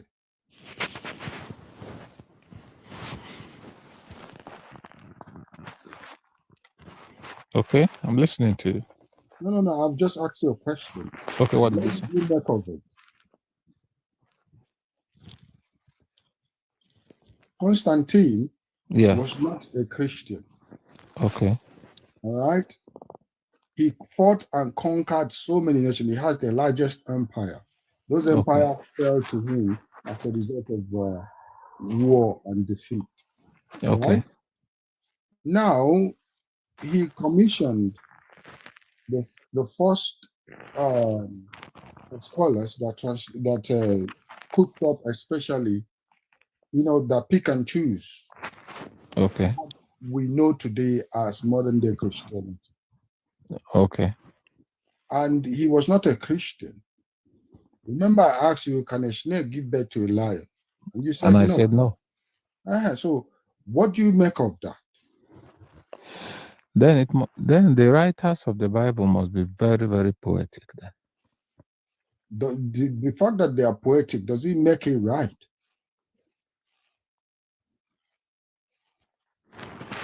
Right. Let me give you another. Well, I know that question is quite difficult, but you not attempt it. But do you know have you heard about Shakespeare? Yes, William Shakespeare. Do you know the history of Shakespeare? You can tell me. Yes or no? Do you know? I know I know his story to the limit that he's a poet and a writer. He's a poet, right? What else? Was he known to be a good man or not? I've not studied his personal profile. Don't know his background. Thank you very much. This man has his own dirty side, but he was contracted to translate King James Version of the Bible simply because, yes, of course, even his blueprint is there, even though King James did not want them to put their initials there, but he put his initial there. As at the time he translated the Bible, he was 40. I mean, he translated King James, he was 40. And also, he put in there his age and his birth date. Okay. Yes, that's to tell you that some of you that read the Bible doesn't even know. You just quote it. Oh, if you go to the Bible, it's there. If you go to the Bible, and yet you know, because listen, I cannot buy your book without reading your preferences, trying to know who I'm reading this book from, who owns this book, what is his background, what is his lifestyle like. Because what you are is what you will manifest. All right. Can I make a point? All right, go ahead. I don't even know who is speaking. Okay, yeah, I'm Sunday, yeah. So yeah, speaking about King James, like even his best-selling book was on witchcraft. You can look it up. Like his best-selling book was on witchcraft, so you can look it up. And even another thing, like let's even talk about the basics in Christianity. Like Jesus Christ, was he given birth to on the 25th of December? So you guys still celebrate Christmas that day. Secondly, is Sunday meant to be the day of your worship, like by God? No. But all these people, they just change everything and turn it around. And you guys That's why I was talking about what happened in the palace of Constantine. Everything have to fall into the Greek principles of life, the Roman principles of life, because at that time you had to really do everything to fall in their own line of culture. Exactly. Okay. So that was where that book started from. King James bought a franchise from him to change it. Do you know that when King James Version of the Bible was written, there were people that protested against it here in the UK? Do you know about that? Yes, I know. Oh, you know. I've read a bit of history surrounding that. So Why did they protest? Do you know? it's because of the differentiation in terms of ideology. Thank you very much. So that ideology watered down to Africa. Mm. So you think that now, so now what they rejected was now what we took, and that is what we now arguing upon as Africans. No, but Christianity is not domicile only in Africa. So we must balance the argument, please. Now, what we're saying is the one that made its way to you. We have Christianity in this part of the world, and it's not coming across our ways. They are there doing their thing. They are all abide by the law of the land. They're not even constituting nuisance. No religious, they don't even bring religious content in their electoral system. They're not even bringing religion in their judicial system. But in Nigeria, last election was based on Muslim ticket. Yes. So since ever that religion came into our into our continent? I think the religious manifestation in Africa has a lot to do with the theatrical nature of the African culture. Explain. You know? Yes. Now, what do I mean? Now, a typical African culture is not a silent culture. Okay? It's not a silent culture. Explain. No, our culture as Africans, Hmm. you know, we have so many displays in terms of dances, in terms of, you know, costumes, in terms of. So our culture is a very loud culture, and that has been carried over into our religion. We still don't understand that, bro. Whether Christianity or Islam, as is most popular in Africa. Now, what I mean is that when you look at our approach to religion in Africa, especially let's look at Christianity, where we both share a common denominator. At least you know so much about Christianity. And now, if you go to the Igbo-speaking area of Nigeria, you discover that the type of Christianity that we have there is patterned as a blend between Igbo culture and that religion. Now, if you go to Yoruba, the version of Christianity that you have in the East is not the same thing as what you have in the South. How? Because there is a sublime of our culture into these religions. Listen, bro. And that's why you were saying, because you were saying, you were looking at the manifestation of that religion, of the Christian religion that we have in Africa, and I brought it down to Nigeria so that we can understand the role that culture plays significantly in our religion. Well, to me, I believe like the European culture have more influence, even than African culture of Christianity.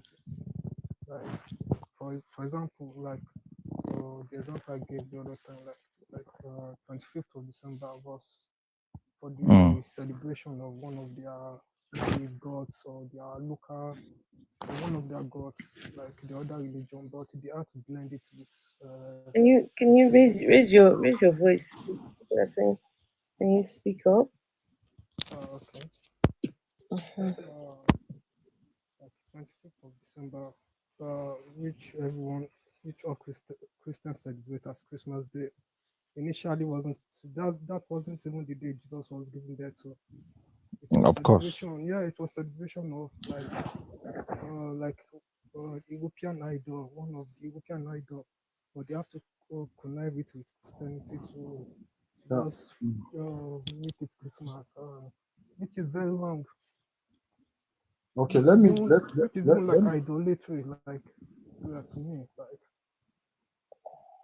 Brother, have you heard about what is called the Tablet of Gilgamesh? No. No, I'm talking to you. Okay. You said? Okay. Have you heard about this thing, the Tablet of Gilgamesh? No. The Epic of Gilgamesh. No, to be fair. So why I brought this is because I want to explain the reason. You say in Igbo, it's like the type of Christianity we perform is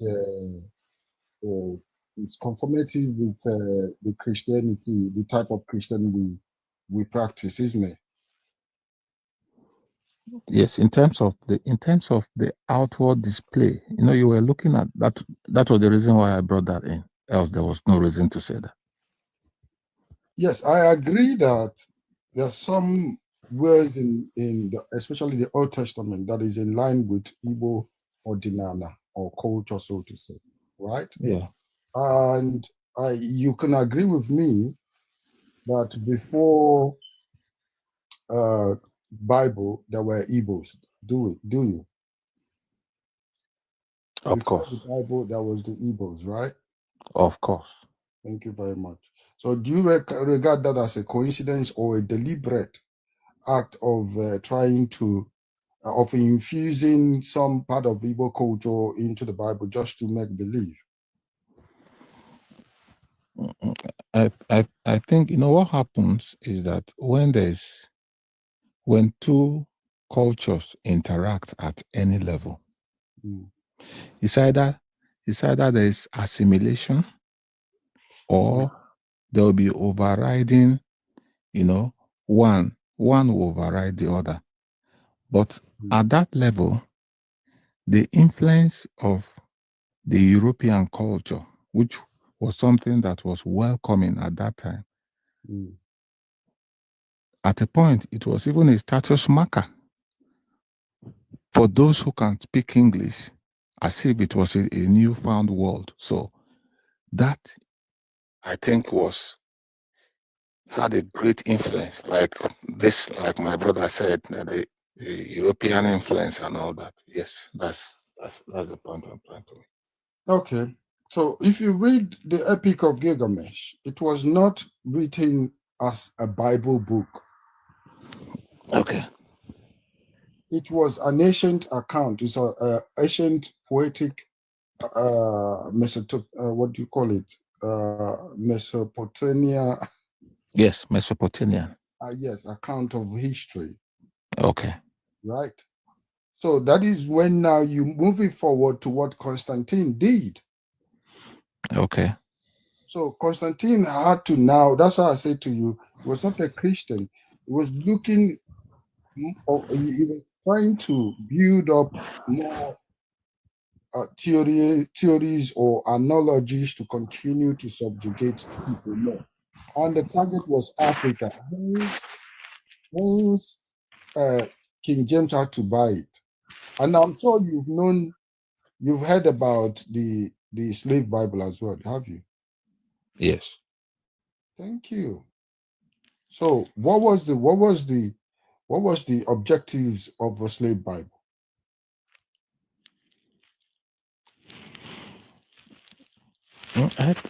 To my mind, I think it was a way of making the slaves have a sense of freedom. It's a psychological defect on them, right? Yes, to an extent, yes. Thank you very much. So it's the same thing. The same thing. Otherwise, why do there have to be that version specifically for the slaves and the other version for the other people? And these two Bibles were produced by the same person, the same people. Okay. So they use this to achieve this motive on these people. Then they use this one to achieve this other motive on these other people. The difference, these ones are not slaves, these ones are slaves. But these ones being slaves, they have to patronize them in a way that they have to infuse part of their culture to confuse them, to make them feel, oh, you can see our Dinana is there. When we're going to war, if we have to go to war, we don't have to go from our house. We have to meet somewhere. Okay. Sorry, someone's mic is just scratching. It's all good. It's all good. No, I don't think it's mine. It's yours. Okay. It's like you're moving or something. Or something. No, I'm not. So they had to now meet in somewhere where our chief priest will go there and cleanse them and prepare them for the war. Then if you look at the way Solomon, Eli and Solomon prepared the people of Israel biblically, it's the same way. Eli have to now seek to confirm if there was going to be war, if they were going to go and come back successfully. They have to now give them days to seek from the God. And then after that, they have to assemble perhaps in mountain or in a valley. And then he has to go and perform some rituals and cleanse them before they move. Yeah. And that was why I asked you, I said, before Igbos, before Bible, were there Igbos? You said yes.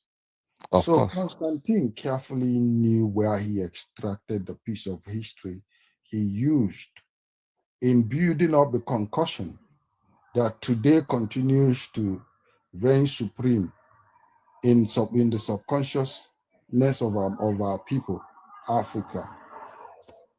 And for us to survive, we have to continue, we have to start on learning and start learning the things that will move us forward. Detach yourself from the belief system of Constantine. Constantine does not even believe in it, so to say. Okay. He died unbeliever.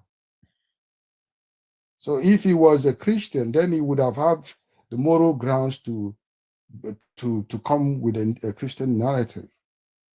But he was not. Now, the history you knew about the ancient Bible, if I actually, you say, oh, they were dug out from the rock, meaning they were exhumed from the earth, or they were washed ashore, isn't it? But there was no history like that. So if what happened 2,000 years ago, let's say the era of Jesus Christ was 2,000 years ago, how did it get to this generation? Can you explain?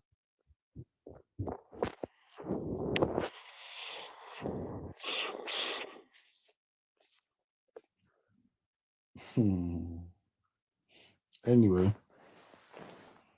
oh, I don't know if I've convinced you or you still continue because So I know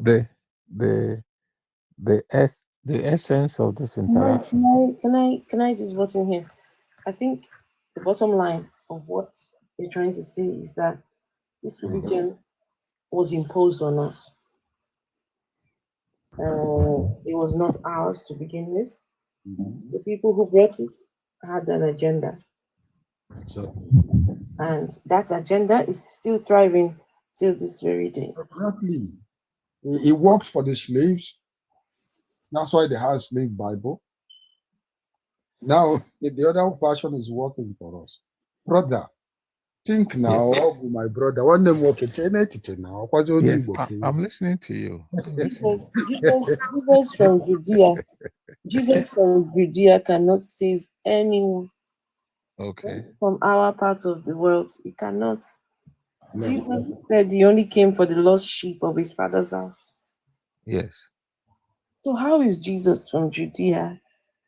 How did you leave all the deities from your own people, Amadioha, Ikenga, and what else?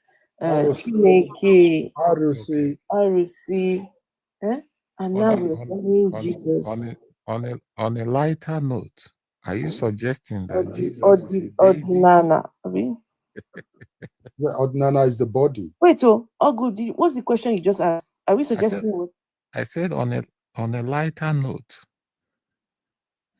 are you suggesting that Jesus is one of the deities? Absolutely. Jesus was a deity from Judea. Exactly that. Let me ask you, Ogu. Okay. What is cherubim and seraphim? Exactly. You just swapped your own deity with the other one. It's a description of the angelic in the Bible. But that's not lie. Do you have a Bible reference for it? I mean, that's a lie.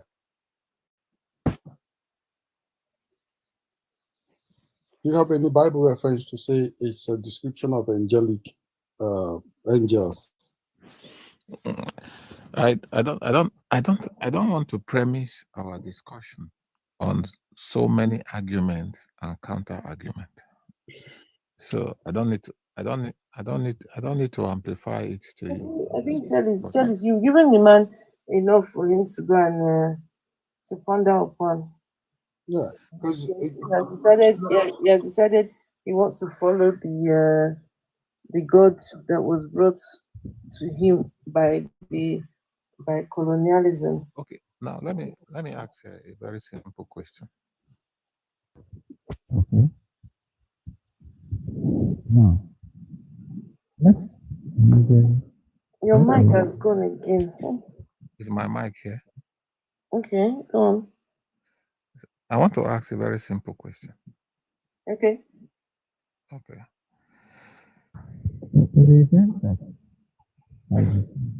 My goodness, your mic has gone again, oh.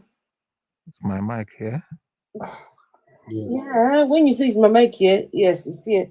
But now it's gonna go again. Okay, can you hear me? Yes, I can hear you. Go on. Okay.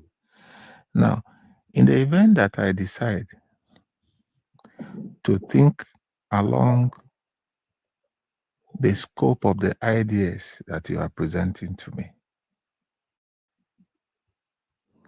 what do I stand to benefit? What do you stand to benefit? Yeah. Please let me answer just a bit of this, right? Okay. What do you stand to benefit? Yes. Now, when you think about the tenets of this religion, number one, it tells you that no one is good except God. Okay. Even the Jesus himself, the Savior, the Jesus that came to save, says he himself is no good.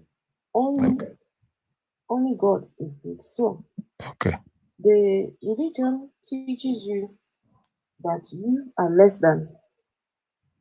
Save this God, right? So, the question you ask is, what do you gain? Yeah. You gain knowledge. You gain the power of self. You realize that you are not this evil person that this religion wants you to believe that you are. Yes. Another thing that you're going to gain is you will not consider yourself a sinner. Two people ate a fruit in a garden. Does not make us sinners at all. Yeah. We don't know who these people are. It is demeaning for anyone to tell another that because two people ate a fruit in a garden, so now we are evil people. Let me mute you. I don't know what's up with your mic. Just give me that. I mean, mute you at least. Right? Because two people ate a fruit in a garden, so now we are evil people and we are needing of a savior. So that's number two. Number three, whether you like it or not, your beliefs is costing you money. Okay. Your beliefs costs you money because you, in order to have this belief, you have to pay 10%. And I don't know how much else percentage that you pay for whatever church you're going to, right? Yeah. You have to pay for this belief. It is not free. It is not free at all. So, and if you to calculate how much money you've been paying to this organization called church, yeah, if you had a calculator to calculate, my goodness, that's number three. You save money. Number four, time. On Sunday, some people are in church 6, 7 hours, 8 hours on a Sunday. Okay. But when you don't subscribe to this ideology, yes, that is time that you can be spending with your family, with the people that you love, with it's so yes, there is a lot to be gained when you stop believing. But I think most importantly for me is you realize that there is no ultimate purpose set by one sky daddy somewhere for why we are here. You will appreciate this life. You will appreciate this reality, and you will accept your mortality. There is no afterlife place that people are going to. It's not there. So it means I can live my life without I can't hear you. Live my life without any fear of any dire consequences. No. Well, things happen. right? Belief or not, things still happen. It's not a guarantee that things won't happen to you, but it's not. There's no divinity involved. There's nothing divine. These are just natural occurrences. So it's natural. And let me try to explain how it works to my own. Yeah. If you, let's say you need to you're coupling a vehicle engine. Yeah. And you where crankshaft used to be. Okay, you take piston and put inside where crankshaft used to be. Okay. What happens to the vehicle? It either stays there and doesn't move because you've done it wrong, or you undo it and do it right? Yes. So that is how it works. If you put evil, let's say you just see somebody now and you steal from somebody, and you trying to cross the road and vehicle knocks you off. Yeah. Okay. That was as a consequences of you stealing from someone. So karma will pay you because you've done something wrong. That's why you have conscience. It is your conscience that discerns what is good and what is bad. Okay. Do you know we have what we call a dead conscience? Pardon? Do you believe in the term called dead conscience? You can What is dead conscience? How do now that we are talking about your conscience being your guiding principle, is that not what you are saying? Exactly. Good. So how do we approach the concept of certain consciences that are smeared with iron? How do we approach that in the concept? No, what is a dead conscience? Just making stuff up now. What is a dead conscience? Okay, let me explain. Maybe it may not be applicable in your belief system, but let me explain. What do you mean not applicable in your belief system? Just tell us what a dead conscience is.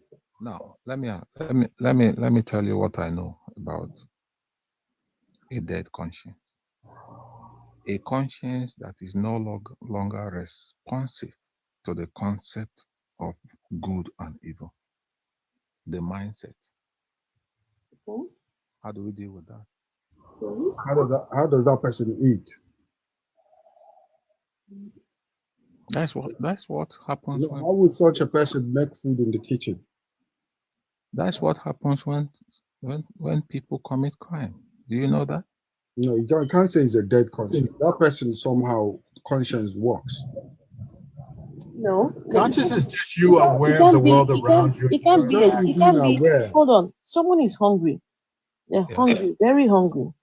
They don't know where the next meal is going to come. Okay. If they go and steal some food, at least they know that some food has entered their belly. Okay. But they know that stealing is wrong. But the belly is saying, feed me or you die. And they go and get food for their stomach. So can you say they've got a dead conscience?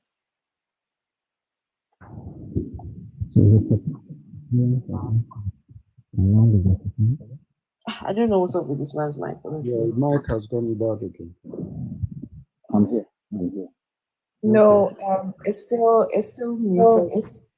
You got to do a better job with your mic. You keep dropping your mic or moving it under your chin or something. You got to keep your mic in a place where it works. It's annoying. If you're laying down, you might want to move your phone away from wherever it's. Yeah. Is that okay? Yes. Hi Afro. Hi Rich. Lillipod, have you got a dead conscience? I'm still trying to figure out what it is, so I know if I have it or not. I'm still listening for his description. How you doing, Lily? Hi, Rich. I'm doing good. Thank you. Lily, you don't have a dead conscience. There's one thing you don't have is a dead conscience. I really need to figure out because I still don't get it. What is a dead conscience, Mr. Ogu? So you just made this shit up just now. So, I have a question. Are you talking about, because you can't say generally every crime starts from a dead conscience. Are you talking about maybe psychopaths? To an extent, yes. To an extent, to what extent? Don't help him. To what extent? Explain. To the extent that whatever such a person does, he or she does not see anything evil in what he does. Okay, first off, let me get this right. How did we get to this dead conscience? What was the original question regarding dead consciences? Something about that. And I think that there must be some kind of yardstick to determine what's good and what's evil, right? That's right. For you to say, they've got a dead conscience, they're ignoring what's evil, or they're not able to comprehend. How did we set what is good and what is evil? After, was that the original question? No, that was not the original. I'm just saying. I'm just going on with this dead conscience analogy of this. Okay. Lily Pot is it was out of the blue that he brought this into the conversation, and it's like, Yeah, because I didn't even understand. Yeah, because I've given him so many biblical teachings, and to try to convince him to move away from the whole fallacies. So I think he got to the point where he said, okay, if he's to toe this path, something dead conscience, and I think that's kind of how it came in. Okay, but he asked Yeah, ask him about the. So what's he going to gain? What does he stand to gain? Yeah. Anyways, I think the reason believers or religious people bring up conscience and crime usually is to bring it back to say this is why we need Christianity, or this is why we need religion generally, because it helps people stay in line. But that's not the case, Mr. Ogo. If that's the angle you're trying to get at, that's absolutely not the case. If you go to prisons, you will find a ton of religious people there who have committed these crimes, and many of them strong believers as well. And a lot of people also commit a lot of heinous crimes on the basis of the same religion.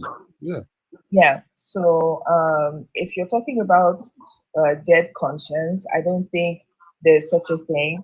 I think the only thing that you could maybe highlight is what are the people that are born lacking certain certain parts of humanity that allows them to feel empathy and Their cognitive abilities are different. yeah, so maybe that's the only thing that you can talk about and say, okay, how do people like that in society cope, or how do we help those people? Yeah, I don't think we have an answer for that yet. I think studies are going on, but that's about it. I don't think dead conscience is a thing. Those are the people we care for somehow. If they go through medical evaluation, we find out the way their processing ability is quite different. They'll be cared for in a different, in a way that vulnerable people are being cared for. I think that's it. So the fact that Africa continue to toe the path of these liars, in itself, it did not do us well, and it's still not doing us well. So you're not getting anything. But you're not gaining anything, and you shouldn't be expecting to gain anything from it. You should just live like every normal, sensible, law-abiding citizen of the country. The law is sufficient for you. Your moral cognitive senses is available, and you can use it. You can decide to be kind. You can decide not to be kind. Okay, so if you embrace the law, because the law is there, it touches every part and every aspect of life. Okay. If the law says don't do this, it doesn't do. Even your Bible asks Moses to situate a law. His in-law told him, appoint amongst you few individuals who will mediate over the problems of the people of Israel, so that he wouldn't unalive himself young. The word says so he wouldn't die young. Yeah. So it means that somehow the law is needed. So every country has a law.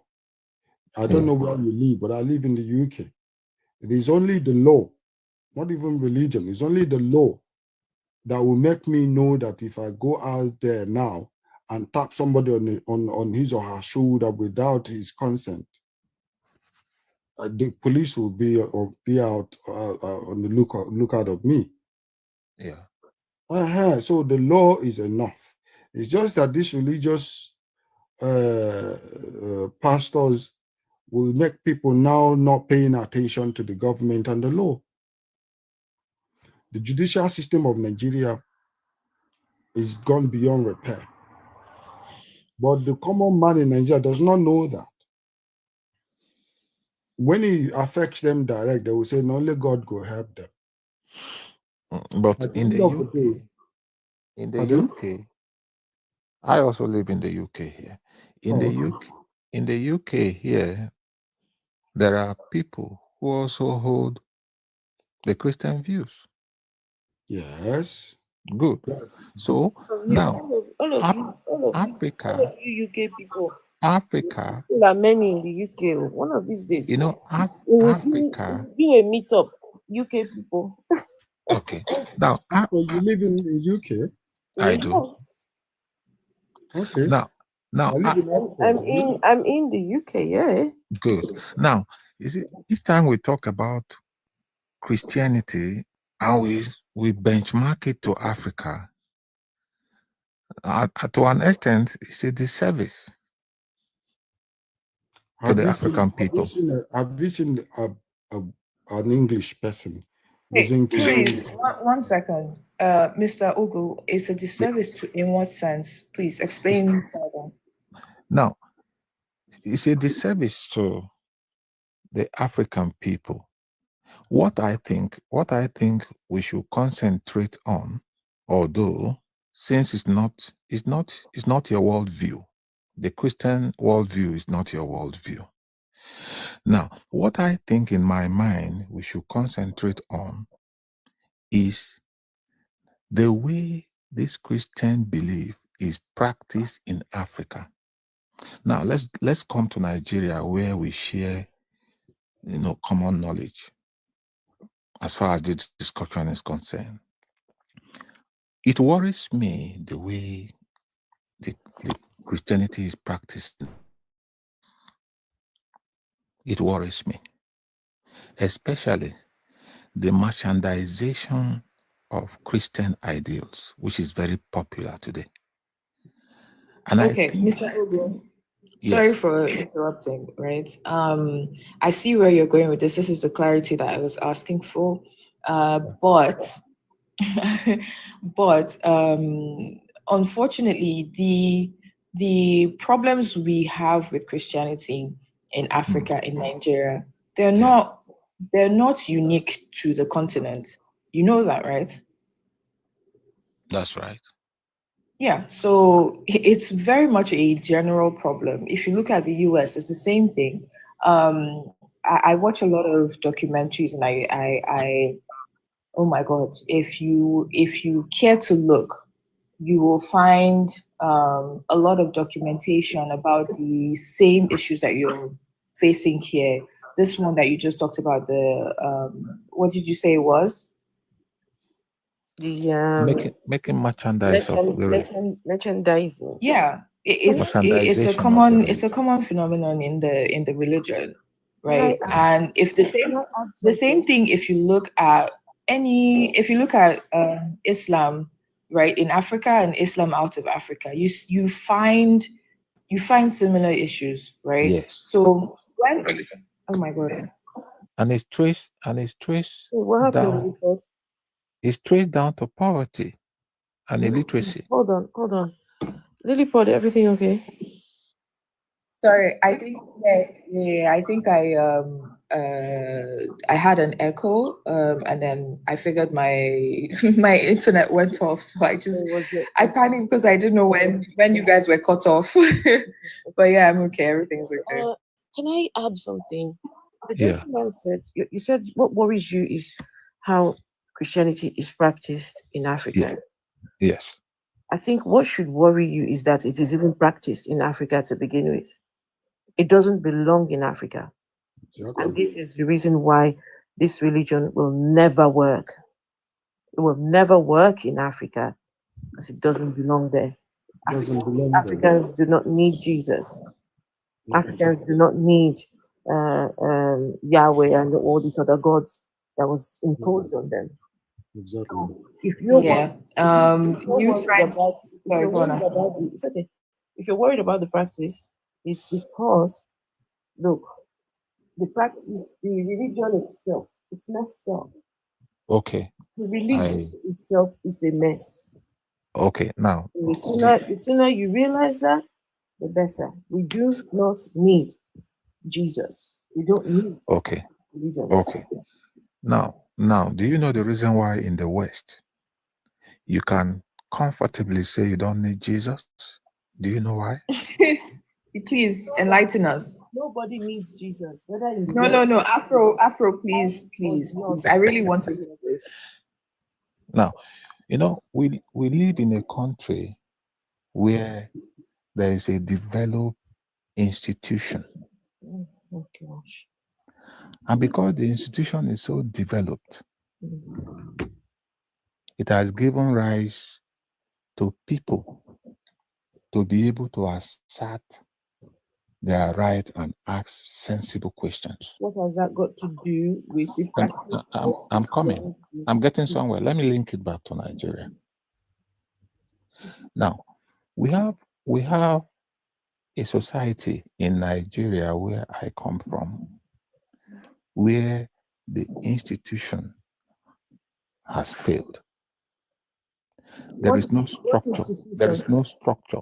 And because of the level of poverty, bad governance, greed, avarice, and whatever it is that has become the bane of our development, people are left with little or no option than to subscribe to what we have as elements of religion.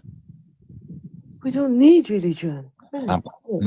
Now, let's edit religion out of Africa. Thank you, Sina, for God. Now, let's edit religion out of Africa for a minute. Yes, let's get it out. Let's get it out. Yes. And then, what will become of Africa where there is no religion? Can you tell me? This country that you are in, this country, UK that you are in, they are now becoming less and less religious. No, Afro. The last census, right? Yes. There are now more people in the UK that do not subscribe to a religion. Right? Even though they celebrate Christmas, they don't know what they're celebrating. They just take it as holiday. So the UK is becoming more secular, right? Yes. And so as they're becoming more secular, what has the UK economy has it destroyed? Good. Have things just gone kaput? Now you are going back to the same point I made recently. It is because of the institution that they have developed strongly. We don't have such institution in Africa. Okay. How is religion? And that is giving rise. How is religion going to help any of this? But how has religion helped Africa? I just want to know. How it has helped Africa. Yes. Okay. Now, religion to an extent, because Africa, as far as Africa is concerned, Africa has become a version of hopelessness. Can you? Okay, Mr. Ogun, no, Okay, it's you enough. say you have become. Is it the modern day or before? Version of hopelessness. No. Uncle, Let me tell you. Uncle, don't do that to Africa. Don't do that. No, Don't. I will. Don't. Mr. Ogun. That is the reason why. Okay, now let me tell you. Version of hopelessness. I did not know that hopelessness has versions. No. Let me I tell you. didn't know that hopelessness has versions. Let me. So how does religion? Now let me. How does religion go anywhere to fixing that? Where does religion? So you're going to tell them to just believe in this imaginary daddy, and you will have hope. It does nothing. It's counterproductive. What are you talking about? Okay. Yes, It's Rich. 1 destructive. second. One I have second, told please. you. 1 second. let's 1 second. 1 second, please. Yeah. The reason why we need to kick these religions out is because Yeah. these religions are destructive. Okay. The Jesus religion, Jesus himself threatens us. Jesus, Okay. if you don't believe in me, I am going to do this and I'm going to do that. Okay. I come, I prepared a place for, I'm going to my daddy. I'm preparing a place for you. If you were not so, I would not have told you that I'm going to But go it's a and matter of choice. right? It's a matter of choice. No, it's not a matter of choice. That guy lied. that Jesus character lied. Yes, he lied. He told the disciples that he was coming back for them, and he never came back. He lied. And this, how can you say to us that a religion that threatens us, a religion that tells us if you do not believe, you're going to burn in eternal place of torment, a religion that tells you that as soon as our babies are born, they are born in sin, a religion that puts us down, a religion that, in fact, what about, are we going to talk about the racism in this religion? The religion that repackaged our ordinana without telling us that they copied it from our ordinana, and now instigated us against our ordinana in order to sell this ideology that we don't understand what it is in its entirety.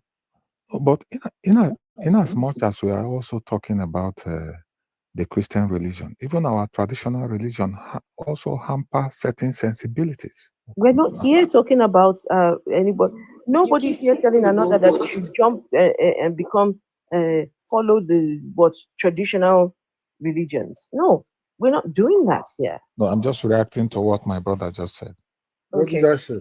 Mr. Ogu, right? It's quite upsetting that you are a grown adult of African roots, thinking Africa is and maybe you didn't mean to say version, but a version of hopelessness. Now, and let me explain, and then I will withdraw the statement if it doesn't go that way.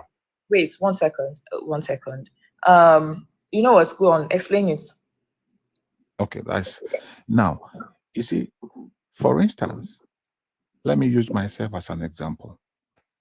Please, just you. I will not have any reason to be in the UK today if my society, my country, which is Nigeria, was built on strong institutions as it is in the UK. Okay, so Mr. Ogu, instead of asking for better government, better governance, you're requesting for Christianity, for religion to stay. No, you see, I told you, I said, let's recuse the issue of Christianity from our discussion So, from now. no. I've said that. Because the point you made, how we got down this particular rabbit hole, because what you you said said, was you said that we can't consider taking religion out of Africa because look at it in contrast to the West. The West can say they don't need Jesus, but then Africa cannot say they don't need Jesus. So you fully centered this around Christianity. So let's stay with that. Don't change that now. So you're saying because of how underdeveloped you perceive Africa to be, right? That's the justification for Jesus. Now, this same country, the European country, was once upon a time built on strong Christian ideals. Sir. Wait. Through which Especially, influences? Excuse me. Ireland, England. These were countries that were built through African influences or through their fundamental development. It could be through their own fundamental development. So why did you not through African influences? Why did you not think that Africa should be left to evolve by themselves without any external influences such as the Bible? Okay, now that we had the interruptions that was not so desired by Africans, now that we've had the opportunity of righting the wrongs that has been done by the interlopers that brought about this obstruction. In the last 60 years, in the last 70 years, those opportunities have been available in Africa. What have we been able to do with opportunities? Now, It wasn't. This recent awakeness was just not even up to 2 years. This awakening, this idea, the clustering all these cobwebs of Christianity in our head, it was not even up to 5 years.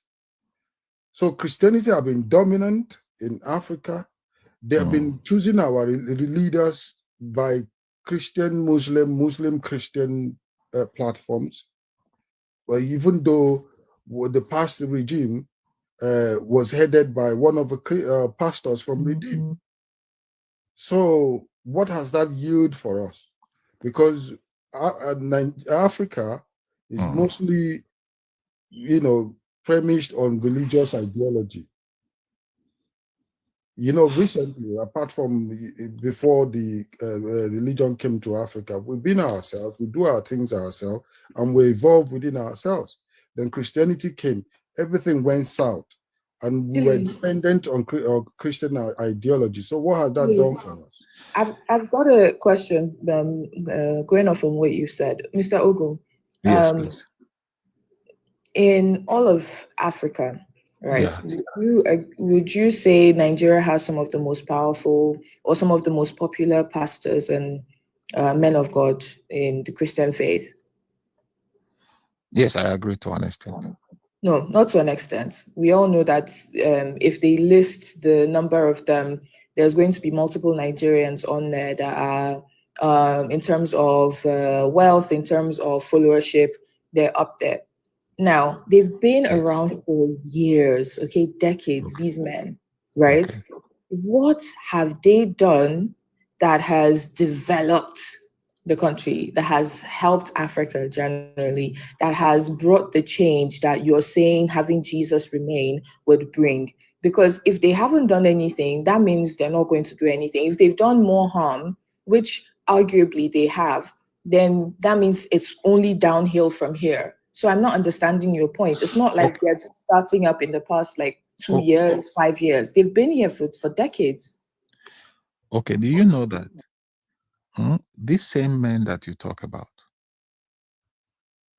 let's mention some names. For instance, the likes of Adeboye, Oyedepo, Chris Kilome, and the rest of them. If they were to be in the UK, they cannot have such mega churches. Are you aware of that? Please make your point.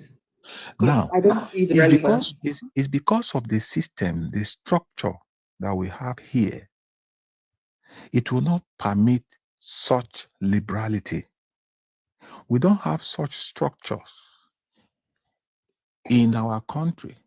Let's focus on fixing what becomes the pattern of governance in our country. If there are strong laws and institutions, some of these things will be copped naturally. It's because we have very weak institutions. That is why some of these things looks as if they are prospering in the event that they are not adding to society as it is.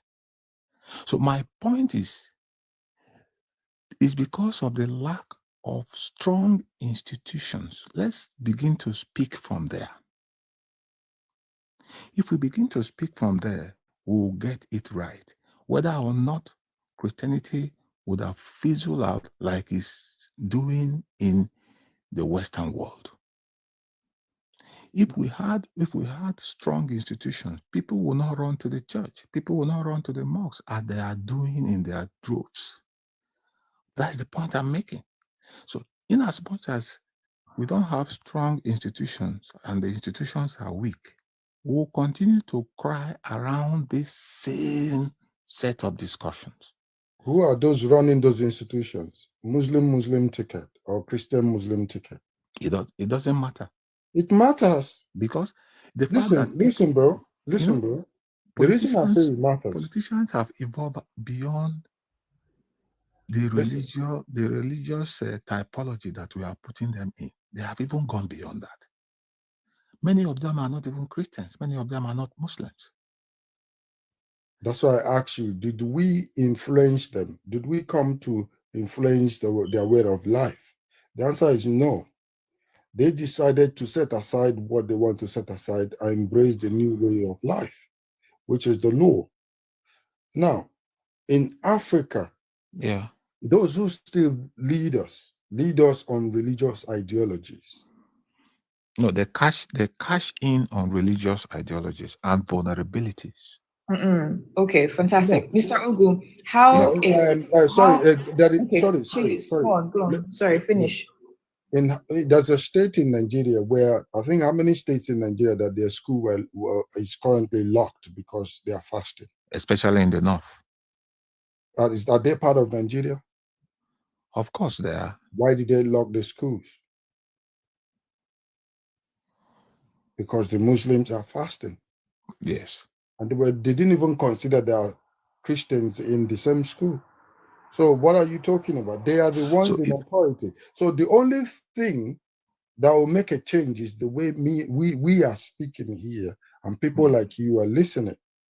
Yeah. And not only that you have to listen, you have to listen to accept if we made any sense of whatever you believe on, or if we make any sense, if we sound convincingly, take it and pass it on to another person.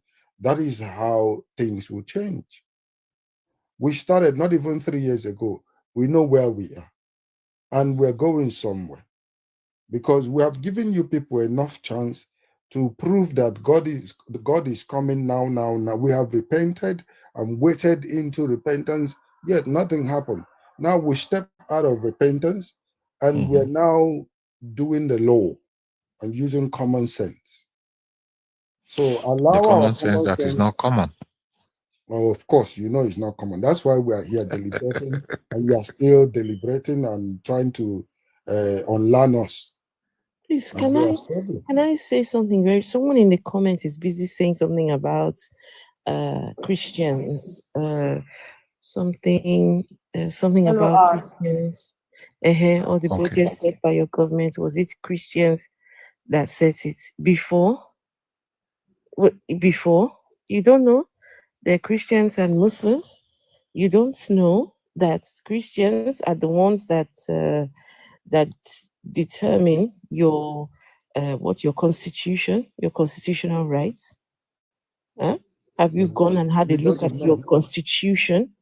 Your constitution in your country has blasphemy laws. Exactly. Your constitution recognizes the God of Christianity. Go check it out. And you're saying it's a lie. Go check it out. The God of Christianity and the God of Islam. You cannot. There's penalties if you blaspheme. Listen. Yeah, when some people Our are military talking, they chiefs, don't even know. Ogu. Do you know how many Yes. Christians? Do you know how many Christians reside in your country? Go and look at the number. Muslims right now they stand at about 48 or 49%, almost 50%. 46%. No, Muslims are more now, apparently. Christians Yeah, because are Christians are about. not objective. They're not together. They're individual, looking for their own individual Sorry, pocket. everyone. So this LOR fellow, do you want to come up? Do you want a request to come up? Because you're typing a lot in the comments and you don't seem very informed. So your argument for why you think it's not in the law is that yet people blaspheme every day and yet nothing is done. Okay, there are people caught essaying women every day. How many of them are prosecuted? How many of them are convicted? Does it make it legal? Does it make it not in the law? Like, what's your logic here? I'm struggling to understand. If he thinks if he has a topic, come on the box and let's hear you. Okay, you can't stay there and you write only writing. Ogu, I just want to ask you, yeah. Wait, hold on. Let me just finish what I was saying. Look, these religions, this Christianity, was brought to us. Any God that needed his religion to be brought to us, while he sat there and did nothing, that God does not deserve any respect at all. Does not deserve to be acknowledged. This God watched our people be colonized for his religion to get to us. Yeah. Any religion that needs you to be in a place of being subject to your master, in order for you to receive that religion, that religion is evil. That religion can never were not created in his image and likeness. That's Africans. Yeah, that religion can never do you any good. And I am telling you, if you don't get your acts together, you don't get your act together now, the amount of churches that you will have in your countries, I am telling you, 50 years to come, if you think your economy is bad now, wait and see what will happen. Exactly. It is going to get worse. Nigeria is becoming more and more religious. They are praying more. The second most prayerful country in the world. Especially with this current regime. Churches are open 7 days a week. Industries have shut down. They have bought industries and put churches there. Where do you think you're heading? It's going to get worse, people. Nose diving. Yes. Ogu, don't let me skip this question, yeah? Okay. Have you watched Adeboye Church and what's his name? The one in Warri? Have you not seen your military chiefs in their camouflage uniform sitting on the front row? Have you seen them or not? I've seen them before. Thank you.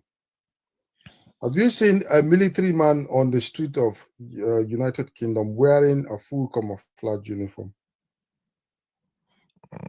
Once in a while. Wearing full camouflage uniform. I can't remember seeing one. They don't. Even if they are working on this, they have to take out one, maybe where they can't be in full camouflage uniform. Yeah. Then, the reason I'm saying this is because a military man serves the country. Therefore, the uniform belongs to the country. It's not their personal uniform. That's true. The country camouflage uniform. Therefore, if they take it and sit in the church, whereas we have issues going on in Zamfara and Sambisa, and they take our uniform, line up in churches just to intimidate people, just to make people think this pastor have us at his back. If you do anything, we'll come and bully you.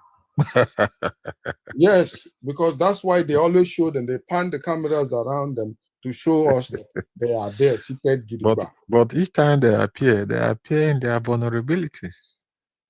But yes, they can. But what I'm saying is they have no business being in those churches with our national camouflage uniform. That uniform is combatant uniform. It's That's not. true. It's not a religious uniform. So there are so many things. That's why I tell you. Okay, imagine the army chiefs are hiding in religion, meaning their conduct is based on their religious ideologies and perception. They still believe in God and only God will help us, whereas they are military chiefs. That's true. So that's what I'm telling you, yeah. Religion came, brought Africa backward. Because since that religion has been there, nothing has happened to move our economy forward. Adeboye will go and see your president and come and deceive his congregants. And up till now, nothing good has happened to that country. So we have tried this religion for a very long time. Let us move to something else. We can't be dominant. We can't be stagnant. And you continue to do this religion means you're driving Africa backward. This fella in the comments, right? LOR. You said remove Christianity and will Nigeria change? Yes, Nigeria will change. 100%. So first off, right? There are people that barely have any and are giving all of what they have to these institutions, right? And that is arguably increasing household poverty. You also have full-time ministers that could be better off working in some office or being productive some other way, right? There's all these ways that if you take out religion, you find more productivity. People that could be taking up, okay, so Mr. Ogu, you are in the UK, right? In many Western countries, because you want to compare. So in many Western countries, people take up 2 jobs, 3 jobs. I wouldn't push for people taking up 3 jobs, but if you're able to, you can take up 2 jobs to supplement the income. However, people here are not able to do that because guess what? Almost every denomination now wants to have daily services of some sort. You have morning, you have evening, or you have just evenings running through, plus 9 vigils coming up, plus there's so much, right? All of this time that somebody could use to pick up a second job, a remote job, if it has to, there are things that could improve productivity. And I'm not saying Christianity is the only one to hold responsible here, but religion generally. People could be put to better use. People could put their resources, people could invest some of the monies that they give. Whole salaries are being sent to churches when they can be invested in business or invested in some. Do you see how these things could also, I would like to point out people like Pastor Chris impede people like Pastor Chris, anyways, all of these apocalyptic preachers generally impede development because they speak against technology. I remember during the pandemonium, sorry, I don't want to say the actual word, during the pandemonium of 2020. I know what you are inflecting. Yes, during the pandemonium of 2020, right? Pastor Chris, big man Pastor Chris, came out and said it's because of, is it 5G? And then put fear in his members' hearts over 5G. People were scrambling and panicking. Come on. Yeah. Right? So a lot of these about religious Black people Sea, how they're trying to microchip people. Yeah. So you laugh, but a lot of people take their word as gospel. Yes. You have to understand, a lot of people do. A lot of people will not travel because they think that, my pastor said I should, this period there's no traveling or something. If they have business, it's done. They are not going there. So if people take these, honestly, I don't want to get into it, but yeah, if you take Christianity out, if you take religion out generally, I do believe that there will be some progress. People are very much blinded by the books, blinded by their preachers. I think if there are strong laws, the laws we have in most of our countries are very weak. If there are strong laws, it will take care of some of these things naturally. The legislatives, no. The legislatives themselves are believers. What do you mean? You understand? Strong laws won't do a damn thing when the legislators are believers themselves. Can I say something here? Yeah. The bottom line of this religion or religions is that, hard as this might sound, but it is reality. Jesus never existed. Jesus never existed. Never. Jesus never existed, yes. Okay. If you have any evidence for the existence of Jesus, maybe you can provide it. So, if he did not exist, everything you know as Christianity is nothing but a scam. It's so it's a money also add to it. money making industry. It means Hold on, let me finish. Okay, thank you. If Jesus never existed, everything and every denomination, they all follow after a fake God. And this is why this religion can never work for us. And please do not think it's only Christianity. The other one is the same. It's the foundation is based on the lie. The prophet that says he was seeing a God, and a God came down, was narrating or whatever the fuck, right? So when you understand that fact, you realize that there is no sky daddy up there that people are praying to. Then you have to wake the people up. You have to let them know, ain't nobody at home up there. It's only us. We've got us. Yeah. They came in, they told us that the kingdom of God is okay. Yeah. The kingdom of God is at hand. Repent because it's at hand. And I start hearing this from my childhood now. The kingdom of God hasn't come. Brother, it is nowhere. It is just so that they confuse you and make you shorten your IQ. Your expectation, you just cut it short so that you don't know it could happen anytime. Whereas those that brought us the Christianity, they've planned for 1,000 years to come.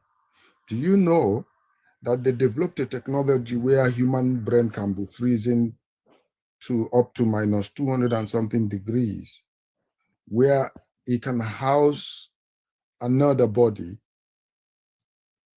for maybe in the next 1,500 years to come? And these are the people that brought you the religion that says that the kingdom of God is at hand. If God does not watch over the house, the watchman watches in vain, yet the Fulani headsmen are invading your communities every day. You understand? What we feel as human, what we encounter on day-to-day basis as humans is different from what the Bible is telling us. It's not realistic. The Bible does not act in any human capacity or in any capacity to alter the way humans evolve in physical terms. It's only in our subconscious.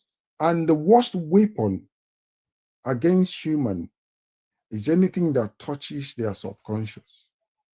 And that was the only reason, or the main reason, Bible was concocted and brought to us. Yes. So there is no, and it is fetching, it's working for no other purpose but that.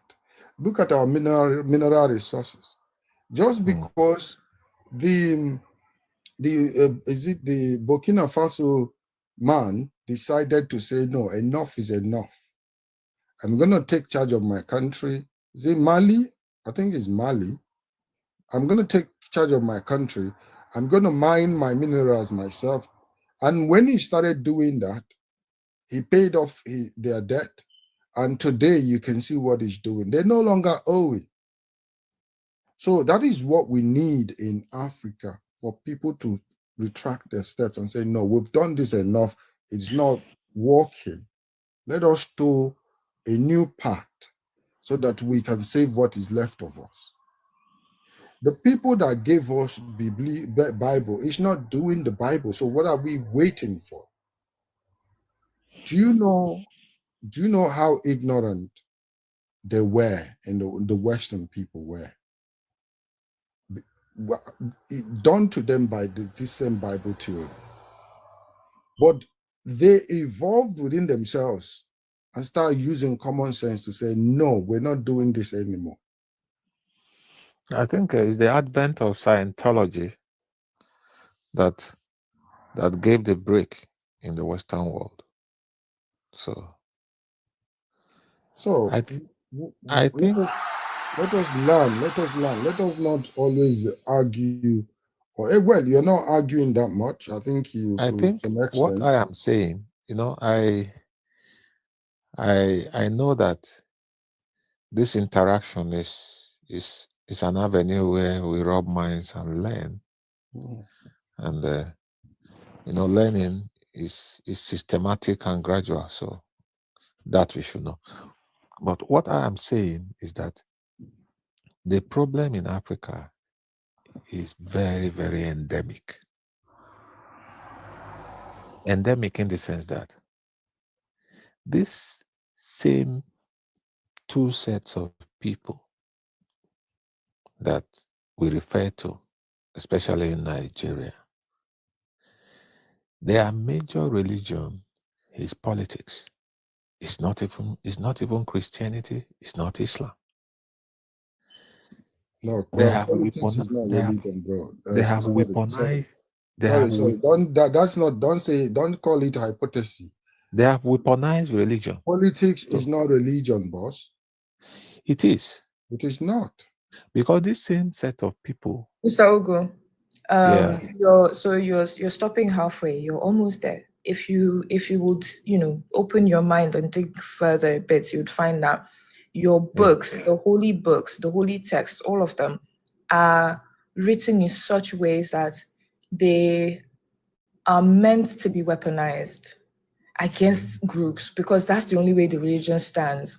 If you punish the Gentiles, it's fear. And what happens when you push a lot of fear? People want to protect themselves. People want to reach for their to it in order to avert exactly right. So your holy books already from the get-go, they are instruments for this. This is their purpose, to be weaponized. Same way I overheard the conversation with you and Chilis earlier about slavery and the slave text. So don't say that politicians have weaponized the books. Yes. No, even your preachers. Wait, don't stop there. It's correct. I'm agreeing with you. It's correct. Don't stop there. Go to the point where you see that the books were made to be weaponized. That's the point they've been trying to make from the beginning with you. Before I joined, I was listening. The book was made to be weaponized. It was made as a weapon. And then just garnished with all of this, focus on the good. That's why a lot of people look away from the Old Testament. But the same book says God never changes. So meaning he's the same God, he is what he is in the Old Testament. All of the things that he said and commanded in the Old Testament is what he is. So it was meant to be weaponized. If you're choosing to see it as not that, then you're being dishonest to yourself. Though politicians are doing what the book was meant to be used for. Pastors are doing what the book was meant to be used for. Imams are doing what the book was meant to be used for. That's it. So bad governance in Africa is also part of it. Pardon? Bad governance in Africa. No. Listen, that has resulted in poverty. Can you respond to the point that I've made? You have a habit of fleeing from arguments when they don't favor you anymore. Okay. So what do you want me to react to? Oh no, you said, right? And I agreed with you. Politicians have weaponized the book. And I'm pointing it out to you that you need to, if you look further, if you look deeper, you see that the book was meant to be weaponized. If you look at, 1 second, so that you get the point fully. If you look at history and if you look at the books themselves, you see that there's all these fear mongering, there's all these division, right? This group versus that group. There's always the others. There's you guys that are following me, and then there's the others, right? So there's always been that fear mongering, that division that's caused, making the book a weapon itself, making the book easy to weaponize. Because I can stand here and say I am of the Lord, and therefore you, the others, I use the book against you, right? That's why. Oh my God, I don't even want to get into it before it creates a tangent. But yeah, the baseline is. Go ahead. No. The baseline is the book was meant to be a weapon against people, against institutions, against our differences, against different ways of thinking, against even the individuals that are following the religion, because now you have to constantly think yourself as a sinner, as somebody that needs to do, overcompensate in that relationship with God, because you need to keep doing more and more and more so that he'll keep loving you. It's a transactional thing. So as much as people want to sugarcoat it and say, well, no, God is merciful. That's why he sent Jesus. The book also says that God never changes. It says it a couple of times from the Old Testament to the New Testament. I've read the Bible. I used to be a Christian. And so if you want to say that, no, God is now merciful, God is the same, also horrible God from the Old Testament that was very vengeful, that was not down to the New Testament. Yes. So the book was meant to be a weapon. It was not all of whatever they're repackaging it to be. It's a clear weapon. If you read, if you listen, so let's agree on the surface that yes, that is what it is. Thank you. So let's agree on the surface that that's what it is. My brother, if you read Joshua 24, you see this wicked weaponization of this Bible, setting people apart from each other, making sure they don't cross path again.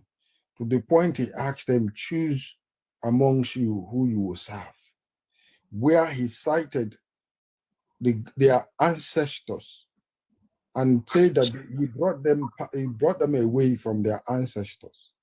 And even mentioned Egypt being Africa. He said, I gave Isaac, I gave him Jacob and Esau. I signed the hill country of Seir to Esau. But Jacob and his family went down to Egypt. And if you look at what he was saying there, the context was going down to Egypt was contrary to the purpose of God for the Israel people. Yeah. And then he was asking them if they were going to serve the God on the other side of the river, or if they were going to serve. He was telling them if they have to choose to serve the God of their ancestors or the God. And him and his family has decided to choose to serve the current God that he was talking about. So this is a very insightful verses in the Bible that if you read it and you have this knowledge of hypothesis, you will decode all the codes in it. If you are not hypothetically wise, you take this for mere saying of it, as if it does not refer to the Africans. But it refers to the Africans. So those, like some of it, like you, Ugu, and people like you will now say you belong to the chosen generation that this verse was speaking about, being saved. Yes. You now say, oh, now your ancestors, like me now, who don't believe in anything or don't believe in the ways of the Bible, are those who is left aside talking about that belongs to the gods of the ancestors. Brother, let us wise up now. There's so many verses in the Bible that if you understand what it means, you will throw this thing away and find peace with your kinsmen, because Bible sets you away from your kinsmen.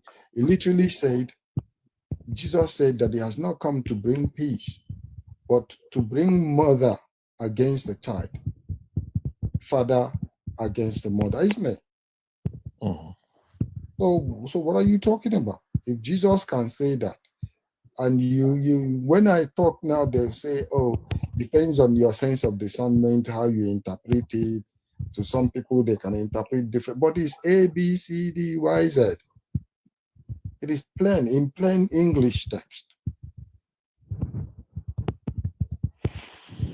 It's in plain English text. So for me, to stop deceiving myself, I just have to, that thing that I read that is English. If I don't know, if it's written in Latin, if I don't understand it, I'll ask a Latin man to read it orally. I want to know what it says orally. Forget that which you're thinking that is beneath it. Chilis, I wanna say something to Ogu. So we have these conversations all the time, right, on this platform. And we speak to a number of Christians, right? And the thing is, now you and Elo are in the comments, right? You seem to be of the opinion that we need Christianity to develop Africa because look at all the evil, look at how backwards things are, yada yada yada. And the bad governance is not tied to Christianity. LOR. You've asked me if I've read the Bible. I want to now bring that back to this conversation. If we go by your book, right? If we're going by your book itself gives the reason for why we need to move away from it. Because your God is the author of the suffering, of the poverty, of the diseases that have plagued the lands. And for that reason, I think your God should not be accepted here. A perfect God creating imperfect creations. Wizzy, I'm even waiting for them to ask me why I say God created the evil. Mr. Ogu, you are aware that God is the reason for all of the suffering? It's coming from you. Okay, but do you understand it? Do you see how God is the author of the suffering and the evil? I don't see it Or completely. you think, okay, so who is responsible for the evil and the suffering in Africa and in Nigeria particularly? Okay. You want me to react to it? I mean, it's a question. I just asked you, who do you think is responsible? So you say bad governance, but let's talk about in terms of the religion, right? Because when something is good, you praise God and you say God is the one. When something is bad, like how we've complained about underdevelopment, crime, yada, yada, yada, who is responsible? If not God, because I'm saying it's God. So who's responsible? I think the problem in Africa, to an extent, is self-inflicted. Self-inflicted. Okay, so let me tell you. Let me tell you where I'm getting at with this. Whenever you speak to other Christians, they say, "Oh, it's the devil." Like the devil working through people does all of these evil things, and that's why we're suffering. However, not entirely. Okay, not entirely, but I'm telling you that entirely all of the evil, right, based on your book, all of the evil is caused by your God. So the underdevelopment in Africa compared to all other regions it's because of your God. I'm telling you categorically. The Do you want me to prove the it? corruption in Africa, the bad governance in Africa. All of that, according to your book, is by your God. Really? Yes. Can Unless you you want to me? say, okay, right, good point. So if you read Isaiah 45, verse 7.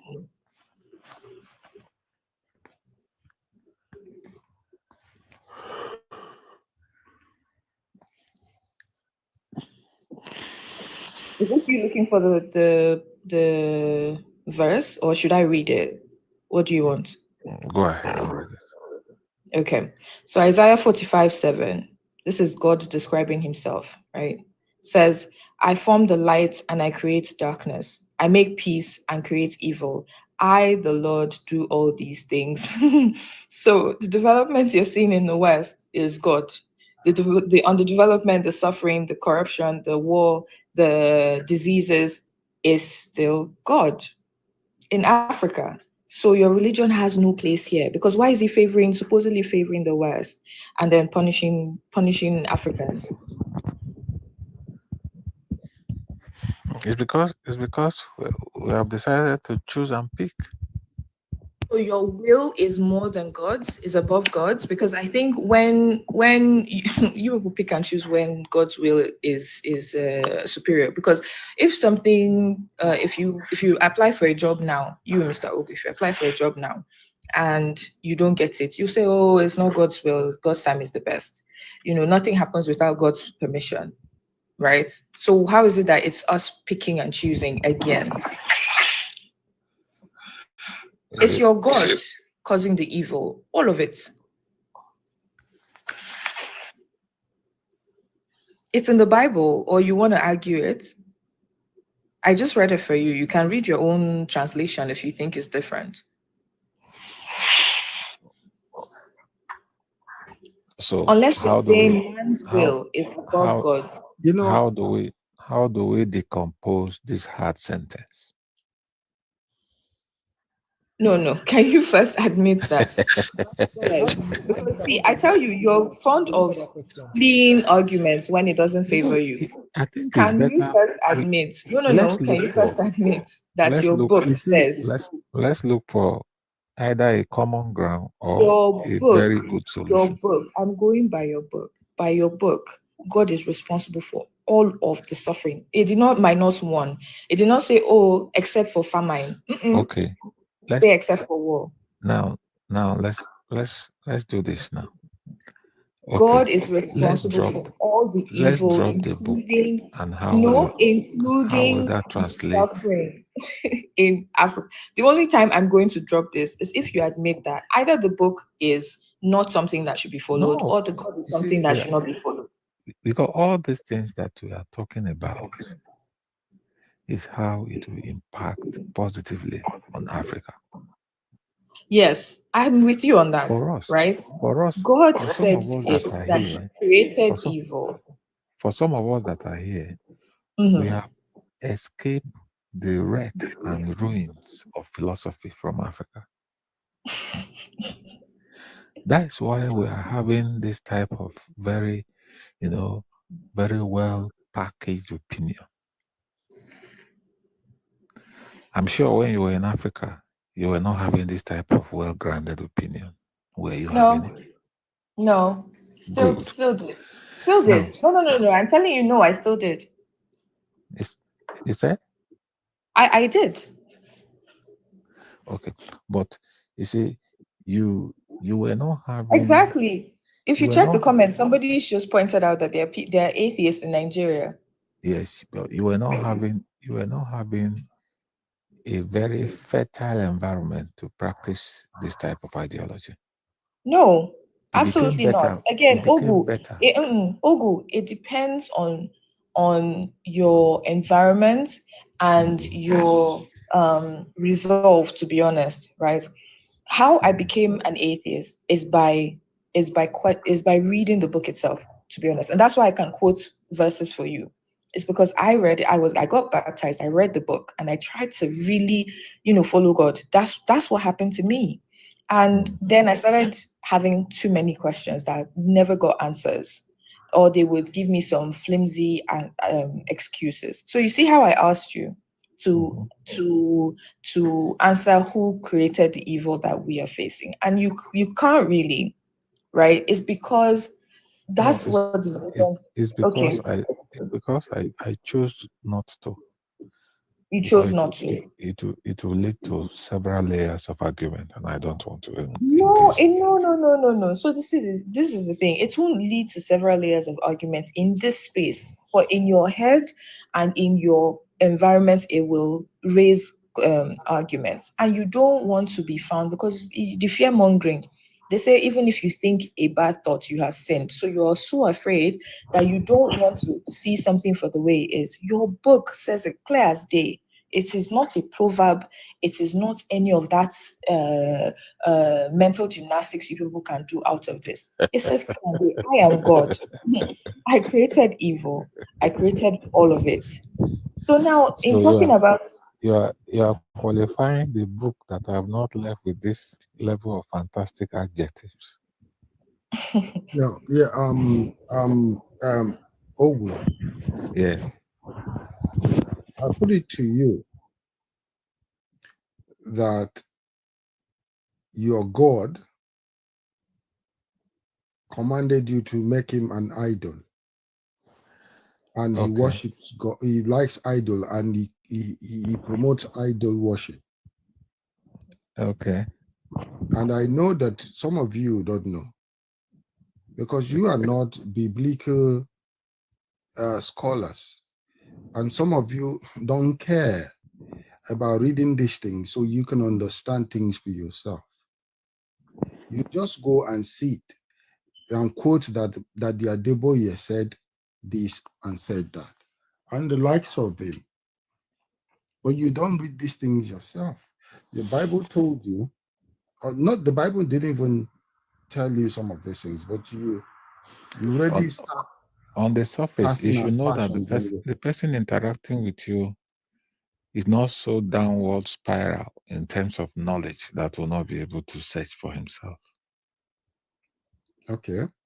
I'm not. I mean, from our little interaction, I think it should be made clear that we are discussing scholarly, and I think that is better put at that level, and then we'll find a common ground based on how we have been interacting. I think that is better. Why did you distance yourself from the ways of your ancestors?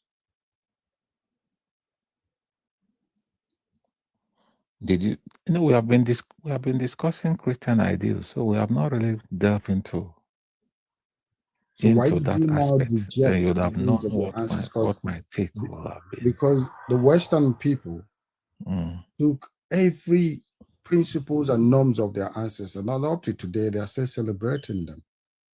Why did you, Christian, choose to jettison the ways of your ancestors? Yet your Bible promotes the ways of African ancestors in some ways, but in a way that you people will be confused and will not understand what it means. Even the African ideals or the African ancestors, they were not completely innocent of whatever we are accusing Christianity of. What have they done wrong?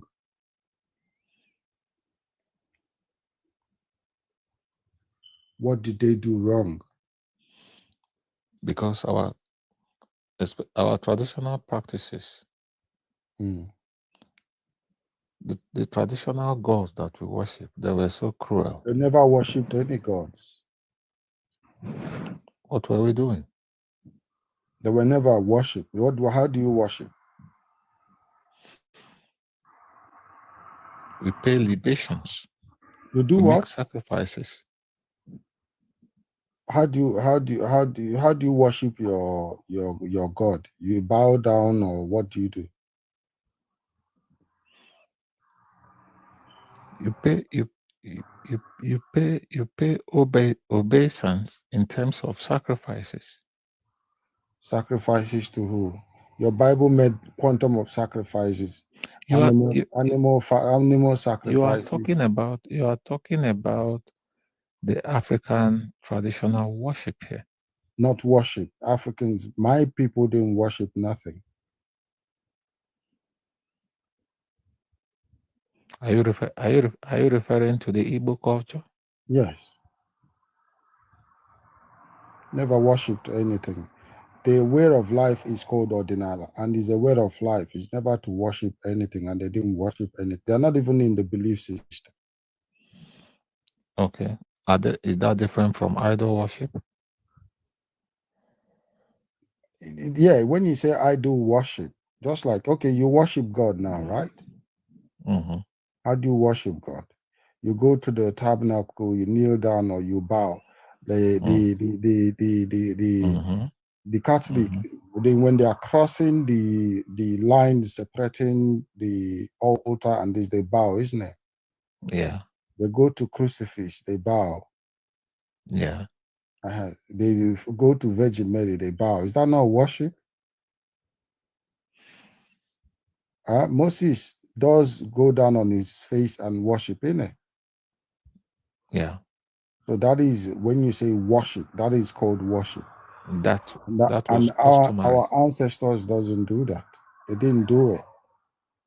There's never been a place. Our ancestors, when they want to do their what you call it, their ablutions, they sit. Sometimes they sit, sometimes they stand, and never bow to anything. They commune with their past life. It's called communing with your ancestors, just remembrance of your ancestors. Because it's a lineage thing. The Western people never cast any aspersion on their ancestors. You know what their ancestors did to our ancestors. Yet they continue, they put them in the history book, they continue to reference them everywhere they go. Chili's. 1 second. Sorry, I need to get off soon. I have an early start today. I just wanted to say thank you for your submissions. I've really enjoyed your conversations, Chili's. And Mr. Ogu, please, you need to do some reflection based off what you've heard today. And then for LOR in the comments, right? So I will make it as short as possible. You have said that your God created all and is responsible because you said your God determines how we look. Now, I want you again to go back to Isaiah 45 verse 7. Is that a God that you want to follow? The God that creates kids that are born from the second they're born. They have chronic illnesses. There are some that are born without certain organs that are critical. There are some that are born in chronic pain. There are some born with cancer, right?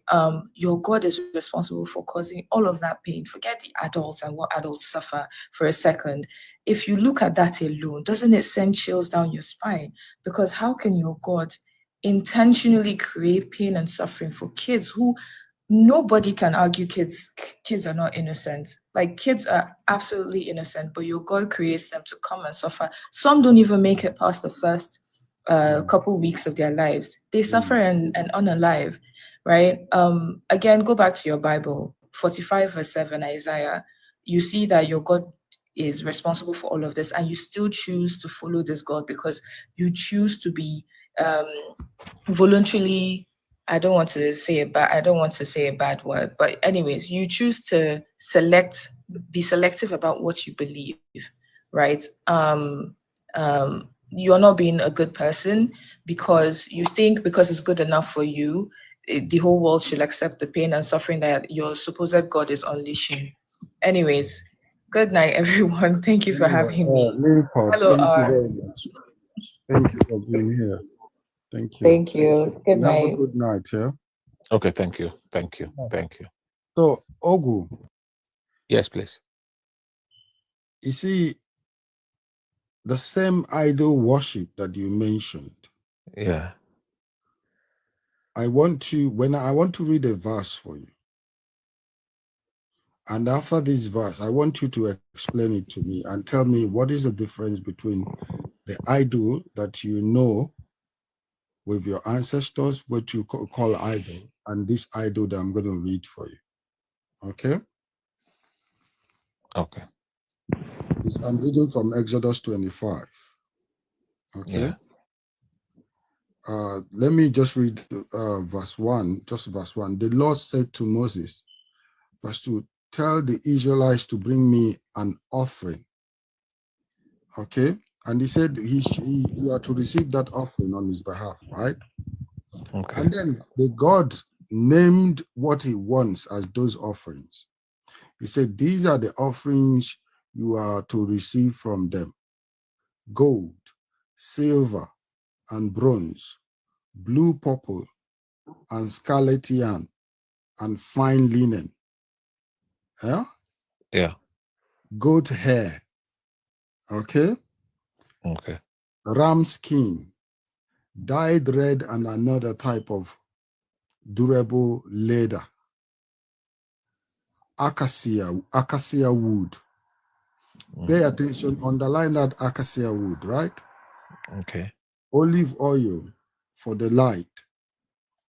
Spices of the anointing oil and for the fragrance incense.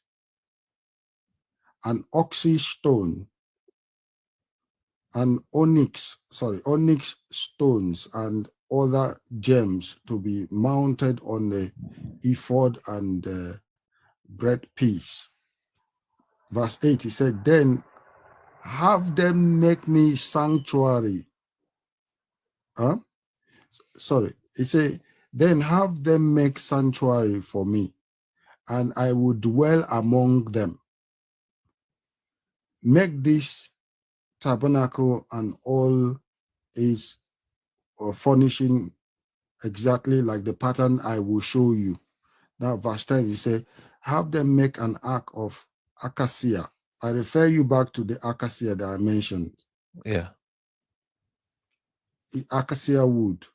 Yeah. 2.5 cubit long, a cubit and a half wide, and a cubit and a half high. Overlay it with pure gold. Put both inside and out, and make a gold holding around it.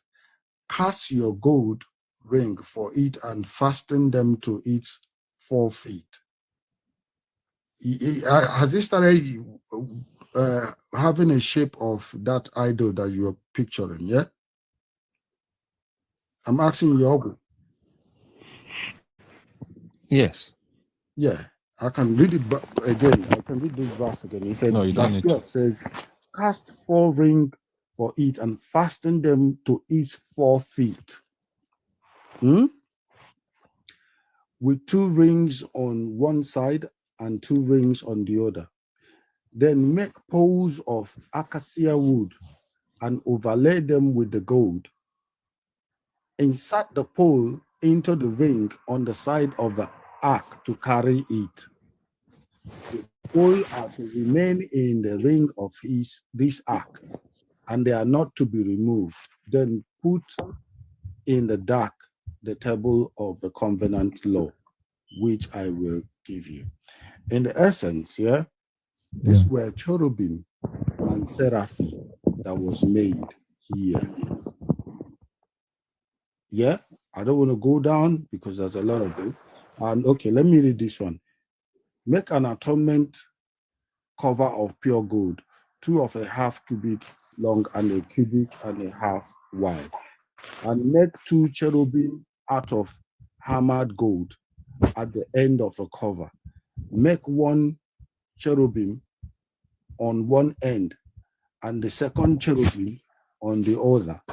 Make the cherubim of one piece with the cover with them. The cherubim are to face each other, looking towards the cover. Place the cover on top of the ark and put in the ark, the table of the covenant law that I will give you. Lastly, it says, above the covenant, above the cover rather, between the 2 cherubim that are over the ark of the covenant law, I will meet with you and give you all my commandments for the Israel. So what did I read in the nutshell? Yeah, this is the making of the cherubim and seraphim. Okay. And clearly you can see the cherubim and seraphim are objects carved exactly like that object you have in your memory about what our ancestors used to have. So our ancestors used to have the cherubim before the Bible put the cherubim in the Bible. Now you take this cherubim and embrace this biblical cherubim, and then you cast aspersion on the cherubim of our ancestors who practically carved the cherubim as the Bible incited here. So who is now doing the right thing and who is doing the wrong thing?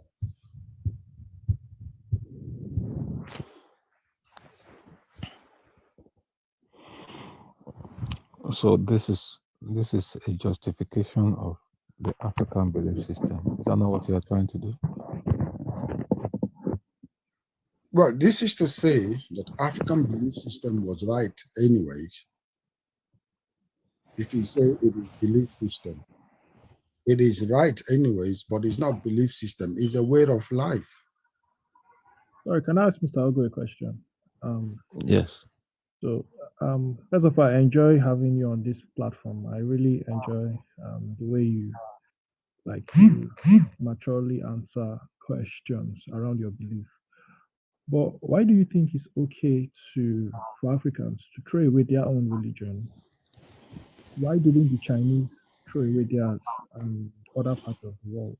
Why is it okay for us to feel ours is bad and theirs is better? Right? That doesn't sound original, right? Because you're justifying the fact that these foreign religions that has done nothing towards Africa's development, both morally and economically, and even our standard of living, right? We are making excuses for them and saying it's good, when obviously they've actually not helped us in any sense. So why do you think it's okay for us to trade what makes us original for this foreign religion? And we don't have a problem.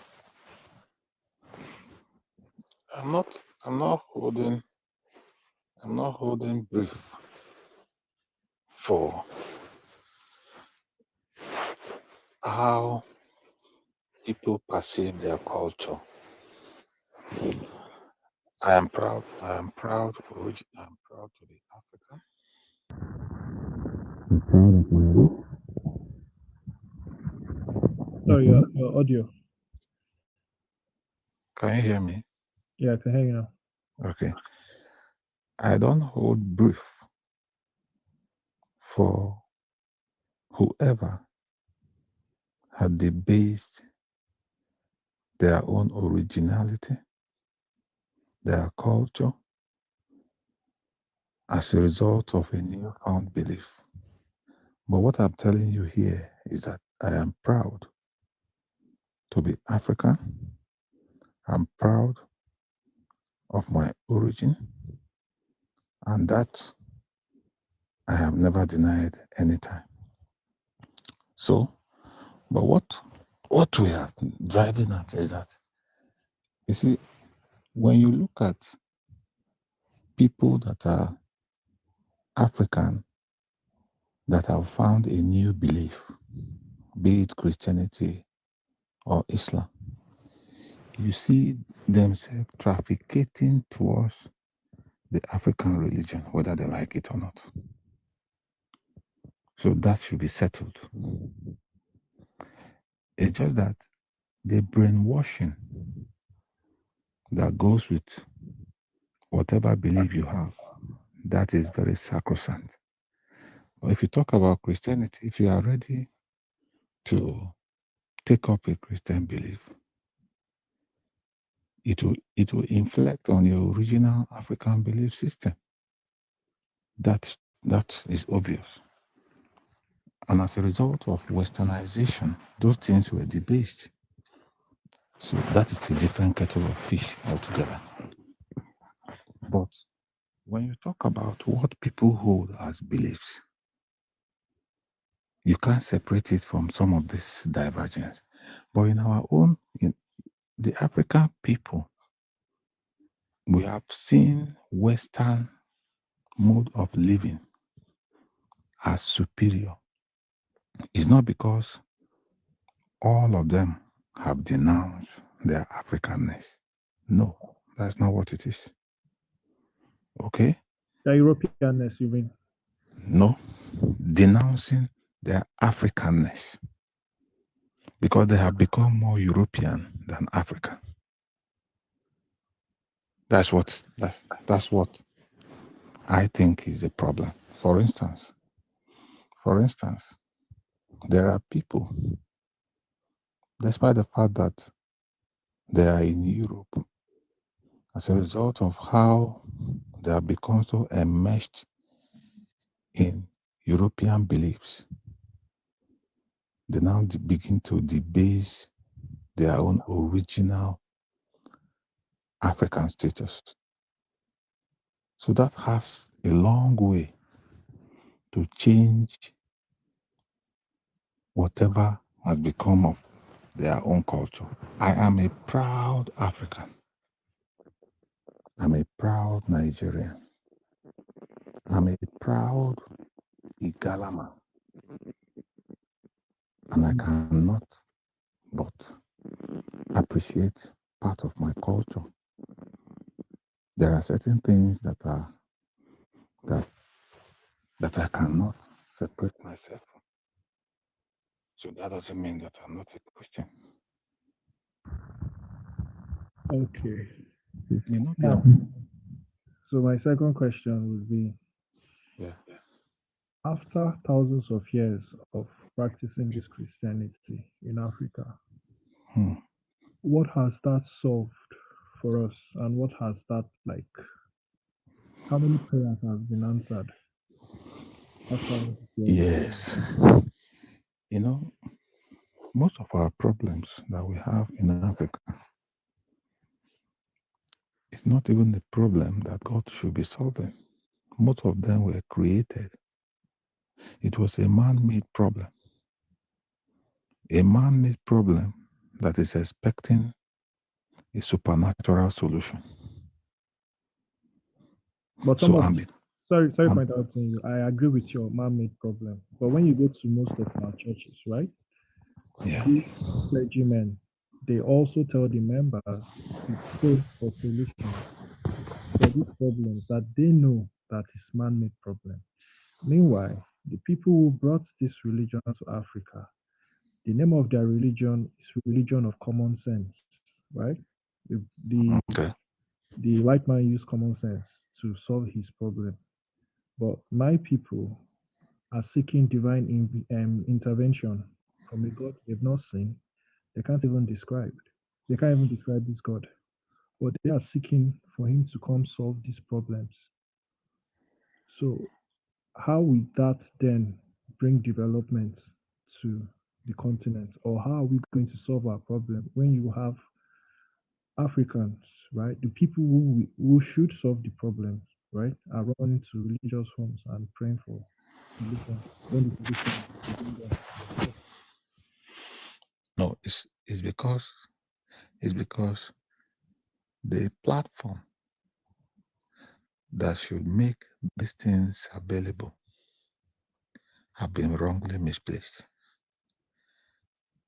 And in the quest to satisfy certain desires and requirements. Why? Because people are left with little or no solution. And the next thing that will happen is to now run to an imaginary solution that is being used by most of the merchandise Christian leaders. Because of the problem, the vulnerability of people in Africa, especially because there is no platform for solution. So the best way to do it is to make it look as if it's a transcendental problem, as if it has become a spiritual problem. In as much as I understand that many of the problems that cannot be solved in Africa is put at the level of an invisible force. That may not be a religious issue. And some of the religious leaders that we have, especially in Christianity and Islam, which are the two dominant religions in Africa or in Nigeria, they use the vulnerability of these solution seekers to their advantage. I personally does not subscribe to such illiteracy, in as much as I have a belief as a Christian. There are certain aspects of their religion that is being misplaced that does not give room for constructive solution to African problems. Okay, let's look at it this way. There are so many things that we could have done rightly in Africa, but because we don't want to do them, more so that corruption is endemic, poverty has become a weapon, and the next thing that will cap it up has become religion. For those who are making business out of it, I am not that type of Christian. I don't cherish such approach to Christianity. So now in the West now, where we are, you see, our mind have become so illuminated because we are exposed to these two worlds. Imagine if you have not been here. I don't know where you are.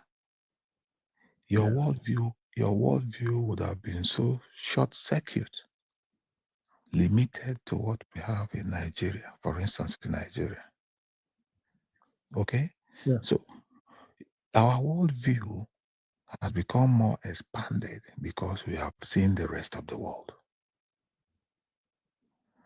So we understand that the version of Christianity that we have in Africa, or especially in Nigeria, is not a progressive one. We know, especially by the so-called religious merchants that we have. There are very few of them now, especially those that are holding sway. There are very few of them, but they have several disciples. It will take a very long time to be able to revolutionize the idea that we are talking about.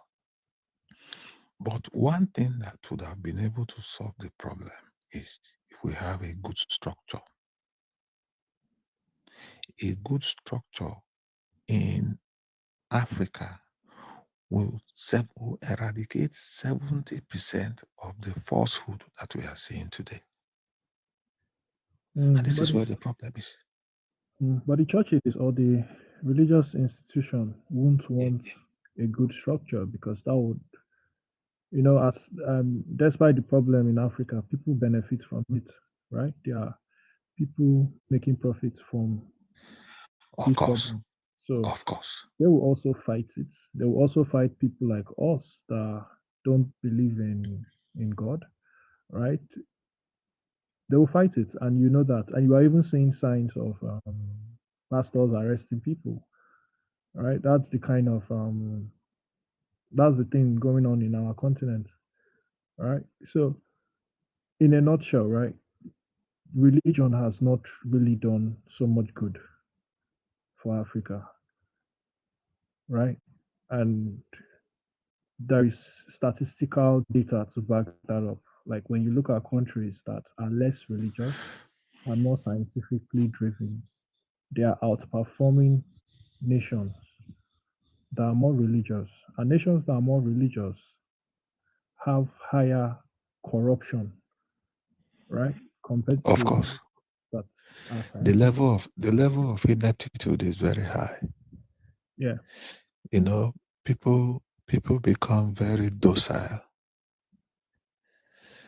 People are not as industrious because they are looking up to a supernatural being that will solve the problems that they have created.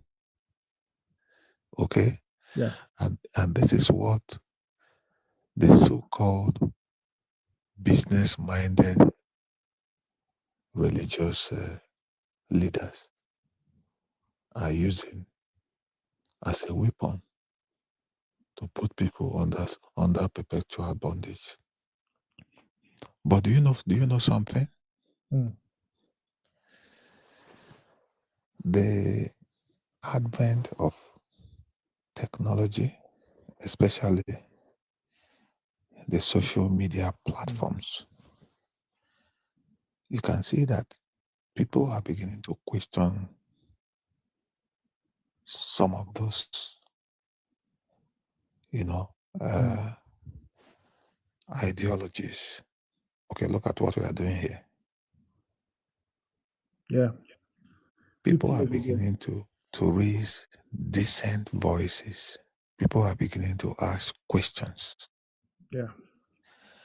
And as people continually ask some of these questions,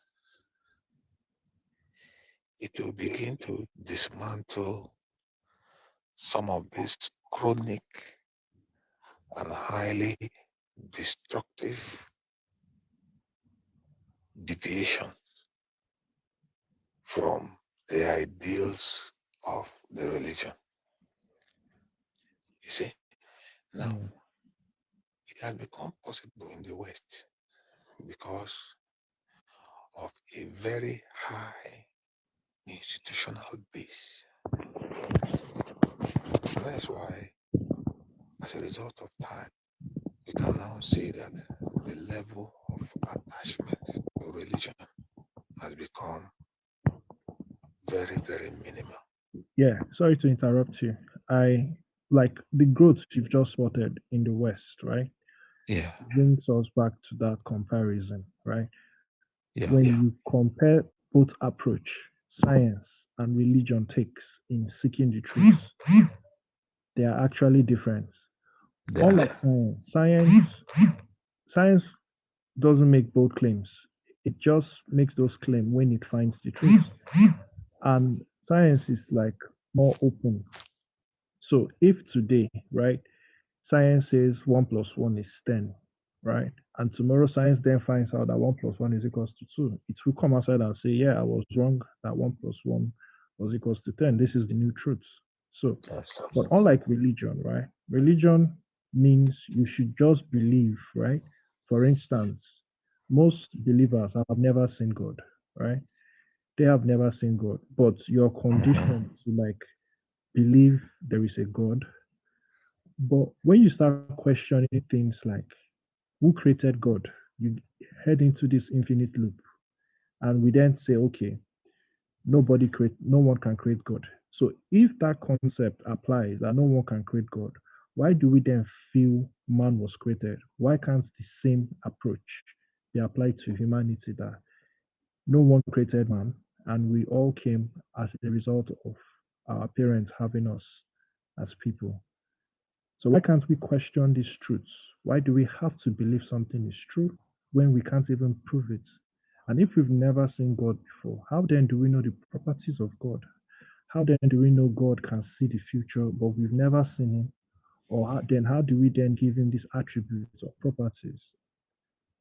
So I don't know if you can form No, actually, if you must believe what I'm saying, do you know the concept of religion is very, very emotive.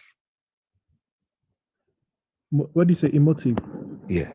What does that mean, please? Religion goes around with emotions. Oh, okay, emotion. Okay, yeah. And when people become very emotional, you begin to grand style in terms of the rigidity of what you hold firm as a belief. I don't know whether it makes sense. True. Now, you see, the new approach, because the world is changing, is as a result, is a product of some of those changes that is giving birth to the marriage of these two varying belief systems. That's why we can talk the way we are talking, isn't it?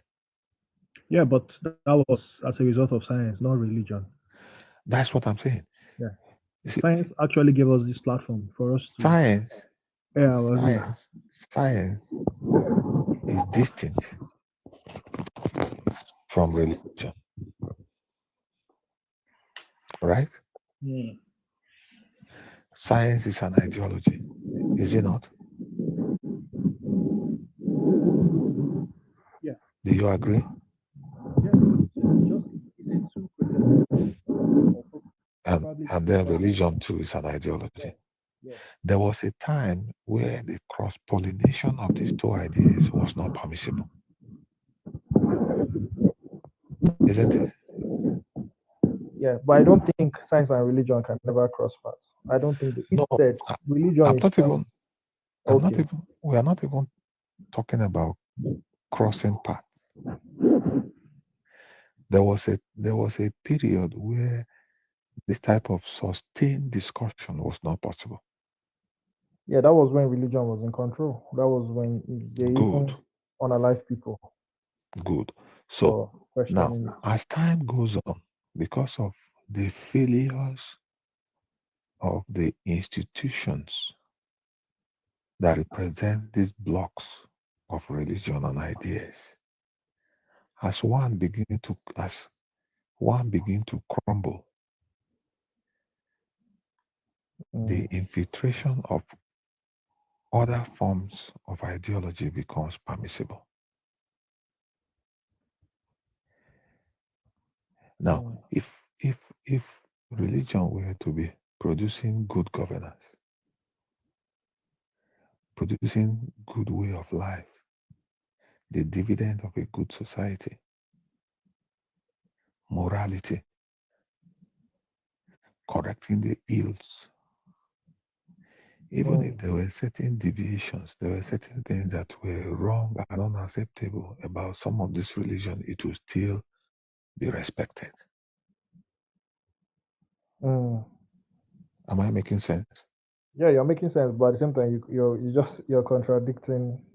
Now, what I'm saying in essence is that time, the level of awareness as it keeps growing through science, some of this propagation will become louder. It will take a long time. That is the point I'm driving at. Yeah. Now, this platform that we have today is as a result of science. Yeah. So as time goes on, this interaction, very robust, scholarly conversation such as this,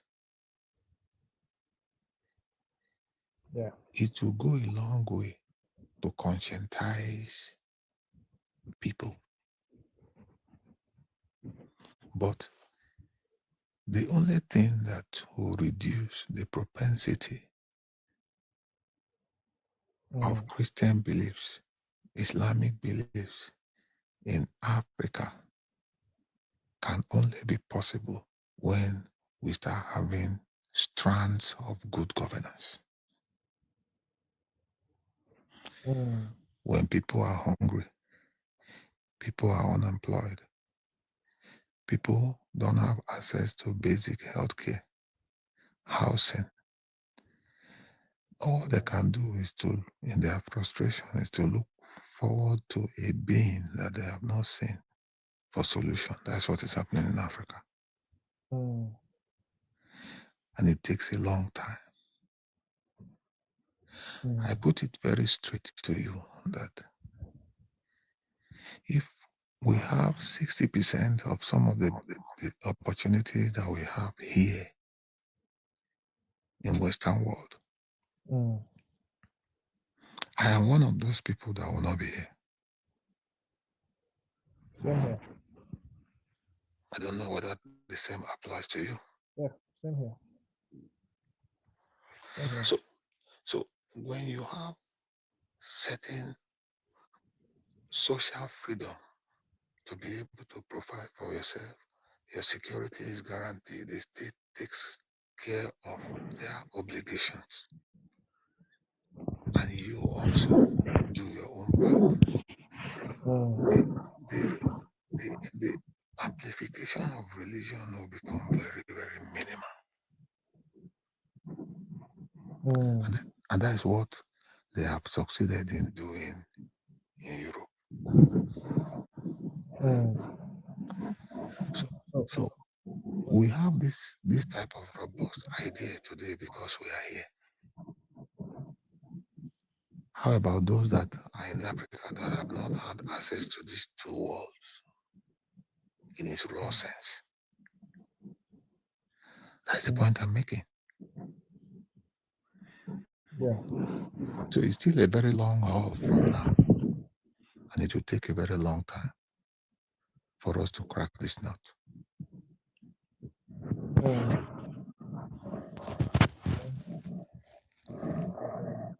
So when someone is poor, you have no voice. And if you have no voice, the only thing that can be presented to you is a supernatural being that can solve your problem. Whether the problem is solved or not, it's a being that you cannot see. So it will continue to be a problem as long as we don't have an institution. Look at places like Rwanda. If you understudy Rwanda, they have made laws that has regulated religion, especially the Christian religion in Rwanda. You can read them.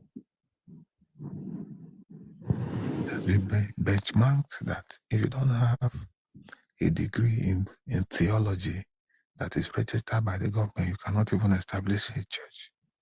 Despite the fact that it's a Christian, it's a purely Christian-dominated country.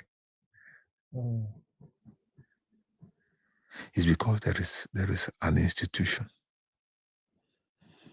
But in Nigeria, the institution is very weak. Most of the crimes that are committed in Nigeria is not committed by either Christians or Muslims.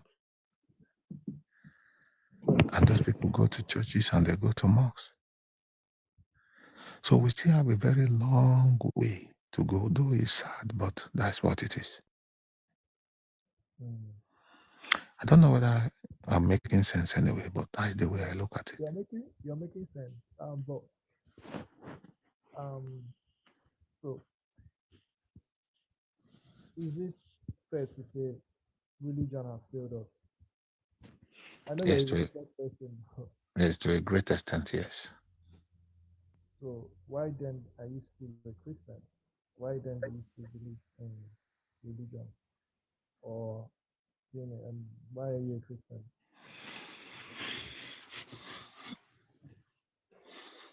In as much as that is happening, at least I still have the right to hold it, to hold a view of the world which has become my own religion or my ideology. So I have a Christian ideology, but I have a very liberal stand on some of the goings on in the society. Is it fair to say that? Yeah, it's fair. I wish like they come to this platform. You're like a very good example how we can have positive and sensitive conversation. Yeah. Because the reason why we are having this is our own way to wake the society up, and having, most especially Africans, to have that sense of purpose. Because we just, I don't know why the continent is the way it is, despite how blessed and rich the continent is. Obviously, we know the factors are both within and both external, but I know that the moment people find truth, then they find their freedom. And the reason why there is no freedom is because massive amount of people, a massive number of people have embraced lies, which is limiting their mind. So if I should ask you one question now, why do you think, like, this is not me trying to override your belief, right? It's just like we said, having a conversation. Yeah. What? So we spend our lifetime thinking there must be a God. What if we are the God in the system, in the universe? And the reason why I'm portraying this point is the fact that searching through the entire cosmos, right? You agree with me that there is no creative force as powerful as human beings. We are the most creative biological Yeah. in the universe. Yeah. These are the things human beings can create when having free time, or when there are any feelings. External mind. You see the computer, the artificial intelligence, the plane, these devices, right? They come with great intelligence. So why can't we say that humans are God? But in our case as Africans, due to religion, we have created what makes us God and given it to something, for me, I believe that doesn't exist. And that has also limited our capacity. What makes you think I'm wrong for making such claims? I think African problem is not because we don't believe. It's not because we believe so much that there is God. It's because we have been pushed to a limit that there is no other choice.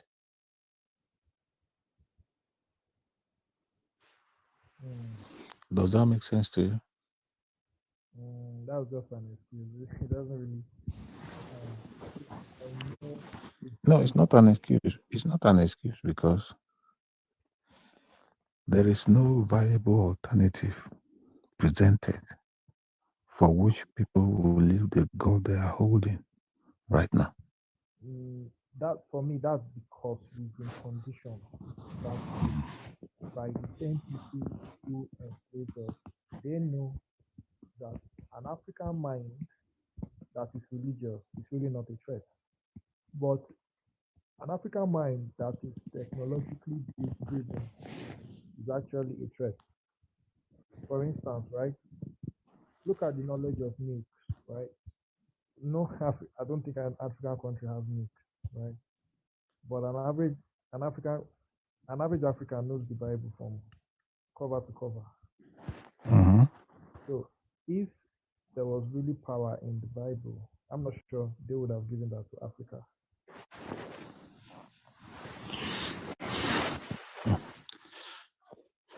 Of course. So I just think religion was designed to limit the mind of the people, so the people don't think outside. Just as a religious person, instead of looking within or using that innovative nature every human being has or possesses, right? That human being is looking forward to a God to save them.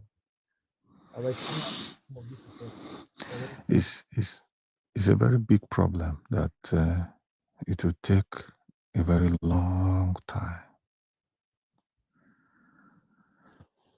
to dismantle, to be very honest. Okay? Yeah. And why is it taking a longer time?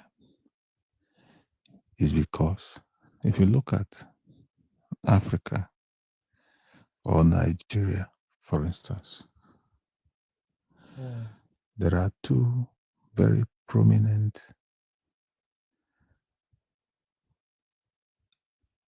it's prominent institutions in Nigeria that has constituted itself into authorities. One, the church.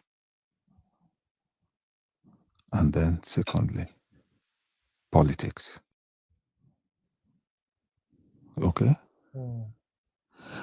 Then it can go further to also merge together as one. The same people that are the religious leaders are also politicians. And politics has to do with some high level of maneuvers. And that is also brought into religion. So, where is the solution going to come from?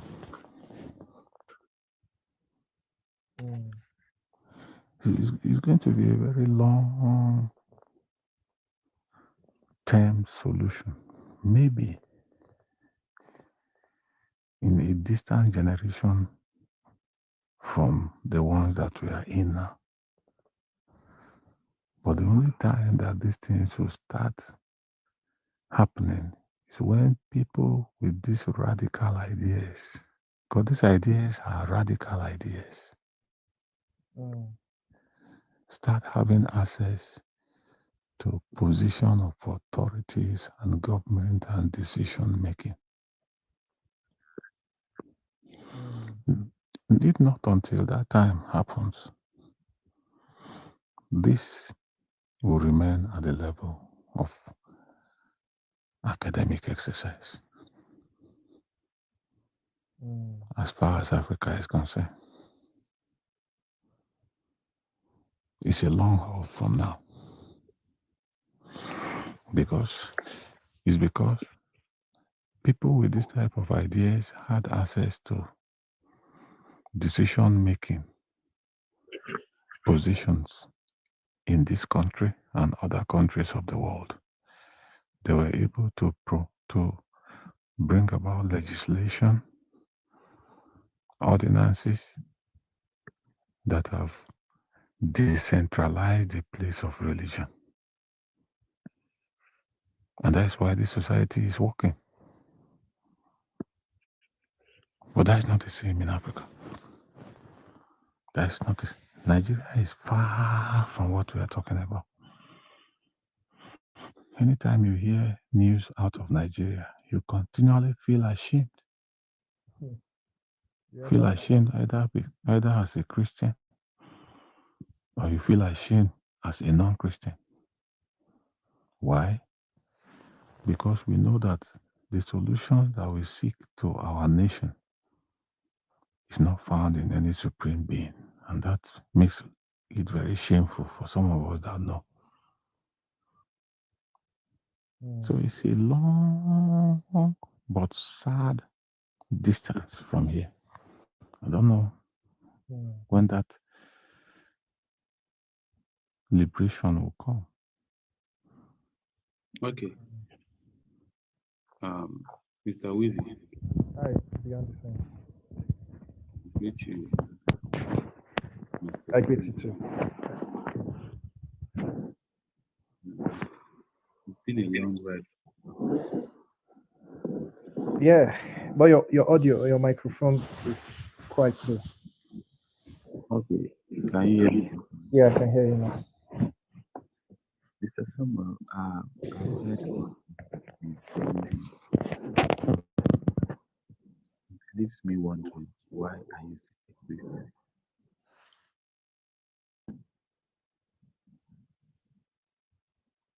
If you know all this,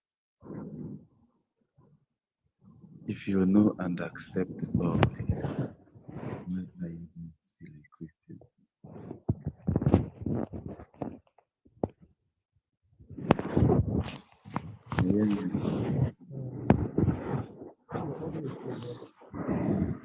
I think Mr. Ogo is asking. I'm here. Okay, I don't know if you heard him. Yeah. I didn't hear him clearly. I don't know He if you heard said him. Okay.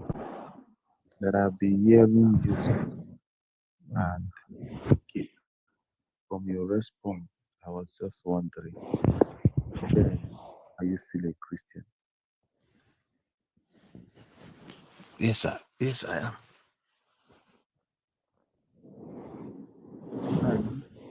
No, I was not asking if you from your responses. I don't know if you can hear me clearly. Yes, I can hear. Yeah, we can hear you now. I said from your responses, I've been listening to the conversation between you and Wizzy. So from your responses, I was left with one question. Why then are you still a Christian? Okay. So what is compelling about my responses? Your responses is like someone who understands they are in fire and the fire is burning and they are still in need. Yeah. I asked a question then. And the question is this. The question I asked then is this. Now, if I live Christian ideals, as it were, what difference does that make? Knowing fully well that I hold the views that I hold, and I'm still a Christian.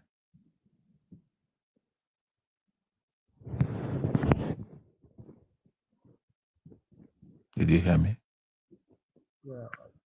No, that's not clear, of the question I actually put to you. I haven't realized all the things there's no men of God. There's no men of God. From your response, I didn't say it was not. I didn't say there is no men of God. There are men of God. in the context of you saying that the men of God are politicians as well. Yes, some of them, especially the leading ones. The leading ones, they are politicians. Yeah, because those are the ones that the people that command so much followership. They are the focus. They are the focus of what we are using as benchmark to analyze the Christian faith, isn't it? No, not for my life. We talk about Adeboye, we talk about Oyedepo and the rest of them. And you can see what constitutes the focus of this discussion this evening. It was focused on Adeboye. So those are the people we are talking about, isn't it? Yes. So beyond those ones, they are. So if we take it away from them, for the fact that there are people who also profess being atheists that don't even have the ideals, isn't it? Are they not? Yeah, there are people like that as well. Good. So for whatever we see, wherever we have perversions, there are people that are also real. They may be in the minority, it doesn't matter. Really, in what sense?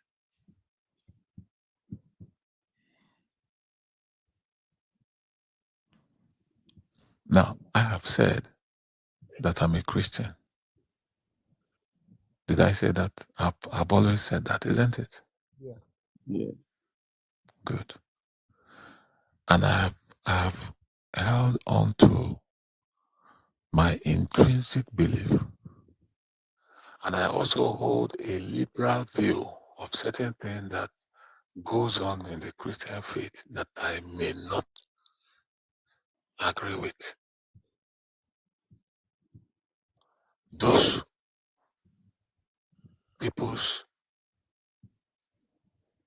no, let me put it this way.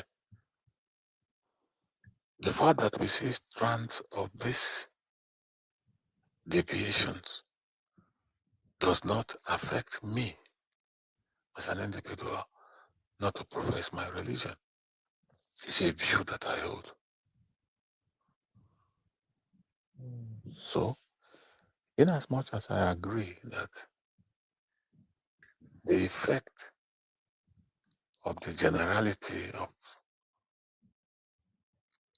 many Christians, especially my point is with the Christian leaders.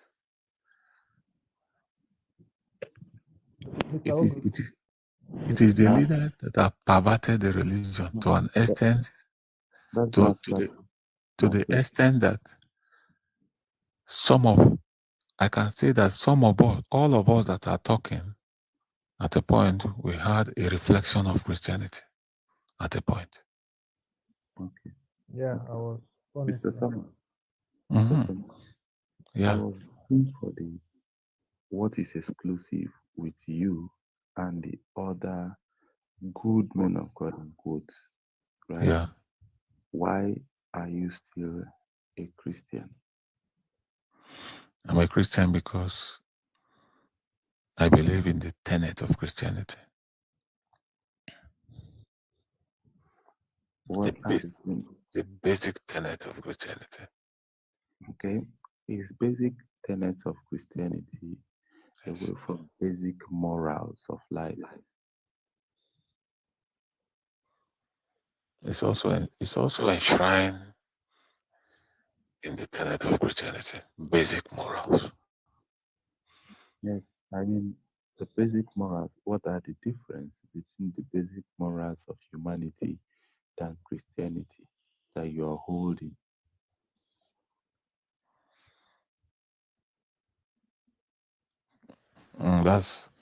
It's a long analysis to make, but in a very short form.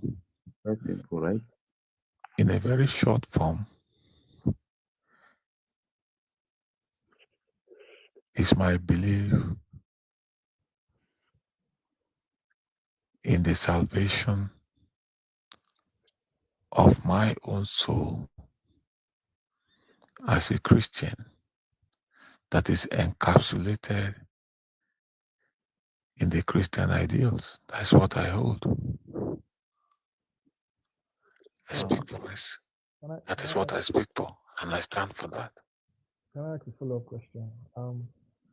Mr. Ogo, would you still have been a Christian if there was no promise of heaven or the fear of hell? The question you would have asked me is that if all the basic elements of a functional system and a state is enshrined in where I come from, would I have remained a Christian? If that is the question you ask me, that would be better. No, you said that the salvation of Sorry, I can't hear you properly. Behind your mic. you mentioned the salvation of your soul, right? Yeah. And that is exclusive of what is obtainable within basic humanity, human moral. Yeah. So he is asking, if not for the promise of heaven and the fear of hell, would you remain a Christian? Yeah. Maybe if there was no mention of heaven and hell in view, maybe my approach to life would have been different. Maybe. Good.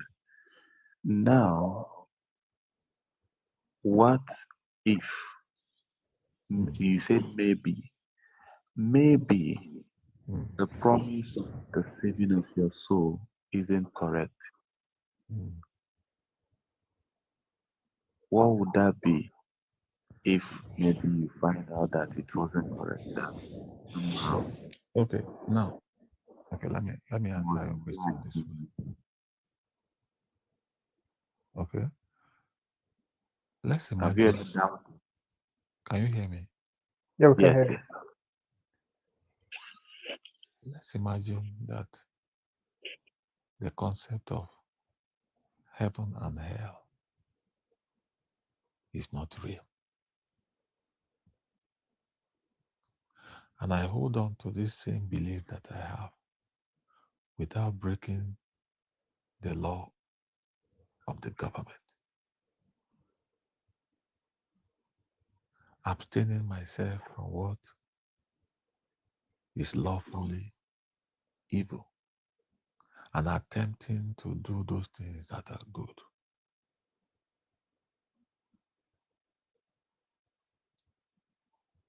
What have I lost in holding that belief? Yeah, you might have lost you're living your life to the fullest potential. And How do you mean? so if you're religious, right? You're highly religious and you follow the Bible, and maybe your potential was to be one of the greatest sciences the world has ever discovered, right? Because you invested most of your time religiously and you didn't really focus on like what you were designed to be, right? I don't think you've lived your life to its potential in that scenario because you gave your lifetime to something that wasn't real. Okay, do you know My the view story? is that Do you know the story of Albert Einstein? Yeah, Albert Einstein. Do you know the story of Isaac Newton? Yeah. These were among the foremost scientists of their time. Yeah. And yet they held Christian ideals. Were they not successful? They were successful, and my view to your response to if you hold onto the Christian beliefs and at the end of the day there was heaven or There you was held no reality of heaven or hell. yes, what do you stand to lose? That's what Me, I'm saying. Yes. yes. I don't see that as if that's the source of that statement or the source of that mindset is what I would call doubt and permutations. It's not, I won't call it faith. You're living in No, it's permutation. not doubt. In case things go wrong, No, it's not doubt. it's not like, excuse me, it's not like a certainty. You don't live in certainty, you live in permutation. Certainty is that you're sure of what you're holding on to. Permutation is that you're holding on to this in case things go wrong. No, it's because we are comparing two things. That is why it looks as if it's permutation. Yeah, my response could have been if I was a Christian is that I am sure of what I'm holding on to, and whether I leave it to the end, it's not probable. You know, Shouldn't do you know the reason why? You know the reason why I brought say, up that analogy. okay, go ahead. The reason is I also wanted to speak to your conscience, not to discard your own belief system, and not to also invalidate what I'm holding. Now, doing that, we have been able to get to a point that had drawn us a little closer in this discussion. Other than that,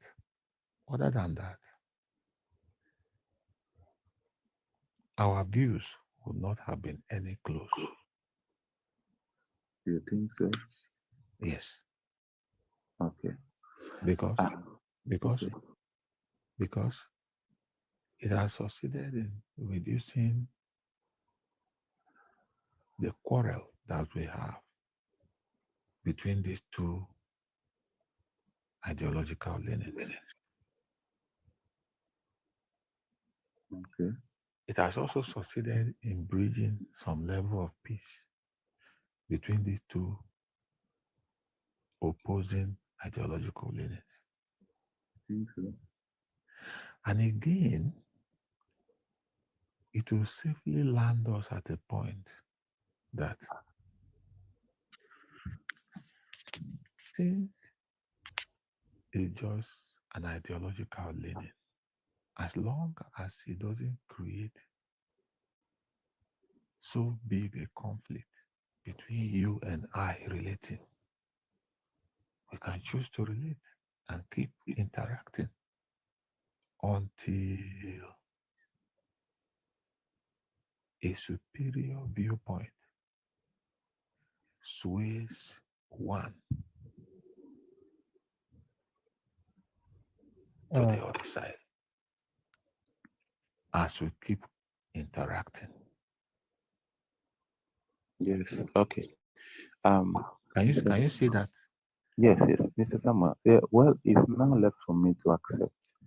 I understand what you're trying to do, but there's still a wide gap between both of us. So okay. I think that's brought. I think the conversation has brought, a closeness in psychology, but I still see a very wide gap between, Yes, the both parties here. I understand. Yes, when you say, if you continue to hold on to this faith to the end, and there was no hell or heaven, Because that is what you believe in right now. what do you stand to lose? He said, that can only come from the place of permutation, not from the place of certainty. No. If I'm not talking with you, it doesn't affect my belief. If I talk with you, it doesn't injure your own belief. Can you see that? I wasn't actually talking about the health of the both beliefs, but the safety of the both beliefs.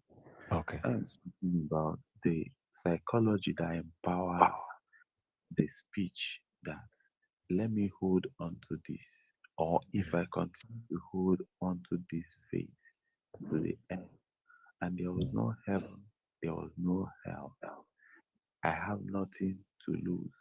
However, if they were heaven and they were hell, and I do the right things, I will go to heaven. It is like standing in defense. Permutation, like, is a probable standpoint where someone is not certain of what they Because are dealing with. if you don't have faith Yes. in the belief that you have, Christianity is anchored on faith, isn't it? But not anchored on truth. It's just based on faith. It is. Yes. Okay, it's anchored on faith. Yes. Okay, go ahead. It's anchored on faith in the sense that for you to even believe that Jesus died for your sin, it takes faith to do that. Okay. For you to even believe that there is an entity called God, it takes faith to believe to do that. Okay. For you to know that you are even going to heaven, it takes faith to do that. I won't agree with that one. What you said. I think our audio is low because of me. Yeah, the audio is low.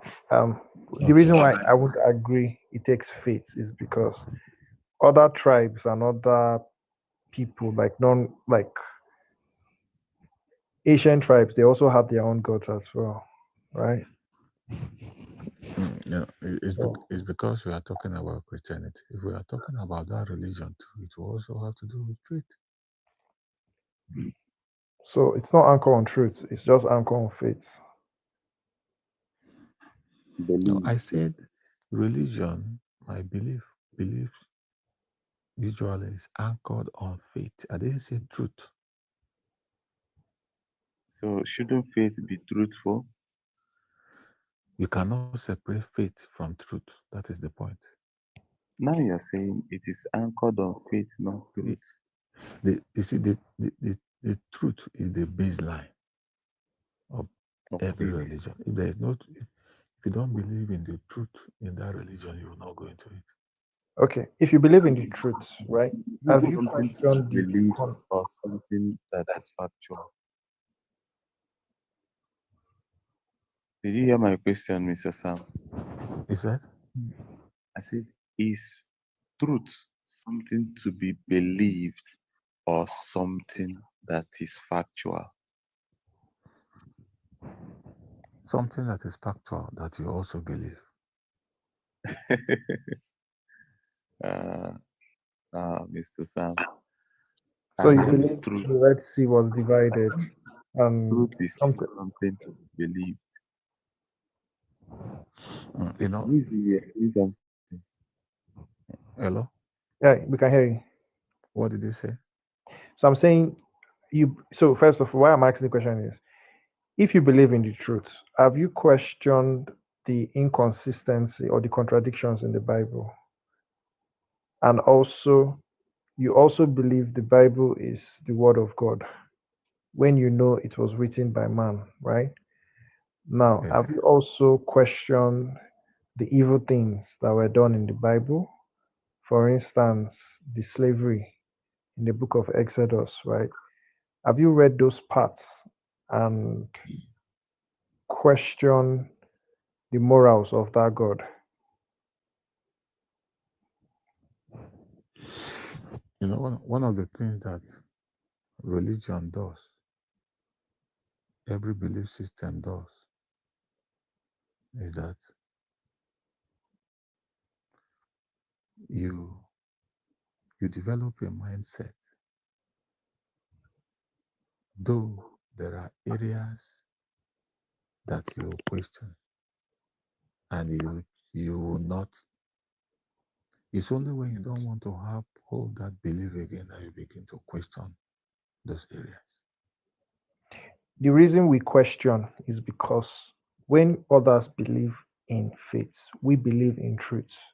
Like I said, when you embrace the truth, one of the rewards or dividends of not just knowing the truth or embracing the truth, within the truth lies freedom. Within the truth lies innovation. Within the truth, but when we embrace lies, right, it limits our way of thinking. Like, for instance, the fact you can't question things is already a problem because you're a human being. You have the power to question everything, and you should question everything.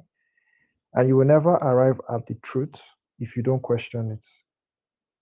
Because question is like a compass that leads you to the truth.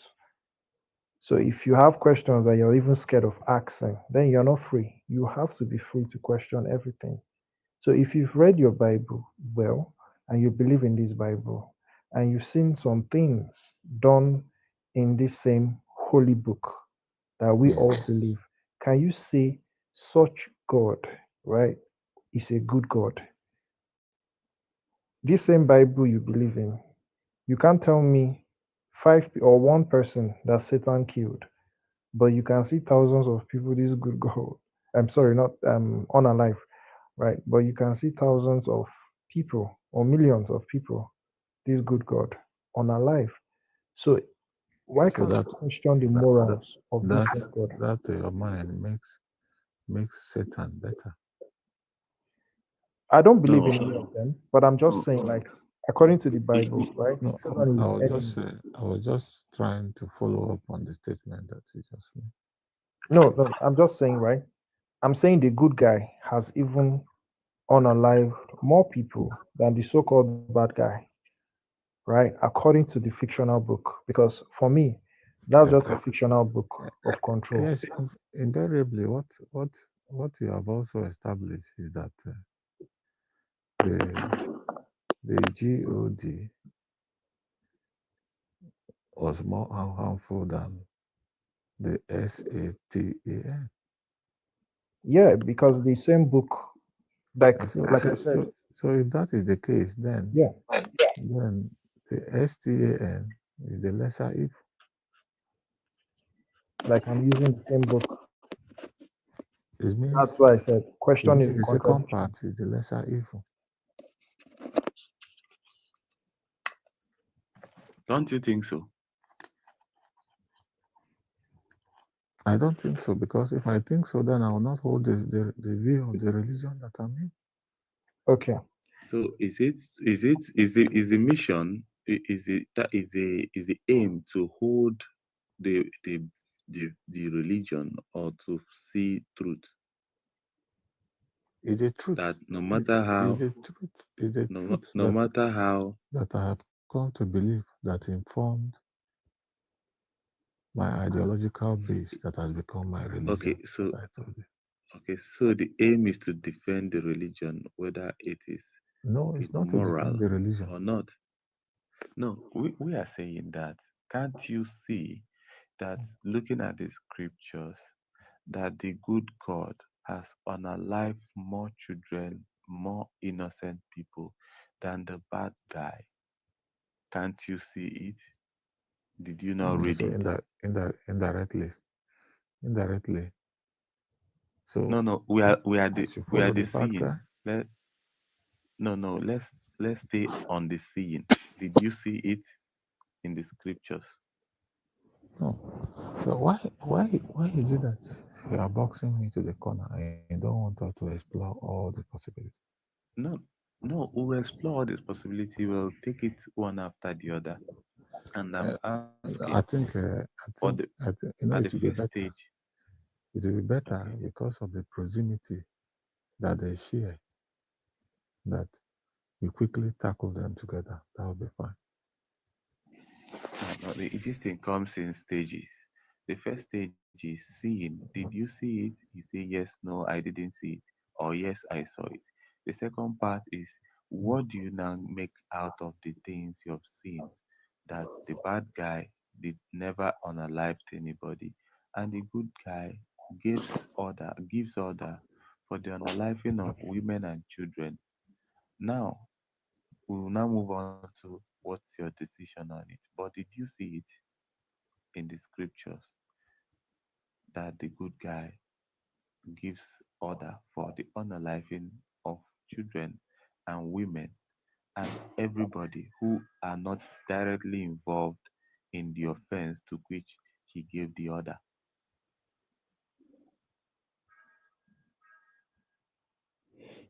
I'm trying to connect the dots. In what? Please, can I ask him some questions? You can do that without being defensive. Just being sincere as No. a Christian. No, Did you we are see adults, and I have in to the scriptures?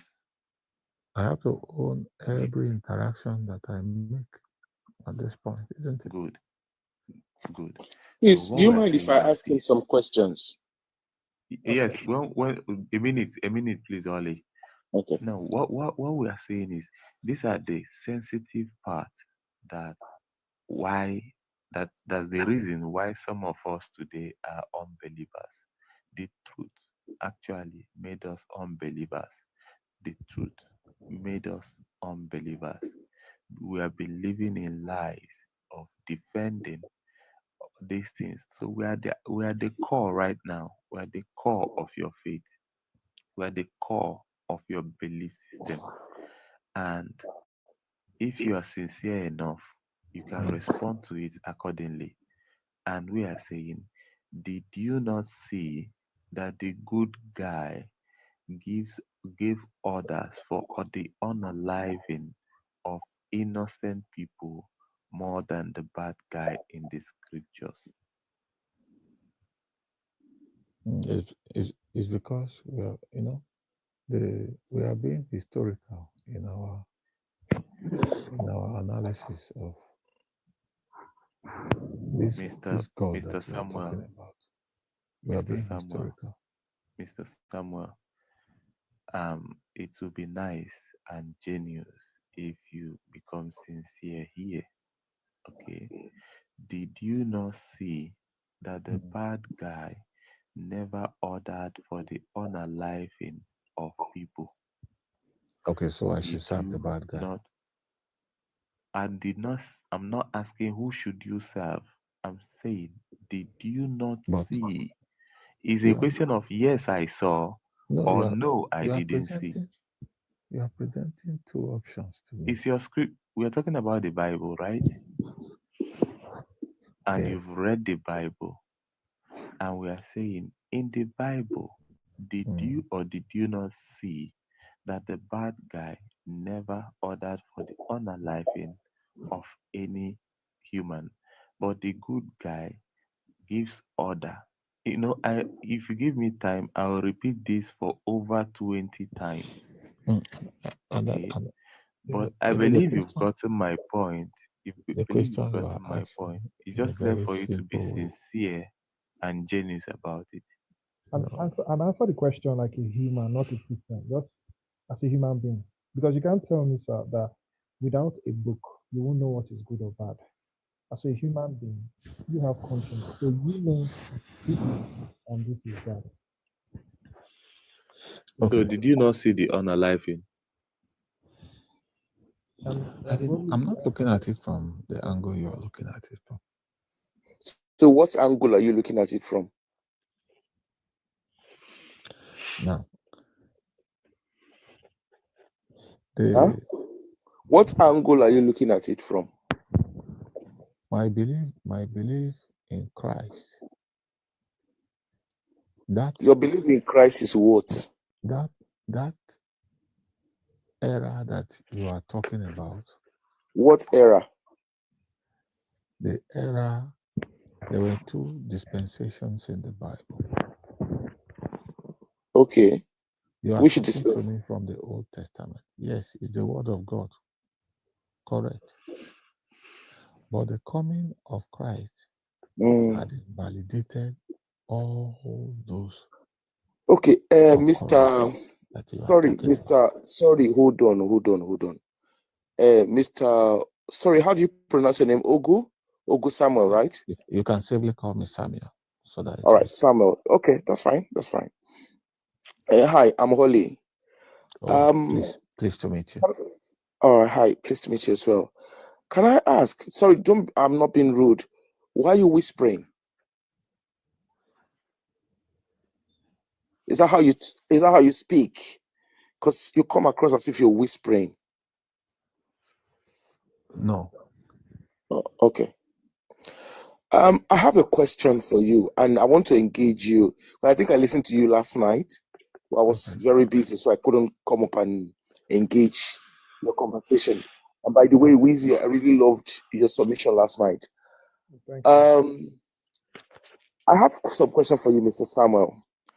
First and foremost, as a Christian, with all the beliefs, with all the let us pray and all the stones that they've done in Nigeria, what difference has that made or brought to Nigeria? What progressive difference has it made? Okay, I don't think the making of the Nigerian state is an entirety of a Christian ideals. Don't be political with me. Just answer me a straight question. Don't answer me in a political way. With all the let us pray and everything that they've done in Nigeria, what progressive difference has the let us pray or Christianity done to Nigeria? And in backup to that, the spiritual control the physical, right? Of course. So relate that to his question. So you can add it to the question so that I will attempt to give you an just answer. He's beefed it up and said. Yes, he is asking to all the let us pray and the spiritual exercises of Christians in Nigeria, and you just agreed that the spiritual controls the physical. What impact have those made in the Nigerian system? What That progressive remains to be impact? seen. Oh, that remains to be seen. Yes. Okay, did you ever come across a place in your Bible? Did you ever come across a place in your Bible, Matthew 5:16? Let your light so shine before men, that they may see your good things and praise your Father in heaven. What light has Christianity shined in Nigeria? Are you running away?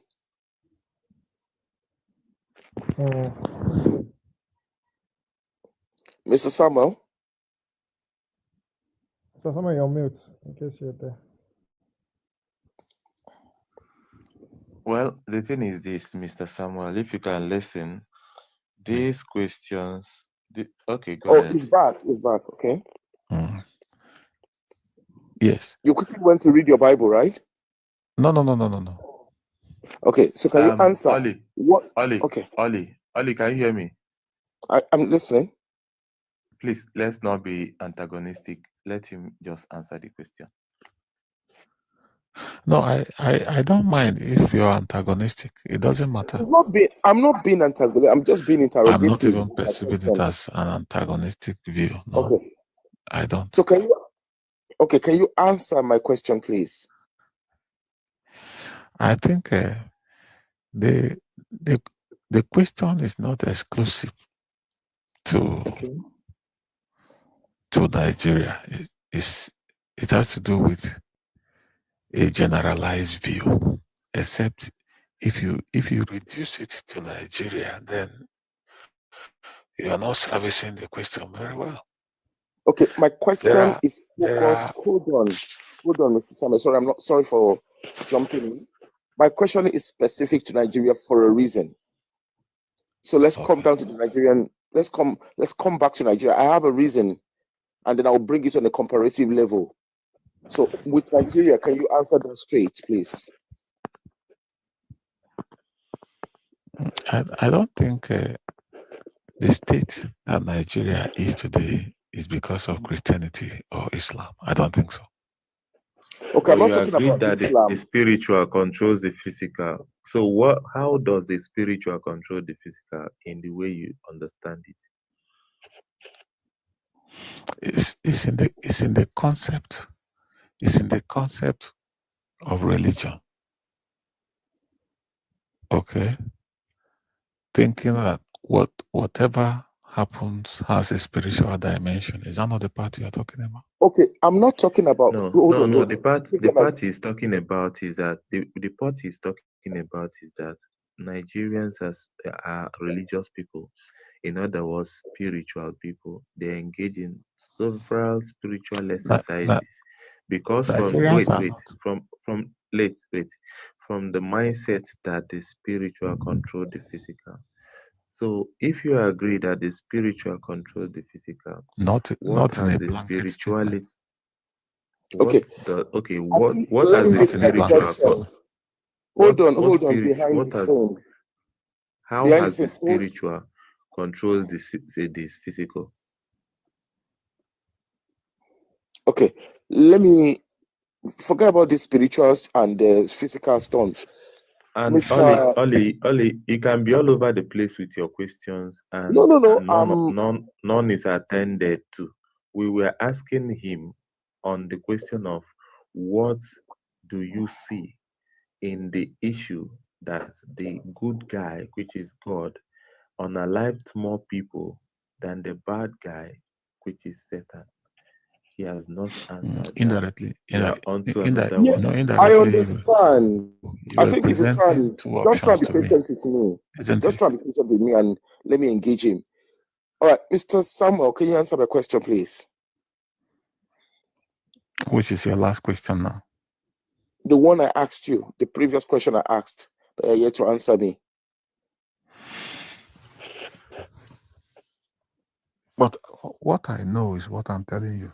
The state what do you know affairs in Nigeria is not hinged on Christian beliefs because Nigeria is not ruled by Christian laws only. No. Okay, I agree. If Hold you say on, that, Mr. Samuel. Let me unpick you with your words. The Christian belief, the Nigerian state is not ruled by Christian belief only, right? Yeah. But have you also come across the fact that the growth of Christianity or the growth of churches has overshadowed economic growth in Nigeria? Are you aware of that? yes, there are semblance of that. Mr. Samuel, stop answering political questions. Okay, let's answer in a practical way. No, you are asking questions that you are trying to box me to answer you the way you want it to be. Is that what you are doing? Okay. Let me ask you. The question I've asked you is an open question. It's not a question of a yes or a no. It's a question that leaves you. You know what I mean by. Do you understand what it is to have an open and closed question? That's right. It's an open-ended question. Okay. So the open-ended question is, what difference, what economic or developmental difference has the growth of Christianity brought to Nigeria? It's an open question, isn't it? Yeah. Yes. Okay. Yes, so answer it, please. Obviously, you know what you are saying.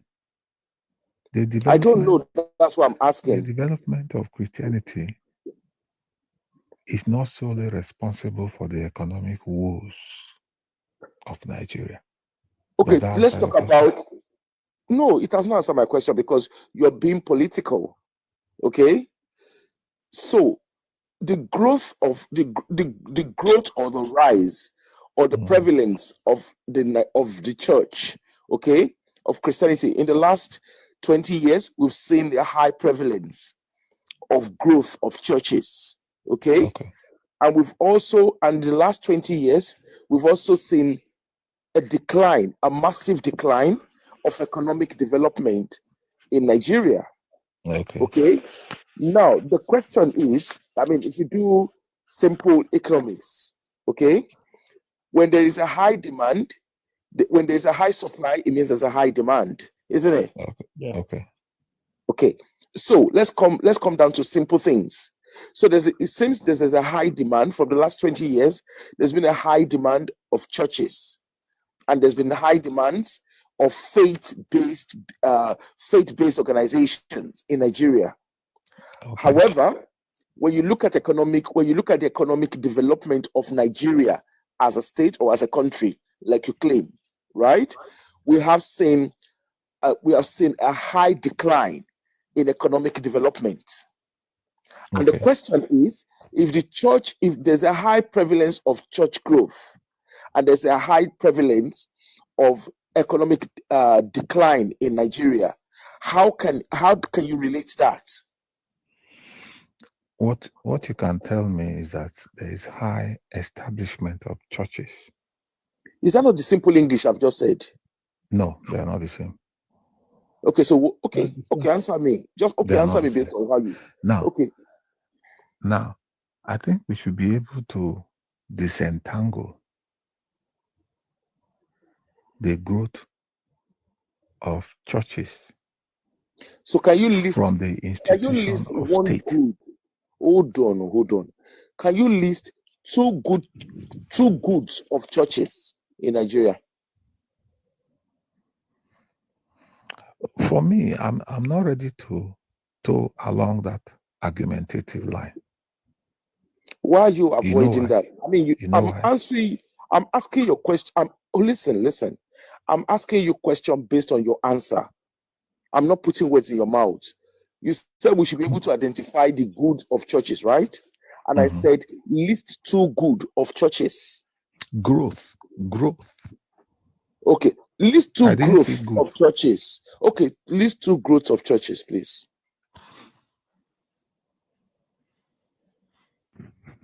Now we can see that. We can see the the avalanche of mega churches. What does that mean? You can see growth in terms of, for instance, if you talk about the Redeemed Christian Church of God or Living Faith, we can see that they've had series of branches and all of that. And what difference has that made to the Nigerian economy?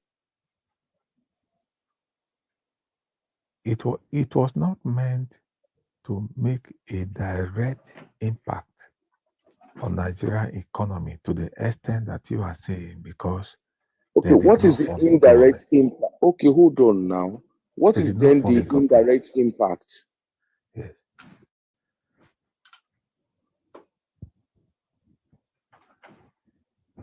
What I mean by direct impact? What is the indirect impact? If it's not meant to make direct impact, so obviously it will be making an indirect impact. What's the indirect impact then? The direct impact is the fact that they have been able to have an increase in terms of the number of attendees in their churches, isn't it? And what difference has that made to the Nigerian economy? The difference may not be as impactful as you want to hear, but that is no, not, forget about what I want to that is hear. not the subject. Okay, Mr. Samuel. Mr. Samuel. That's not the subject. And I don't want you to, at least we are sensible enough to be able to disentangle the lines of our discussion. Okay, Mr. Samuel, do you know what I feel, right? You keep throwing grammar around. And what this does is when you throw grammar around, it means you don't understand the question. Okay? No, that's I what do. that does. No, I do. Okay, so why, if you understand my question, why are you throwing, hold on now. If you understand my question, why are you throwing grammar around? Why are you not answering the questions? My friend, are we having a conversation? Isn't it? We're having a conversation, but of course, we need to have an intelligent conversation. Now let's do it this way. Let's do it this way. I'm listening. You said you were once a Christian. I didn't tell you I was once a Christian. I never said that you to said you. So. In where? Where did I say so? You were never a Christian. Is that what you mean? Forget about whether I was a Christian or not. The questions I've been asking, you're not answering. Why do you think you asked me a question? I've given you an answer because it's not what you want to hear. You've not answered. You said, no, I have not answered. No, Mr. Samuel. You've not answered my question. All you've been doing is dancing around in circles. All you've done is dance around in circles with bogus grammar. Now, the question that you have asked me, do you know the answer? I have answers. Then why bother to ask me? Mr. Samuel. Okay, let me build a rabbit hole around you. You're a Christian, right? Of course, I am. Okay. Now, look around Nigeria with your full chest. Are you satisfied with what Nigeria looks like now? I'm not satisfied. That's a close question, yes or no. Are you satisfied? I'm not satisfied. It's not because of Christianity. So why are you not satisfied?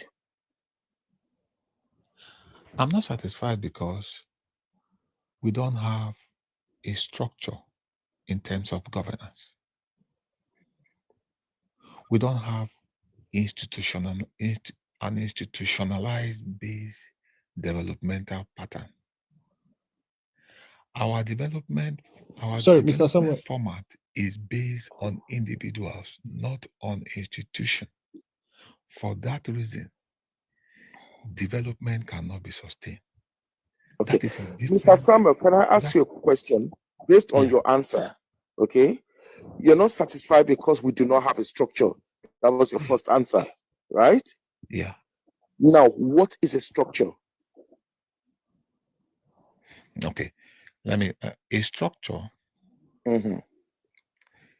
is a sustained pattern of running an organization that has become a norm over a long period of time. That's a structure. Okay. Wait, just calm down. Like I said to you, I'm building a rabbit hole around you. So Okay, you have answered what a structure is.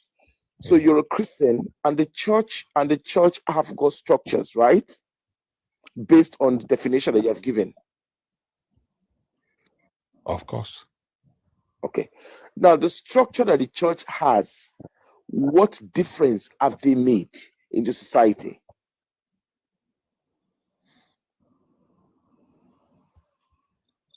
But the church and the government, Answer the question. Structure, are they the same thing? They are not. You are not. Listen, Mr. Samuel. You see, you've answered the question, and I'm building a rabbit hole around you. Yes. The question again, and I'm putting it back to you. The church that has a structure, the churches that have structure, what difference have they made? I think that is, you asked me that what difference has he made in my life, that would be better. I didn't ask you about your life. I said, what difference have they made in the society? It depends on you. Okay, you tell me. I'm asking because I don't know. More so that you don't hold a Christian view at this point. Well, I don't need to have a Christian view or a Muslim view. Hold on, Mr. Samuel. I don't need to have any kind of views before I can see a development. Okay? Okay. I don't need, there's no law that says for you to see development, you must have a belief. Or is there a law that says that? That's good. Good. That's a good one. No, yes. That's my question. Answer my question. Is there a law that says I must hold a belief for me to see anything? Is there a law that says that? No. Once there's a structure. Okay. So the question again back to you. My question again back to you is the churches have structure. You said you confirmed that, right? Yes. So what difference have they made societally in the society? In Nigeria. Answer the question. What difference have they made? I cannot answer the question for you, what difference it has made based on your views. Okay? Mr. Samuel, hold on. I won't let you off with this, okay? I'm unpicking you by your answers. Okay. Now, you said for us to have a good government, you said there must be structure. Okay, you listed 3 things, and I'm going to pick you out on those 3 things. So the first one is the church. You've confirmed that churches have structure, and I'm asking, for church that has structure, what difference have they made in society? It's very simple because they have structure. Responsible for the building of the Nigerian society. But they have is that what you were expecting? No, hold on. You said church has structure. So obviously, church will be the light of the world, isn't it? You know what the Bible says? Go ahead. No, it's a question. Is that not what the Bible says? That we are the light of the world. Is that not what your Bible says? Yes, that's what the Bible said. The church is not the building. The church is you and I. Mr. Samuel, come back. Come. Yes. I'm coming back to you. Yeah. Church has a structure, right? Yes. So obviously, the church should show the world what to do, isn't it? And and what is your interpretation of the church?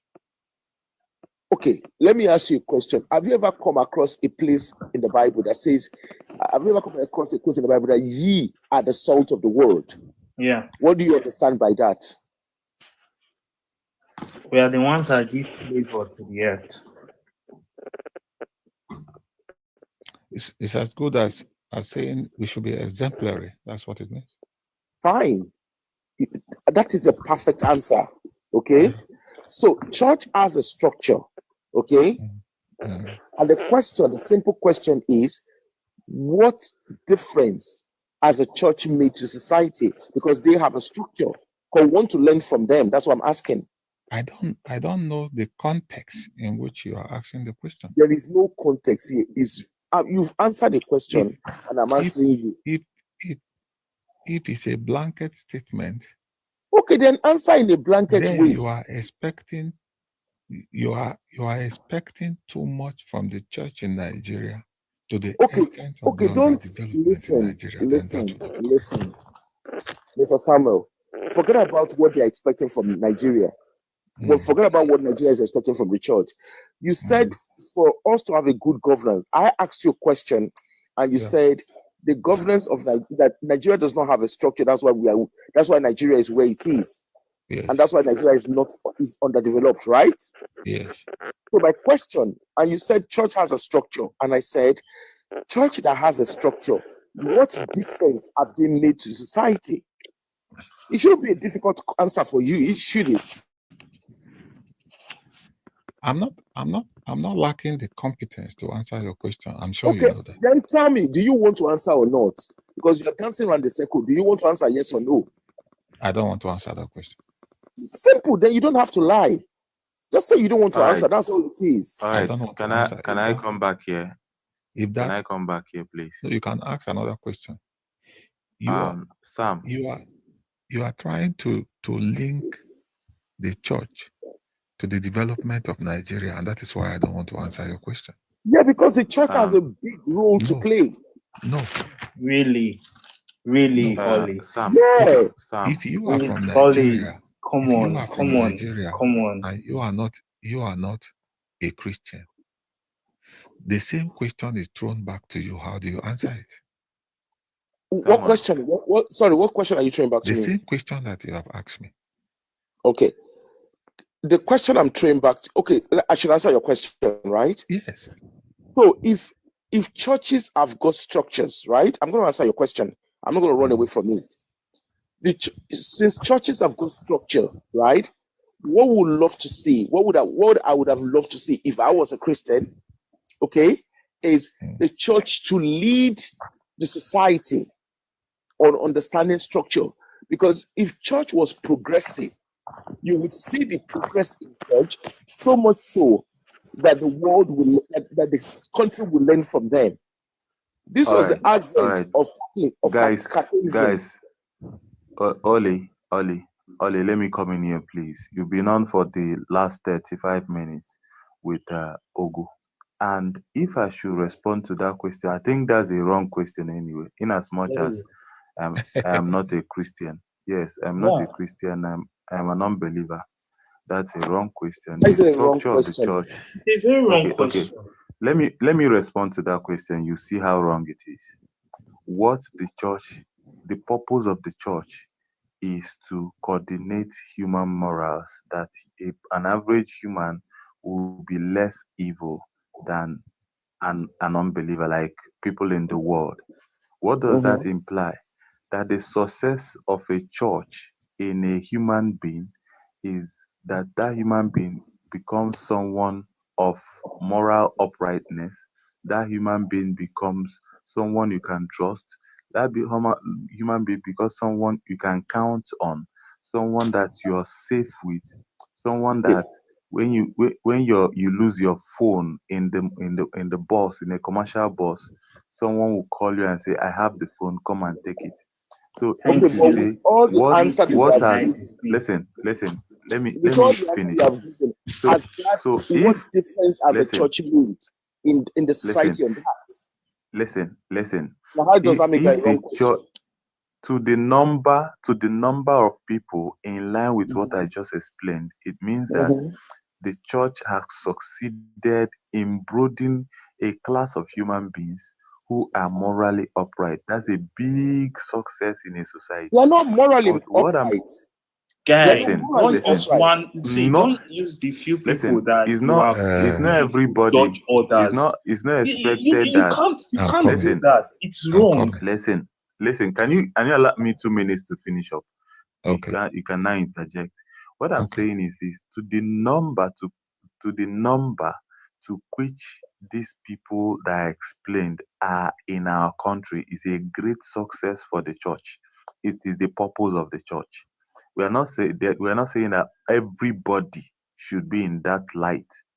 Not all Christians are good, but the purpose is not about the success, it's the purpose. Your purpose may be to train all your children to be good children. That is your purpose. Would they all of them succeed in being good children? Maybe not. So the purpose of the church is to groom. I said 2 minutes, please. The purpose of the church is to groom humans who are morally upright. Are they succeeding in some of the Christians? Yes. Does he now stop there? No. So where should it now extend to? That is when we go back to the scriptures, which says that the spiritual controls the physical. If the spiritual controls the physical, and Christians have been on the spiritual warfare to control the physical, the question is, how has the spiritual warfare from the time the Christianity came to Africa control the physical in Africa, in politics, in economy, in entertainment, in sports? How has the spiritual warfare controlled the physical? That is where I will say Can I respond to you? Zero. Okay. Can I respond? I think, Ollie, you've been on for the last 35 minutes. Okay. So let me make my submission, and I think you should calm down. Okay. We are actually having conversations here. Strong voice, but we are having conversations here. I said I've been quiet for 35 minutes. Okay. I just spoke for 2 minutes, and you are interjecting. No, because you're responding to the question I asked, and you are saying that the question I asked is the wrong question, and I'm trying to prove to you that the question I asked is not wrong, because from your answer, you're literally justifying my question. No, what I'm saying is that you're talking about structure of the church against that they should bring the structure into politics and Nigerian economy. I'm talking about spiritual controlling the physical. Is a two different thing, and that should what it should be, not structure. The church should. It's not the job of the church to structure politics. But it is the job of the church to control the physical with their spiritual. Can I say something? Wait, hold on, Lord. Sorry, just a minute. I will keep quiet now. The question around structure was based on the answer that Samuel gave. Okay. Now, if the church is producing all this, is meant to produce people with moral values and all the stones like that. If you look at the last 2 decades, the church has actually succeeded in creating people without values, without morals. No, they've actually brought more decadence, more moral decadence to the society. Is there a church where people are taught on moral decadence? Ollie, can you hear me?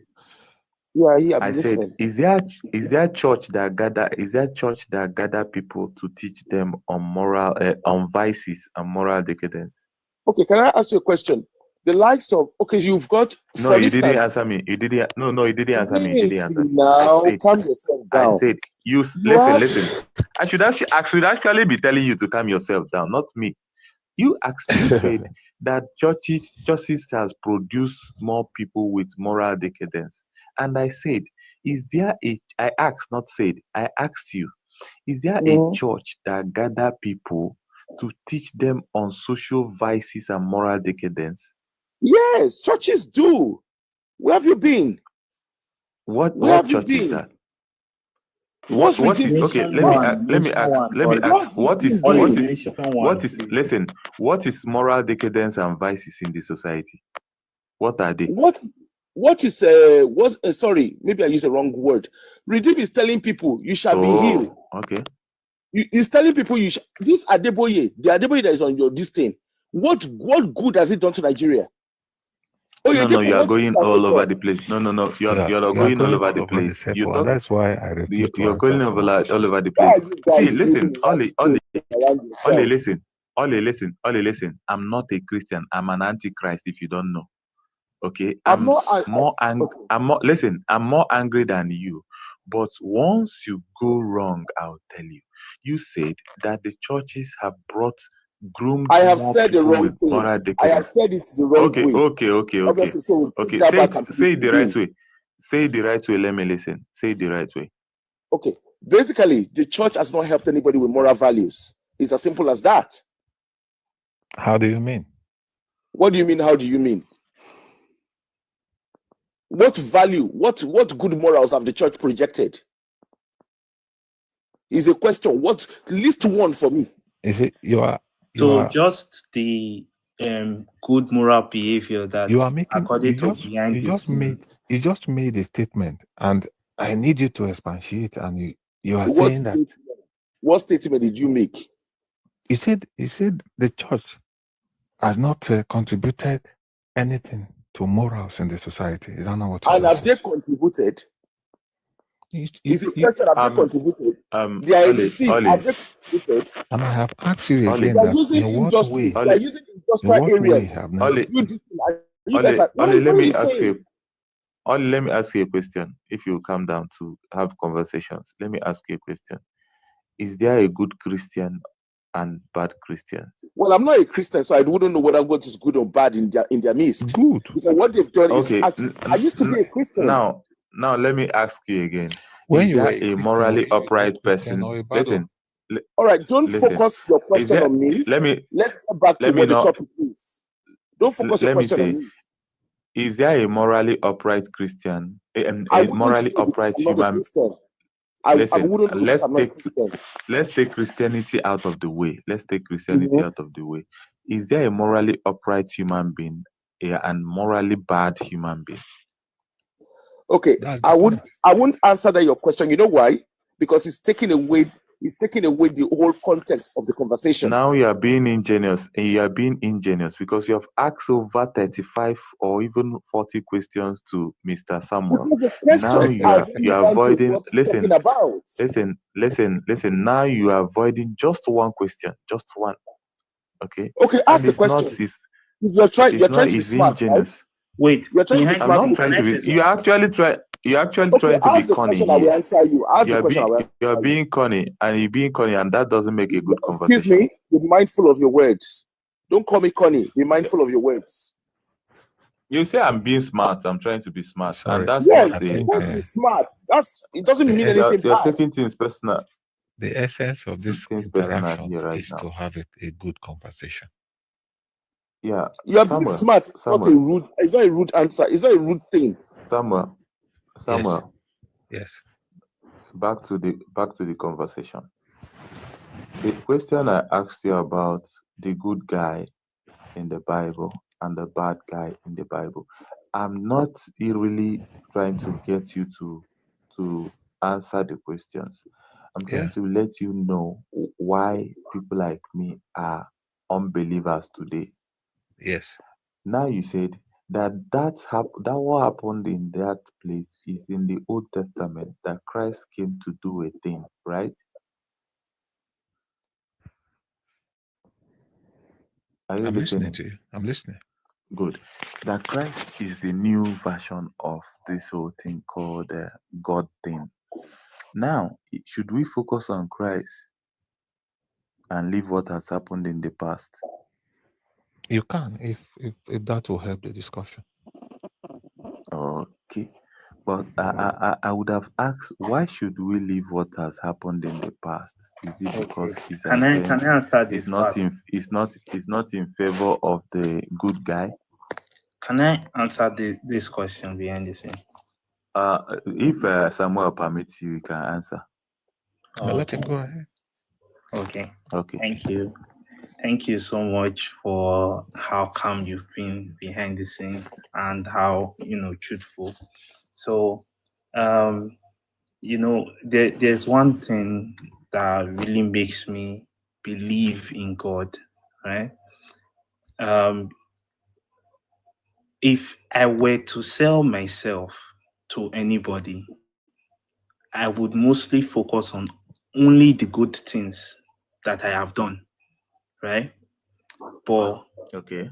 in the case of the Bible, in the case of God, God showed us how, like, He showed us both His good and bad side, so that there will be no, this is what this was, this is what this was. He came clean and showed us His good and bad side, right? And then after all of this, He sent His Son, which is Jesus, and told him, okay, you know what, be like these people, understand these people, right? Then through you, I'll be able to understand how to work with these people. That was the purpose of Jesus. So Jesus came as a man to walk with us, understand how we live. That is why the Bible says, for we do not have a high priest who isn't touched by the feelings of our infirmities. So when, one thing, if I am a father, right? If I am a father and I see children misbehaving, when I talk to them, most of the time, I talk to them based on my own mentality. Okay, you're talking about Christ right now. Yeah, I'm talking about God and Christ. I'm trying to bring it to our level so that we understand. Okay. So that you get where I'm going to. So what I'm saying is, as a father, if I want to talk to my children most of the time, I would talk based on the knowledge I have. And in my children's sight, they may see it as cruel, wouldn't they? Be honest. Yes. Sorry, They look, would, can I right? ask a question? Ollie, let me talk now. Okay, Sorry. so I'm just trying to unpick something with the Jesus and Lord. You know, all of these things are friction. They are not fiction. No, he's speaking according to his faith, which is Christianity. Go ahead, Law. Yeah. Okay. So, first of all, so like I said, the children may think at some point that I am being cruel to them. Okay. So, the only way as a dad I can learn to understand my kids is to come down to their level, right? And show them the way, tell them what is good and what is bad. This is exactly what Jesus came in for. All right. Okay. So now those bad things that God has done in the past, which is your question, those bad things God has done in the past, God is showing you those things. He wants us to link it to the things that He is showing us through Jesus.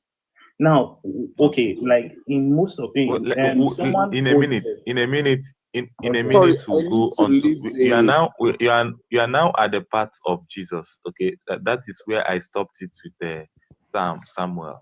But let's finish up with the God part. So you admit that God is bad. Sorry, I need right? to leave the lifetime because I don't want to be offensive to you guys. I think the conversation you guys are having is far away from the reality. Yeah. Okay. All right. Take care. Okay. So behind the scene, Law, you admitted that God is good and God is bad, right? Yes, I admitted it. He said it in His word. Okay. So how bad is God? To what extent? That is something human mind I cannot measure. Huh? Is he really, really bad? Like from 1 to 10, can you rate the badness of God? I cannot rate the badness of God. You are asking me if you know that God is bad and you are sensible and you're intelligent guy, you can rate how bad God is. See, the idea is okay. How bad is Satan? If you can rate it, then it ceases to be who you are believing. How bad is Satan? Law. Yeah. Yes. From how rating bad from 1 to 10. I cannot rate Satan's evil from 1 to 10. Okay, it's not really evil, right? Look, there's something that you need to understand. Listen. Let me tell you something concept before you of good continue. and Let evil. me tell you something before you continue. Yeah. Okay, Lord, can you hear me? Yeah. It is in these questions I'm asking. I'm not just asking questions for conversation's sake. I know. I'm just trying to expose to you why some of us left Christianity and Yeah. why some of us feel safer remaining non-Christians. It Okay. is in this response that you Christians give to us that Yeah. strengthens our our faith in unbelievness or in Okay. being unbelievers. Okay. So when you said God is good and God is bad, I want to know how bad is God? And you said you can't rate it. I said, okay, how bad is Satan? You now want to say, okay, if I rate Satan now, he will tell me to rate God. So you now say, I don't know how bad Satan is. Okay. Can you, as a Christian, now say that Satan is not really that bad, so I can't rate him? Okay. Or Satan is 100% bad? All right. So I'm going to take the context of the word that you guys are saying God is bad. The Bible, which is that Isaiah 45, which Lily read. No, not we guys. No, not we guys. You, Lord Okay, said. me. Okay, Lord, me as a let's person. talk about, yes, Okay, Lord so said. why? Yes, said So that in God the is bad. Bible, right? In my Bible says that I created good and I created evil for the evil days. There was a reason he created the evil. No, I'm not talking about the reason he created it. I'm not talking about the reason. I'm talking about how evil is God. Can anybody match God in the area of being evil? The evil of God is where Satan dwells. Does that make sense? No, wait, let me explain it to you. Should I explain it? Evil, right? Let me explain it to you. Okay. The evil of God is where Satan dwells. Why? Now, when we go to the Old Testament, right? First of all, we look at the story of Job. God was happy with Job. Then what happened? It was Satan that came and said, if you take this, if you do this, that's a combined. That's a combined event, right? We are looking at separate evil of God from Satan. You said that can't. God said, no. Listen, He said He created evil and He makes good. That's what we are discussing. We are not discussing the evil that God and Satan did together. We are looking at the bad you admitted that God is, not God and Satan. No. The bad you admitted that God is. To what extent is it? Don't get Satan involved, my brother. Behind the scene. Yeah. If you really want to know this thing, you will let me finish everything I'm saying. Okay, like 20 minutes. No, it won't even take up to 20 minutes. If you can just let me start take my a minute. plan. Take a minute. I cannot take a minute now. Which one is taking? Okay. Okay, take so 2 now minutes. This is the fact. 2 minutes, right? 2 minutes, right? I don't know if to. Well, I can manage 2 minutes. Go ahead.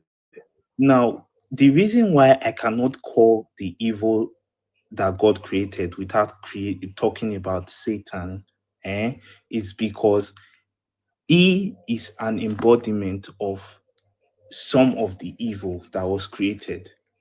How? You may ask me. It is because Satan was one of the first deceivers. In the book of Genesis, when they talked about the tree of the knowledge of good and evil, and the tree of life, God advised man that they shouldn't take from the tree of good and evil. Now, you will ask why, because me, I asked the same question. Why? Why did you say they shouldn't take it? Now, what happened? Satan came and told man, oh, you will not surely die. Take this thing. You will be like God. This is the same thing that made him to be cast down. So where did the first evil start from? A deceiver. He was a deceiver. See, as a deceiver, he made people oppose the good of God. In opposing the good of God, the evil came along. Now think about this. When Adam ate the tree of good and evil, God said something. He said, "Oh, now they've eaten of the tree of good of evil. Now they can be like us." God initially in Genesis 1:26 said, "Let us make man in our own image," meaning that at the end of Adam's life, Adam would have still be able to know good from evil. The only thing is that it was not at that time. It wasn't at that time that God wanted Okay, it to happen. law. You are now onto the Bible story, and if I leave you, How will I explain God and Satan? No, it's difficult. You're making efforts I tell you, I give it to you. You're making efforts to explain it to me, but you also have to pause and know if it's making sense to the question I asked you. Okay, the Bible story is such a beautiful story to tell that if you are not checked, you can go all the way, and all the way. So what I'm asking is, from what you said, that God is good and God is bad. Okay, That no, is the bad. He said, behind the scene, let me rephrase that thing. God created good. it is a bad. No, listen. He said it is no. You don't run away. That No, you don't run away from would that. make it He said make more sense. it is the bad that it is the bad that God did that Christ came to fix, right? No, it's not the bad he did. It's the bad that Satan did. Please now. Hey. Why did Jesus come? Okay. Why did Jesus come? Okay. So let's go back to the creation. If you want us to go there, I wanted us to conclude quickly on the God side, then move over to the Jesus side. Okay. But since you went to the Garden of Eden, Yeah. and the Satan, right? Yeah. I will ask you, where did evil come from if God created all things? God created all things. Yes. Or it came from God. Who created evil? God. Good. Who should be blamed for evil? I will say God. You see the thing now. I will say God. God should be No, blamed. it's not my concept. No, it's not my concept. You Yeah. just admitted that God created evil. Is it my concept that created evil or God? No, God created evil. Good. Now, evil have become evil and dirty and disturbing. Who should we blame for it? We should blame God. If Good. that's Can we stop it at that and give ourselves some minutes to ponder over this? All right. Let's not just dismiss it and say, yes, God created evil. Yes, God should be blamed for evil. Now let's talk about let's pause on that. Okay. Stay on that. Yeah. Meditate on that as a Christian. Okay, so we are not here to just have conversations, talk over each other, have arguments, and see who will win. No, we are looking at things like elders. We're actually elders. So that's where the Bible talked about the bone of the scriptures, the bone of the things of the spirit. So the watery part and the milky part is that you keep defending God and defending God, you want God to be beautiful, nice guy. But if you are really a Christian, you want to face the bone of the things of the spirit. That's when you have to face the fact that God created evil and all bad things that happen on earth, and he should take all the blames for it. However, is it not his design? See, if I am a Christian, to defend Christianity to an extent is easy. But if you are not well informed, you keep, being all over the place.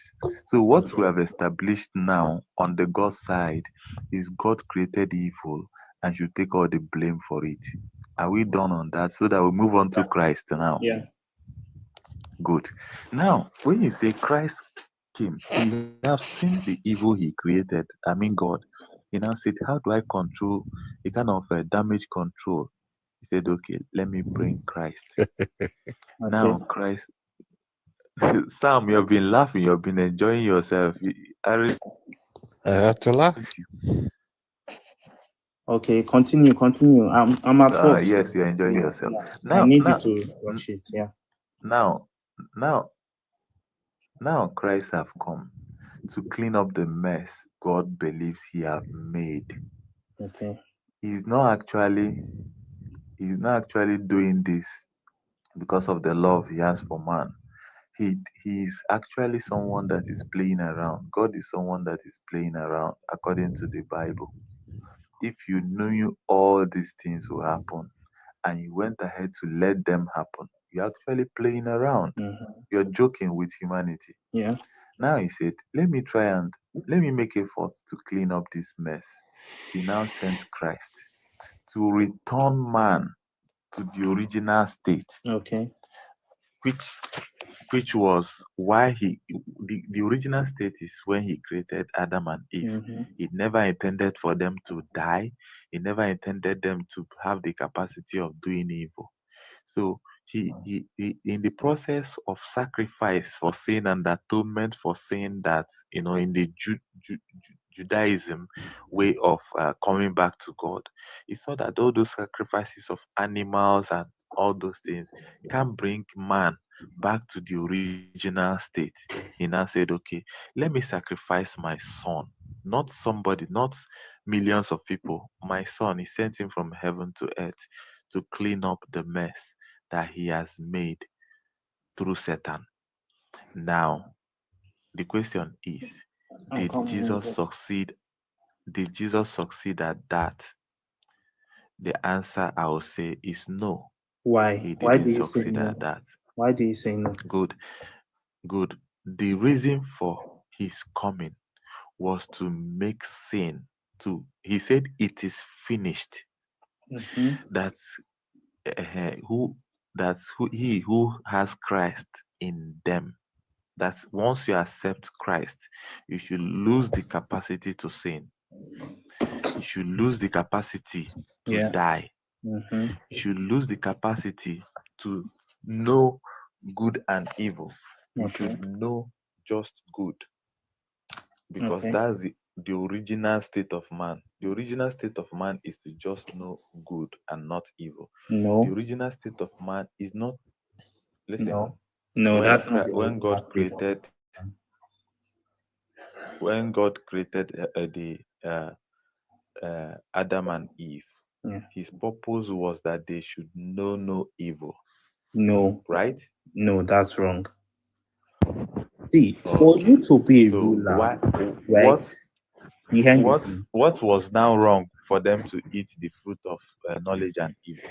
Behind the scene, see, I have just 1 minute left for me before I go. I hopefully, I hope I will come back and meet you guys around. But why I said no is because man was meant to take dominion over the earth.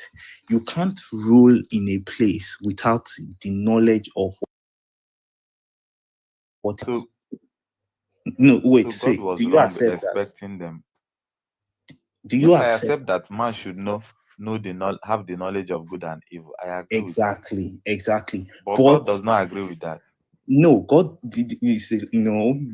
Oh God, my 1 minute is going. So the thing I said earlier, I said no, I'm serious. I'm actually at work and I have just 1 minute left. But I said something Fine. earlier. Make your statement and go.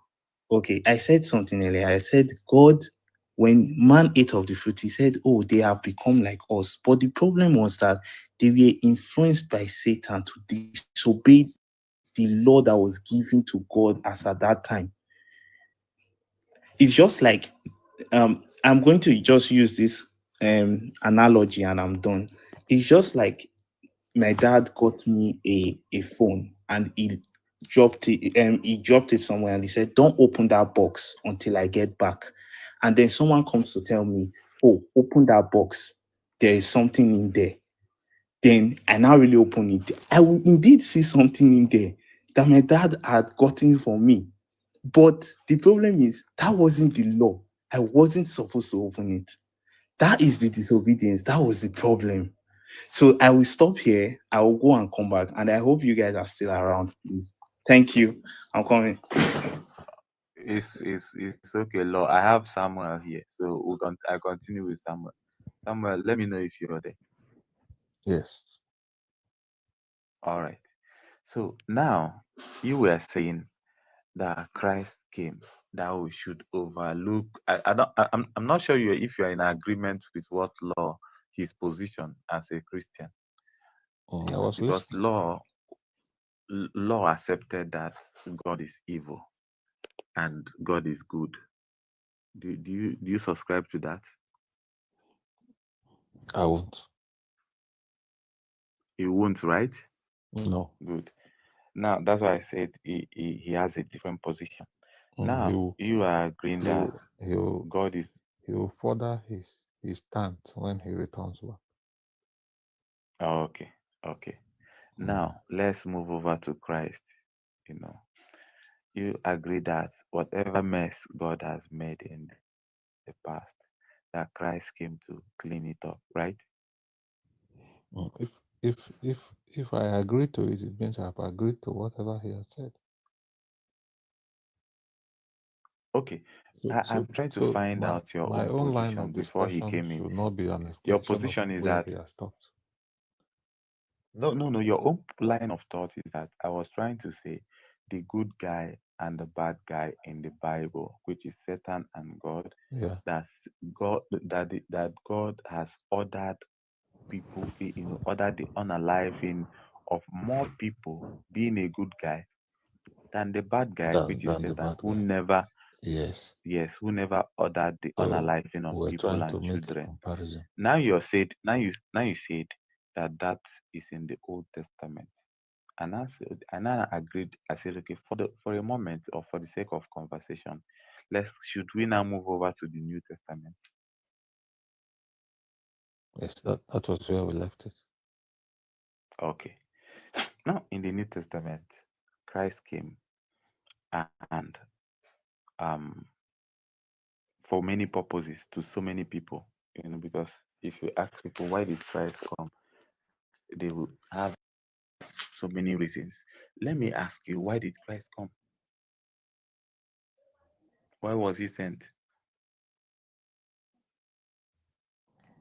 Christ came to provide another avenue to reconnect the lost man back to God by restoring the original status of man that has been punctured through sin. Okay. Does that make any sense?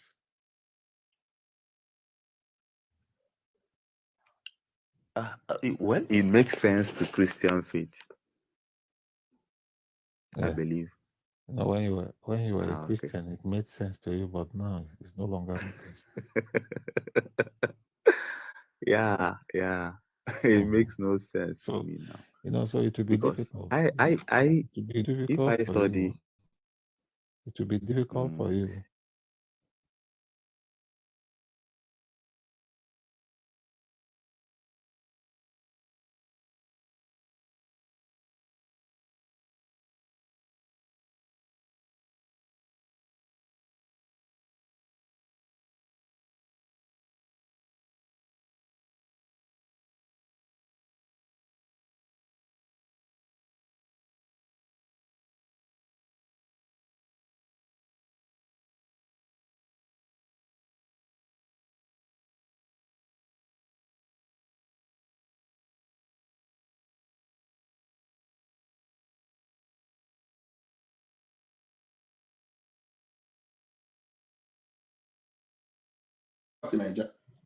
Yes. No, I'm not going to stay here. So if you kick me out of the house, then you pay all the bills. As simple as that. So again, what I'm going to say is that a man should be a man. Leave your home. Don't let things linger. People let things linger, and you begin to complain. As your wife begins to misbehave, call her to order immediately. Call her to order straight away with aggression. That is where you need aggression. Aggression, not too much discussion. You call her to aggression as you're saying it, you're walking out. This is a man has to vary his leadership style with aggression as required. Most of the time, a man must lead with charismatic leadership, with participatory leadership, with a very lovely environment. But don't allow misbehavior or disrespect to begin to happen once, twice.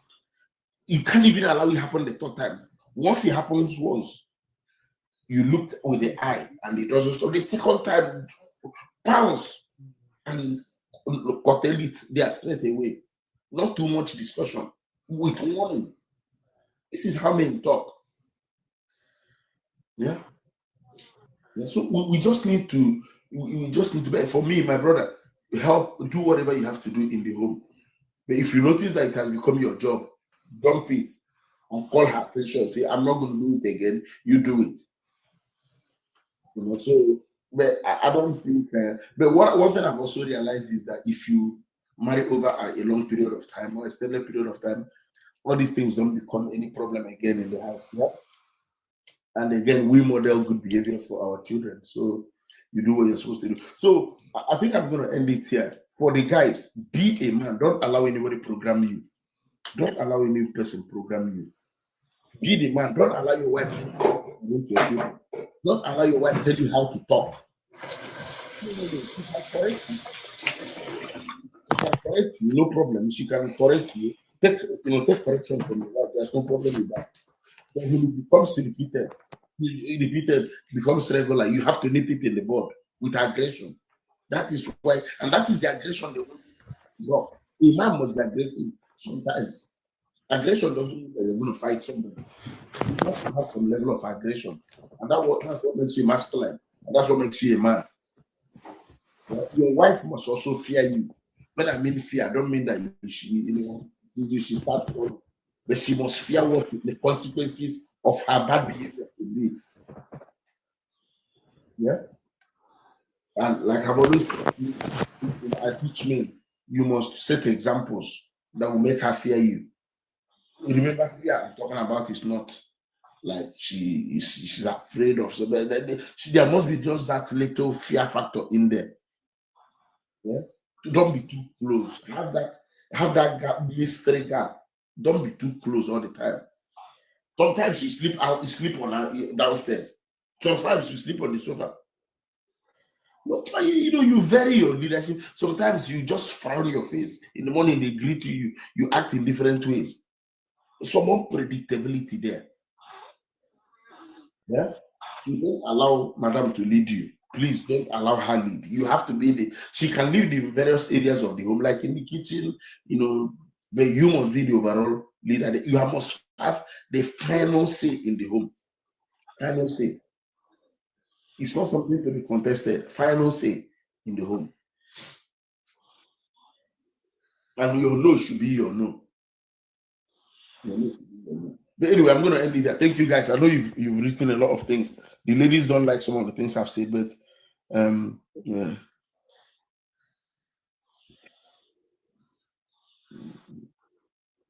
So let me look at him. Well, don't they carry me? No. Yeah, my brother, you need to take back authority. Yeah, you really need to take back authority. Don't lose your authority.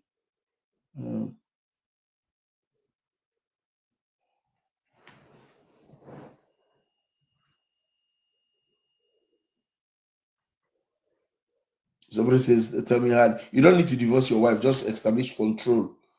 Establish control, but don't be afraid of being. Women are so clever. Let me tell you two things for the attention of the men. Women have two key tools in their two key tools of control, which they use in their feminization, in their male feminization project. Two key tools. One is manipulation. They manipulate you. They manipulate you, gaslight you into believing, just like what that lady was doing here, telling men how to behave, love and this and all those things, when she doesn't even know what love means. The major. Then the most powerful tool that a woman has is emotional blackmail. So why she's manipulating you? Why she manipulating you, telling you you're not loving her enough, you're not doing what you're supposed to do, you know, your behavior is bad, then she emotionally blackmails you that you're not loving, you're not doing this, you're not doing that. Check her out. She doesn't give you anything. She doesn't give you anything. Most of these women that complain, the man doesn't do this, don't do this. Remember, they don't carry out their responsibilities in the marriage. They don't carry out their responsibilities in the marriage. Now, remember, I'll give that lecture in the morning when I wake up tomorrow, whenever I finish from work. I'll give that lecture. See, there's something you must understand about a husband and a wife. Not every married woman is a wife, and not every married man is a husband. So I'll record this video and put it on my page. Not every married woman is a wife, and not every married man is a husband. But every married man is a husband. Every married man, not every married man is a husband, but every husband is a married man. Not every married woman is a wife, but every wife is a married woman. So for those of you who have this wrong ideology that you must prove yourself when you marry a man, when you marry a woman, you must prove yourself for her to submit to you. My brother, you're high on a dose of the feminization bug. You are very high on the feminization bug. A woman comes in the moment you marry her, the moment she said yes, and comes to you and hands you, like I'm talking as an Igbo man, and comes to and kneels down and hands you over. That kneeling down means you have today, I have accepted for you to be my Lord and personal Savior on earth.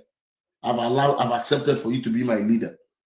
That is why she kneels down, looks for every man during the traditional wedding. You know, many of our ladies go to traditional wedding. They don't know what they went to do. And I'm going to talk about this tomorrow. They go to traditional marriage. They wear all the native wears. They don't understand what they are doing. They think it's a ceremony.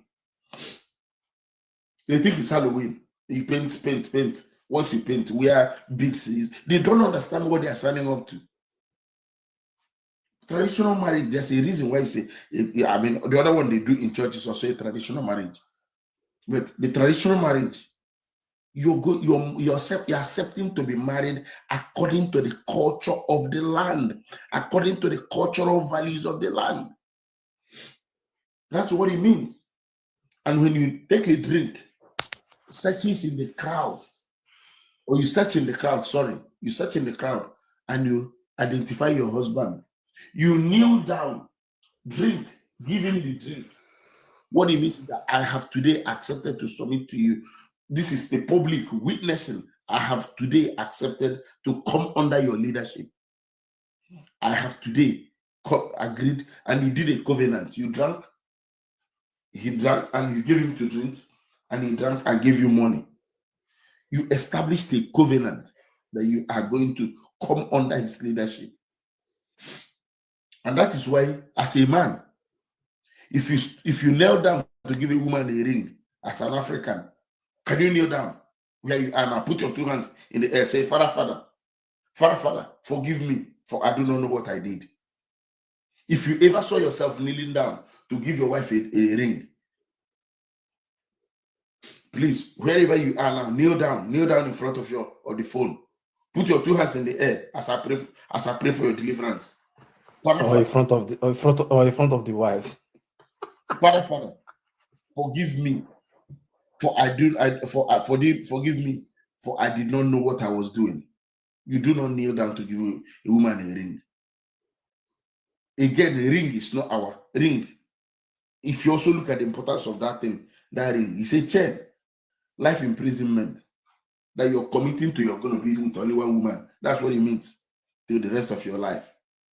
But again, the ring has significance. That is, you've been bounded. You've accepted to be bounded, you know.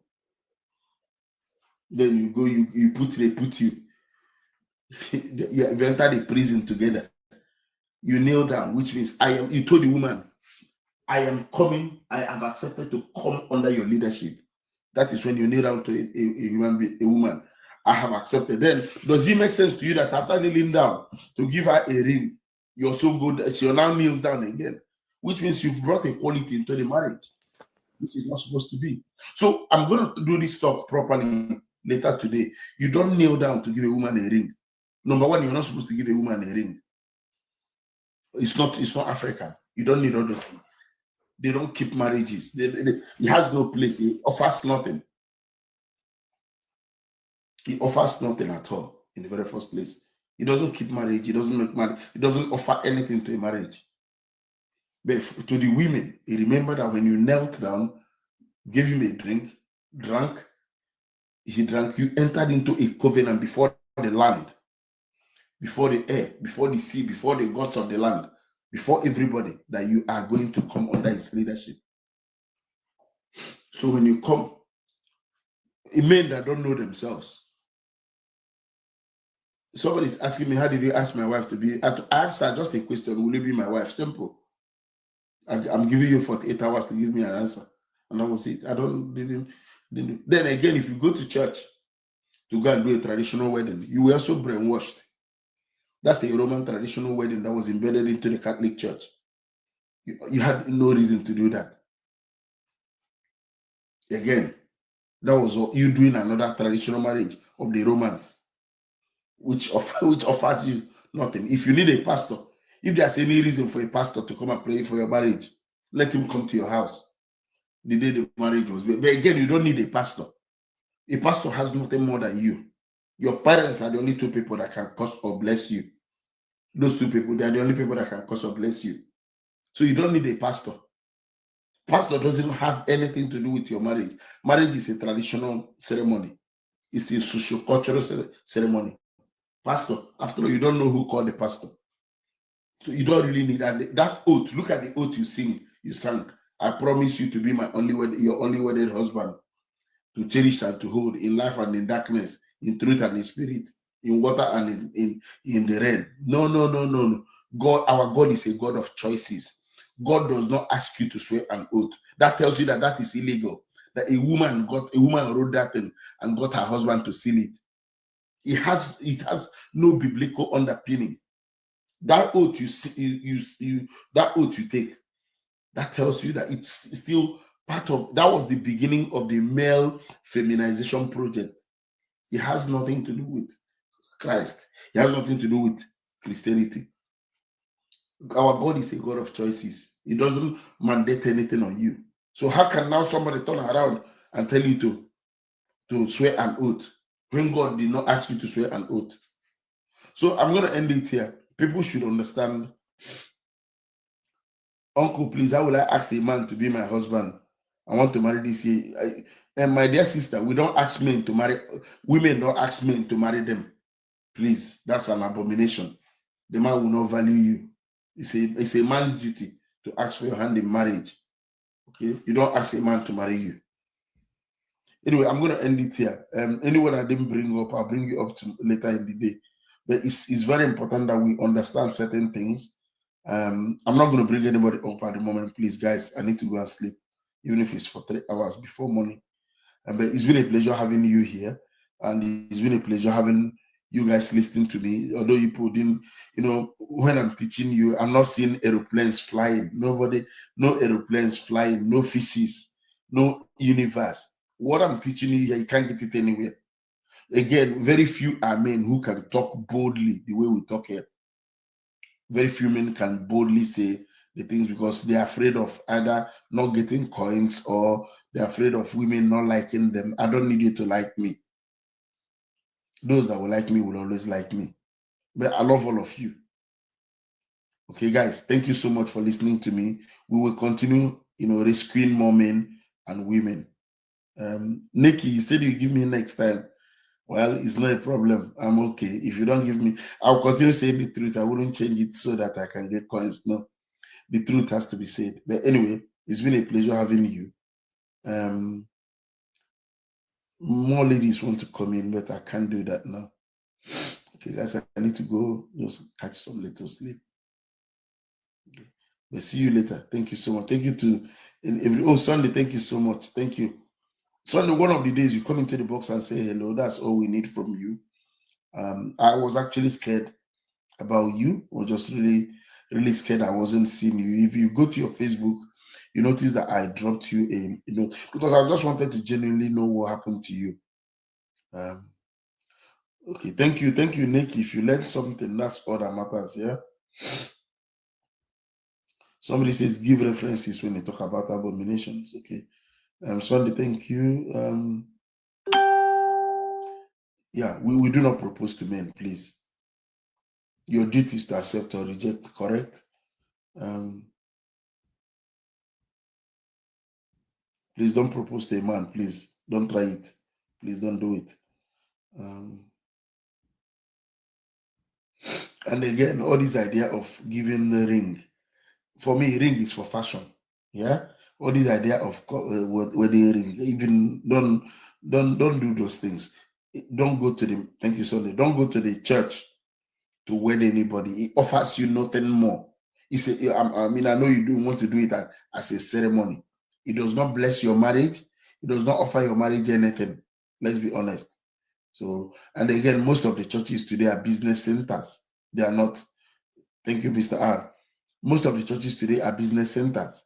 So I don't even know if God is there.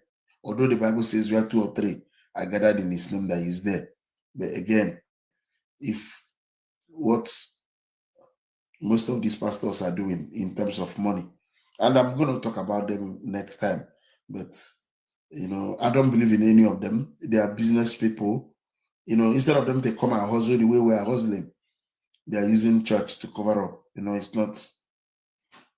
not fair. But I'm going to see you guys later. Thank you so much. Thank you for supporting my platform. Easy. Thank you, Sunday. Thank you, everyone who has supported me. I'll see you guys later. Have a good day.